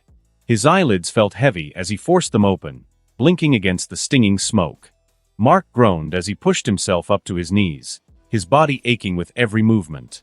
The world around him slowly came into focus, but it was a world that didn't make sense. He looked around and saw the town, his town, reduced to ruins. Buildings were nothing more than smoldering husks, and the sky was thick with smoke, obscuring the sun. What happened? Mark muttered, his voice barely more than a rasp. He tried to stand, but his legs buckled, forcing him back down. His eyes darted from one burning structure to another, taking in the total devastation. Then, like a hammer to the skull, flashes of memories assaulted him. His own hands, covered in blood. Buildings crumbling as he unleashed powers he didn't fully understand. Screams, terrified, pleading screams, echoing in his mind, and the faces of the people he knew, twisted in fear and pain. No, Mark stammered, shaking his head violently as if he could dislodge the memories from his brain. This can't be real. This can't be real. His breathing quickened, becoming ragged as panic set in. He clenched his hands into fists, his nails digging into his palms so hard that they drew blood, but the pain was nothing compared to the horror growing inside him. I did this. I killed them all, he whispered, the reality of his actions crashing down on him like a tidal wave. His mind tried to reject it, to deny what he knew deep down was true. But the memories were too vivid, too real. He could still feel the power surging through him, still hear the snap of bones breaking under his fists, still see the life fading from the eyes of people he had once called friends. No. Mark screamed, his voice cracking under the strain. He tore at his hair, desperate to rid himself of the images seared into his mind. This isn't me. I'm not a monster.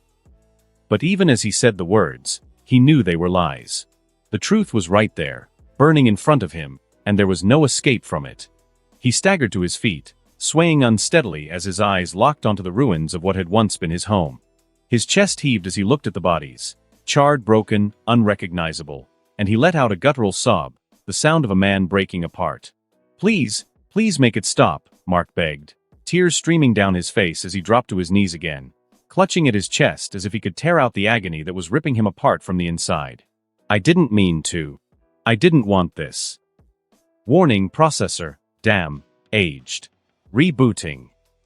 A robotic, female voice echoed inside Mark's head, the words distorted, glitchy, like a broken machine trying to sputter back to life. The sound was grating, pulling him out of the dark pit of despair just enough to make him aware of something other than his own misery. He shook his head, trying to clear the fog, but the voice persisted. Warning, mental intrude. Sound detect. Edition. Compensating. The voice was still glitching, but less so now, becoming clearer with each passing second. It was as if something inside him was rebooting, kicking back into gear after being offline for too long. Suddenly, Mark's mind snapped into focus. The crushing weight of guilt lifted just enough for him to see through the haze. The memories, hovering above Bayview, the destruction, the deaths, they were real, but there was something off about them, something twisted and manipulated, made worse than it was. No, this isn't right, Mark muttered to himself, his voice trembling as he clung to the fragments of truth buried beneath the lies. He could still see it all so clearly, his friends, his town, everything reduced to ashes, but now he could sense the intrusion, the tampering with his mind. Tears welled up in his eyes, blurring his vision as he choked back a sob. They're gone. I killed them. The clarity only made the pain sharper, cutting deeper into his soul. He mourned for his friends, the people he loved, the life he'd destroyed.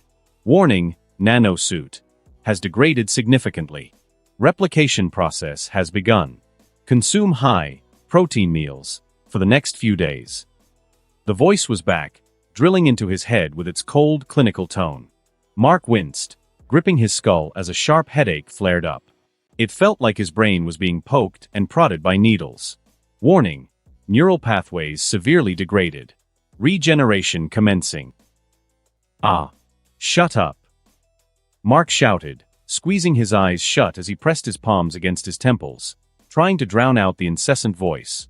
The pain was unbearable, like someone was drilling into his mind. Silent mode on. The voice cut off instantly, leaving only the ringing in his ears and the pounding of his heart. He let out a shuddering breath, the silence almost as jarring as the noise had been. Raven. The name slipped from his lips, a sudden rush of panic gripping him as he snapped his head up, looking around frantically. His eyes fell on the massive portal that was slowly beginning to close, the edges of it crackling with dark energy. No, no, no. Mark's voice rose in desperation as he pushed himself to his feet, his body screaming in protest. He launched himself off the cliff with a loud crack, the ground beneath him shattering as he slammed down where the portal was. It was too late. The portal flickered, shrinking smaller and smaller until it was gone, leaving nothing but the empty ruined space where it had been. Mark knelt in the middle of the ruined town, his body trembling uncontrollably. The weight of everything, the destruction of Bayview, the murder of his friends, the loss of Raven, all of it crashed down on him like a tidal wave. His fists were clenched, his head hung low, his breath shallow and ragged. Raven. He whispered. Her name slipped out, barely audible, lost in the air thick with smoke and ash. Then, like a cruel twist of fate, memories started flashing in his mind, one after another. He could see her sitting down on the couch, reading one of her many books. She always had that calm, focused look when she read, but then she'd shift slightly, laying her head on his shoulder. The warmth of her against him. It felt so distant now, so unreal. His hands dug into the dirt, anger bubbling beneath the surface. Next came the memory of her in the kitchen, struggling to cook. Amelia was there, guiding her, but Raven looked utterly lost, her expression puzzled yet so damn cute. She had never been good in the kitchen, but she tried anyway for him. He had laughed at her, not mocking, just appreciating the effort. Now, that moment was nothing more than a shadow in his head. Mark gritted his teeth, his eyes burning with tears. He saw her smiling at him, that soft smile she saved just for him, as she stood by the front door of the mansion. The way her face lit up when he came home, it always made everything better. He'd give anything to see that smile again, but it was gone, taken from him. And then, the final memory hit him like a punch to the gut. Their wedding. She'd stood there, looking beautiful, her voice filled with emotion when she told him she loved him.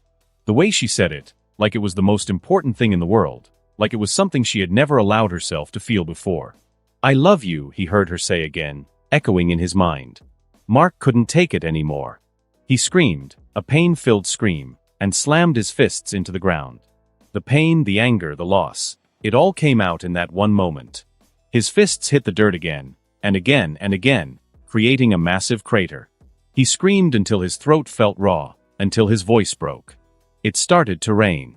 The cold droplets soaked him, mixing with the hot tears streaming down his face, but he didn't stop. The ground around him began to shift and crack as his powers spiraled out of control. Gravity twisted and buckled, the earth itself shattering under the weight of his rage. The ruined town was nearly leveled, the force of his power tearing through the ground like a bomb had gone off. Mark didn't stop until something small and metallic slipped from his finger and caught his attention. He froze, his eyes widening as he saw the wedding ring, his ring, rolling away from him before falling into the cracked earth. His breath hitched, and he reached for it desperately, grabbing it and holding it tightly in his palm. I'll get you back. I promise. He whispered through clenched teeth. He stood up, staring at the ring for a moment before glancing around, his mind racing. He had to do something, anything, to get her back. Hey, you, whoever's in my head, help me, he said, desperation lacing his voice. How can I be of assistance? The voice was back, glitchy and distorted. Apologies. I seem to be experiencing some technical issues. I don't care. Just tell me how I can reopen the portal. Mark demanded, standing up straighter, his body tense with determination. I am afraid that is not possible. Mark's frustration flared. What do you mean? He barked, nearly shouting at the voice in his head. You are unable to generate the necessary quantum energy required to reopen the portal using its remaining residual charge. The voice was slowly getting clearer, each word becoming less garbled, but its answer wasn't what Mark wanted to hear. His mind scrambled for a solution. So what? I just need to find someone who can use magic. Mark asked, almost pleading. A simplistic solution, but theoretically plausible. My systems lack sufficient data on arcane energy manipulation. Additional analysis would be required. Mark nodded, trying to calm his frantic thoughts. Fine. That's a start. He began to move, pushing past the rubble and destruction. He had to leave Bayview, or what was left of it. There was no time to waste. But before he could go, there was one last thing he needed to do. Mark trudged back to the ruins of their home, his feet dragging through the rubble and debris. His eyes scanned the destruction, searching for anything that remained. He sifted through broken wood and shattered glass, his hands working furiously until he found what he was looking for, a framed photo, miraculously intact. It was a picture of him and Raven, his arms wrapped around her from behind, his chin resting on her head. They were smiling, real smiles, not the half-hearted ones they used to wear before they found each other. It was one of the happiest moments of his life. His hands trembled as he held the picture, his vision blurring again as the tears threatened to fall. He swallowed hard, stuffing the photo into his pocket and steeling himself. I'll get you back. I promise, he whispered. Mark looked over to the remains of his house. There was bits of debris around the whole area. Where the house originally was, now was only a throne. Mark felt rage bubble through him before he lifted his hand and shot a red sphere of energy, destroying it. He turned back and started to sift through the remains of the house, flipping over debris and half-burnt wood. Nothing. His clothes had either been destroyed in the fight. Everything was scorched, torn, or completely obliterated. He looked down at himself, seeing his naked body. Great, Mark muttered to himself, giving up on his search. He'd have to find something else once he got out of town. Stepping outside, he took a deep breath, feeling the weight of everything settle on his shoulders again. Raven had been taken, and Bayview was obliterated. He had no time to waste. He bent his knees and focused on lightening his body using his gravity abilities. He pushed off the ground, using a combination of attraction and repulsion to lift himself into the air. But before he could get far, the voice piped up again. User, your use of abilities to achieve flight is highly inefficient. Mark gritted his teeth. Call me Mark, not user. Acknowledged, Mark. He sighed, half expecting the voice to go away, but it didn't. What do you mean inefficient? He asked, hoping the explanation would at least be useful. Biometric scans indicate you are a viltrumite human hybrid. The ability to control your own leverage is innate in viltrumite DNA. Viltrumite? That was new. A part of him wanted to stop and process the idea that he wasn't fully human, but now wasn't the time. He had bigger problems. So how do I do it? He asked, not really expecting an immediate answer. It was more like he was talking to himself, trying to wrap his head around this new information. Stop using your abilities and simply urge yourself forward like you would if you were walking. Mark rolled his eyes. Yes, sure, he muttered, before giving it a shot. He relaxed, stopped pushing with his powers, and tried to will himself forward. Instead of soaring gracefully, he immediately plummeted toward the ground, crashing through a tree and smashing into the dirt. The impact sent a shock through his body, but nothing was broken, just sore and irritated. He groaned, shoving himself back up. I don't have time for this crap, he said through clenched teeth. Still, he tried again, focusing this time on the instructions. He urged himself up gently, as if he was walking, like the voice said. To his surprise, it worked. He felt himself lift off the ground steadily, no need for force or excessive power. He rose higher and higher into the sky, his eyes widening as he ascended. A strange headache crept up on him, along with an overwhelming sense of déjà vu. He wasn't sure why, but this flying felt so natural, as if he'd done it 1,000 times before. Why does this feel so easy? He whispered, wondering why it came so naturally when he'd never done it consciously. He hovered for a moment before taking off, shooting across the sky much faster than he had before. His speed increased exponentially as he pushed south, heading towards the States, his mind focused on finding anyone who could help him. Warning. Oncoming energy field. Mark's brow furrowed. Will it hurt me? Unknown. He shrugged and went faster, not slowing down as he approached the energy field. The moment he hit it, it felt like he had shattered glass, the barrier cracking apart and disintegrating as he flew through. But then something shifted. His head spun violently, and his vision blurred. The world tilted sideways, and before he knew it, he was spiraling down toward the ground. With a loud crash, he slammed into the earth, his body skidding through dirt and grass. He tried to push himself up, but a wave of dizziness hit him like a truck. His stomach churned, and without warning, he vomited violently, the sensation making everything worse. "What the hell is happening?" he gasped, trying to steady himself as he keeled over again, barely able to get his bearings. Analysis shows the barrier functioned as a temporal bubble. Time was accelerated within the bubble, and your body is now readjusting to external chronological flow. Mark grunted, struggling to get up but feeling his head spin again. "Like jet lag?" he asked, though it felt a hell of a lot worse. If jet lag were 1,000 times worse, then yes. He gritted his teeth, trying to force himself to stand again. He wiped his mouth with the back of his hand and took a deep breath. "What was the ratio?" he asked through gritted teeth. It appears that while over a year passed inside the bubble, barely a week has passed outside. "Shit," Mark cursed, stumbling again before managing to stand. His whole body ached, but he had to keep moving. He staggered forward, leaning against a tree as the nausea hit him again. Mark pushed himself off the tree and onto one knee, the earth trembling slightly beneath him as he did. He clenched his fists and looked forward. With a loud grunt, he shot up into the sky, his body rocketing toward the south. The cold wind bit into his skin, but he ignored it, his thoughts focused only on Raven. A few minutes later, multiple Zeta tubes opened up at the outskirts of the now-destroyed Bayview. Zatara, John Constantine, Detective Chimp, Superman, and Cyborg stepped through. As soon as John exited, he pulled his collar up against the biting wind. "Bloody hell, forgot how cold it gets up here," John muttered, glancing enviously at Detective Chimp, who seemed unfazed by the chill. "You all right, mate?" he asked the chimp, who barely reacted, his attention focused on the destroyed landscape before them. "Impossible." Zatara breathed, moving forward, his eyes wide.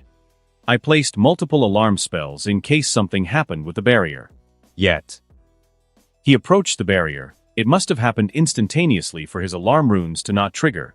The only reason he knew something was wrong was because he had felt his connection to them severe. The barrier is gone. And not just gone, shattered. Zatara kneeled down, running his fingers over the earth. The enchantments were overwhelmed by sheer force. "You see this, John?" Zatara asked, looking over at Constantine. John nodded and stepped forward, careful not to pass beyond the boundary that Zatara indicated. He pulled a piece of paper from his jacket and lit it with the end of his cigarette. The smoke turned white, swirling upward. "Yeah," John said, taking a long drag from his cigarette. "Whatever broke through, it didn't use any kind of magic." Detective Chimp, standing nearby, crossed his arms and nodded. If the barrier was that strong, there had to be a weakness. Barriers like this have pressure points. From the inside, a single punch from someone like Superman would shatter it. Superman walked forward, intending to pass the broken barrier line, but John raised his hand. "I wouldn't do that, mate." Superman stepped forward anyway, but after just a few steps, he fell to one knee, groaning before doubling over and vomiting violently onto the snow-covered ground. Victor moved quickly toward him but was stopped by Zatara, who held him back. "Wait," Zatara warned, holding out his hand. Cyborg scanned the area, his sensors whirring as his mechanical eye flickered. "It's a temporal bubble," Cyborg said. John nodded, taking another puff of his cigarette. "Yeah, crossing them is a real pain in the arse. Give it a few minutes. Should sync back with the rest of the universe soon enough." Superman wiped his mouth and stood slowly, wincing as he did. "That does not feel good," he said, his voice strained. John gave him a firm pat on the back. "Come on, big guy. You'll be fine." Victor's mechanical eye flickered again as he continued to scan the surroundings. "There's a lot of energy left over from something big. Whatever happened here, it wasn't pretty." Zatara nodded grimly. "It's finally time to discover what was hidden here." John stepped forward, pulling a small metal key from his pocket and muttering an incantation. A glowing portal opened in front of them, leading deeper inland. "After you, lads," he said, gesturing them through. They stepped through the portal and arrived at what remained of Bayview. The town was completely gone, nothing but a crater and scattered debris left in its place. Zatara's face paled as he took in the destruction, while John's expression darkened. Even Superman frowned as he scanned the area. "Bloody hell," John muttered, shaking his head. The ground around them had been completely obliterated. There was nothing but a large crater, no homes, no roads, no remnants of Bayview whatsoever. Cyborg and Detective Chimp stood a few paces away, both staring at the massive crater in front of them. This wasn't just destruction," Zatara said, his voice shaking with anger. "This was sacrificial magic." Superman's brow furrowed, and he took a step closer to Zatara. "What do you mean?" Zatara stood up, his fists clenched. "Thousands of people were killed here. Their souls harvested to fuel a ritual. Things like this stains the area like a cancer. I can still feel their lingering pain, their screams." He turned away, his hands trembling slightly. Superman's eyes darkened. "And you're sure?" Zatara nodded, not trusting his voice to speak. John took a drag from his cigarette, his expression cold. "They're animals. Whoever did this. I've seen some sick things, but this." Victor scanned the area, trying to make sense of what his sensors were picking up. "It's hard to read anything here, but there's a lot of residual energy. Whatever they were doing, it tore open a massive portal. Likely the ritual they used, creating a permanent doorway between two places. There's likely no survivors," Zatara finally said, his voice firm but filled with sorrow. Superman's jaw tightened. "There's no one left." Zatara shook his head. "No one. They were all sacrificed. The souls, they're gone. The only thing left are lingering emotions." Victor looked at the ground, frustrated. "So what do we do now? We can't just walk away from this." "You don't want to hang around here too long," John cut in, pointing at Superman and Cyborg. "Especially you, mate." "Why?" Superman asked, his arms crossed. "Magic leaves an impression on reality," Zatara explained. "Places like this, they don't recover easily. The rules here are altered. Temporarily, in most cases." John took another puff, glancing around. "Though in some cases, powerful magic can leave a permanent stain. That's how you get hauntings, curses, ghosts, that sort of thing." Superman looked at Zatara, who nodded in agreement. "It's cursed, basically. And it'll take time before we know exactly what kind of lingering effects there are. We have protection, but you don't." Victor gritted his teeth, wanting to protest, but after a moment, he and Superman relented. As they prepared to leave, Detective Chimp suddenly held up his hand. "You missed something important," he said calmly. They all turned to him. "What is it?" Cyborg asked, his mechanical eye zooming in. Detective Chimp pointed to the fractured barrier. If the barrier shattered from the inside, that means there was a survivor. The realization hit them all at once, and a chill crept up their spines. Whatever had been inside that barrier, whatever had shattered it, was now out in the world. Mark sat inside a New York McDonald's, hunched over a table, finishing his 15th double cheeseburger. His stomach should have been bursting by now, but no matter how much he ate, it felt like he wasn't even scratching the surface of his hunger. He wiped the grease off his hands and leaned back in his seat, glancing around at the bustling restaurant before letting out a long sigh. He'd snagged a bunch of clothes from some guy in the countryside earlier that day, a lumberjack who was careless enough to leave his clothes hanging out on the line. After that, he made his way to New York, where he stole someone's laptop. The AI in his head, who insisted on being called Eve, said she needed it to connect to the net. So here he was, trying to figure out his next move while downing burgers. "Run it through for me again," Mark said, finishing another bite. "Certainly, Mark," Eve responded in her robotic voice. "I am currently scanning the net for any and all references to arcane practices and anyone that might be able to assist you in reopening the portal." "Found anything?" "Affirmative. There are currently 500,266,727 hits related to arcane practices and 34,208,002 mentions of practitioners. It will take some time to filter through them and weed out the fakes." Mark nodded. It wasn't much of a surprise. He wasn't going to find some magical solution overnight, but at least it was something. He rubbed his temples, the mental exhaustion of everything creeping up on him. I suggest you rest, Mark. Your energy levels are still far below optimal. A nap doesn't sound too bad, he muttered, though the last thing he wanted was to deal with the nightmares that would undoubtedly creep their way into his sleep. He finished the burger, stood up, and shut the laptop. Do we still need this? He asked. Negative. I am now connected to the net and can continue the search independently. With a grunt, Mark left the McDonald's, stepping out into the noisy, crowded streets of New York. People bustled around him, taxis honked, and the scent of exhaust filled the air. It was strange being in such a massive city after spending so long in the quiet, isolated town of Bayview. He stopped walking for a second, gritting his teeth. The pain was still fresh. Even if it wasn't him directly, his body had been used to destroy everything, to kill everyone he cared about. Gary, Amelia, Emma, Megan, all of them gone. And he hadn't even had time to grieve properly. Not yet.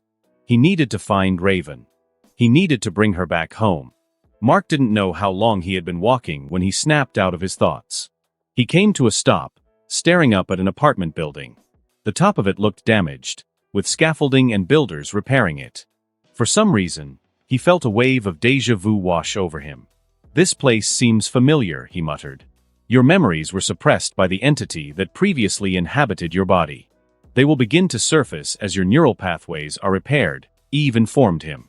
So that means I've been here before? Mark asked, more to himself than to Eve. It's highly likely. He was about to take a step closer to the building when the wail of police sirens filled the air, followed by the sound of gunfire. Down the road, a black car sped by, several people inside leaning out the windows and firing back at the police chasing them. One of the squad cars swerved and crashed into a bodega, sending debris flying. What a shithole, Mark muttered under his breath, stepping onto the road as the car raced toward him. The criminals didn't even try to steer away, the car speeding directly at him. With a deafening crash, the vehicle folded around Mark like a tin can, the metal screeching as it crumpled from the impact. He barely moved, his body standing tall as the wrecked car hissed and sputtered at his feet. The criminals inside groaned in pain, slowly recovering from the crash. Mark walked over and with one hand, ripped the roof off the car, tossing it aside like a piece of cardboard. He gestured with his hand, and their guns flew out of their hands, landing in a pile behind him. He was ready to do more, ready to crush them, but something made him hesitate. He was angry. So damn angry. But killing because he was upset wouldn't fix anything. He stepped away, turning his back on the criminals, leaving them for the cops as he walked into an alley. Before the police could catch up, he shot into the air, flying up to a nearby rooftop. Mark hovered over the city, looking around as chaos unfolded below. Buildings were on fire, people were screaming, and even someone with superpowers was trying to burn down Central Park. What the hell is wrong with this place? He thought to himself. New York was supposed to be better than this. He'd never imagined it would be such a mess. A shiver ran down his spine, and before he could react, something grabbed him by the neck, slamming him through several buildings in a blur. He crashed through walls, furniture, and concrete before being hurled across the ocean at near supersonic speed. Mark skimmed the surface of the water, barely able to regain his balance before coming to a stop. What the hell, he started, looking up as a dark-skinned, bald man floated down from the sky, a grin spread across his face. Nolan said you were dead, the man said, cracking his neck as he slowly descended toward Mark. Seems that something else he was wrong about. Mark didn't recognize him, but something about the man felt off. He exuded power, and the way he floated so casually in front of Mark made it clear he wasn't here for a friendly chat. The man stretched his arms and rolled his shoulders. At least make this a little entertaining before I drag you back to base, he sneered before launching himself toward Mark. Mark barely had time to react before the fight began. And that concludes this episode. If you enjoyed it, I'd seriously love it if you guys could leave a like on the video, as it genuinely helps out so much, and it keeps me going, plus it takes only 1 second. That said, have a wonderful day. See you in the next one.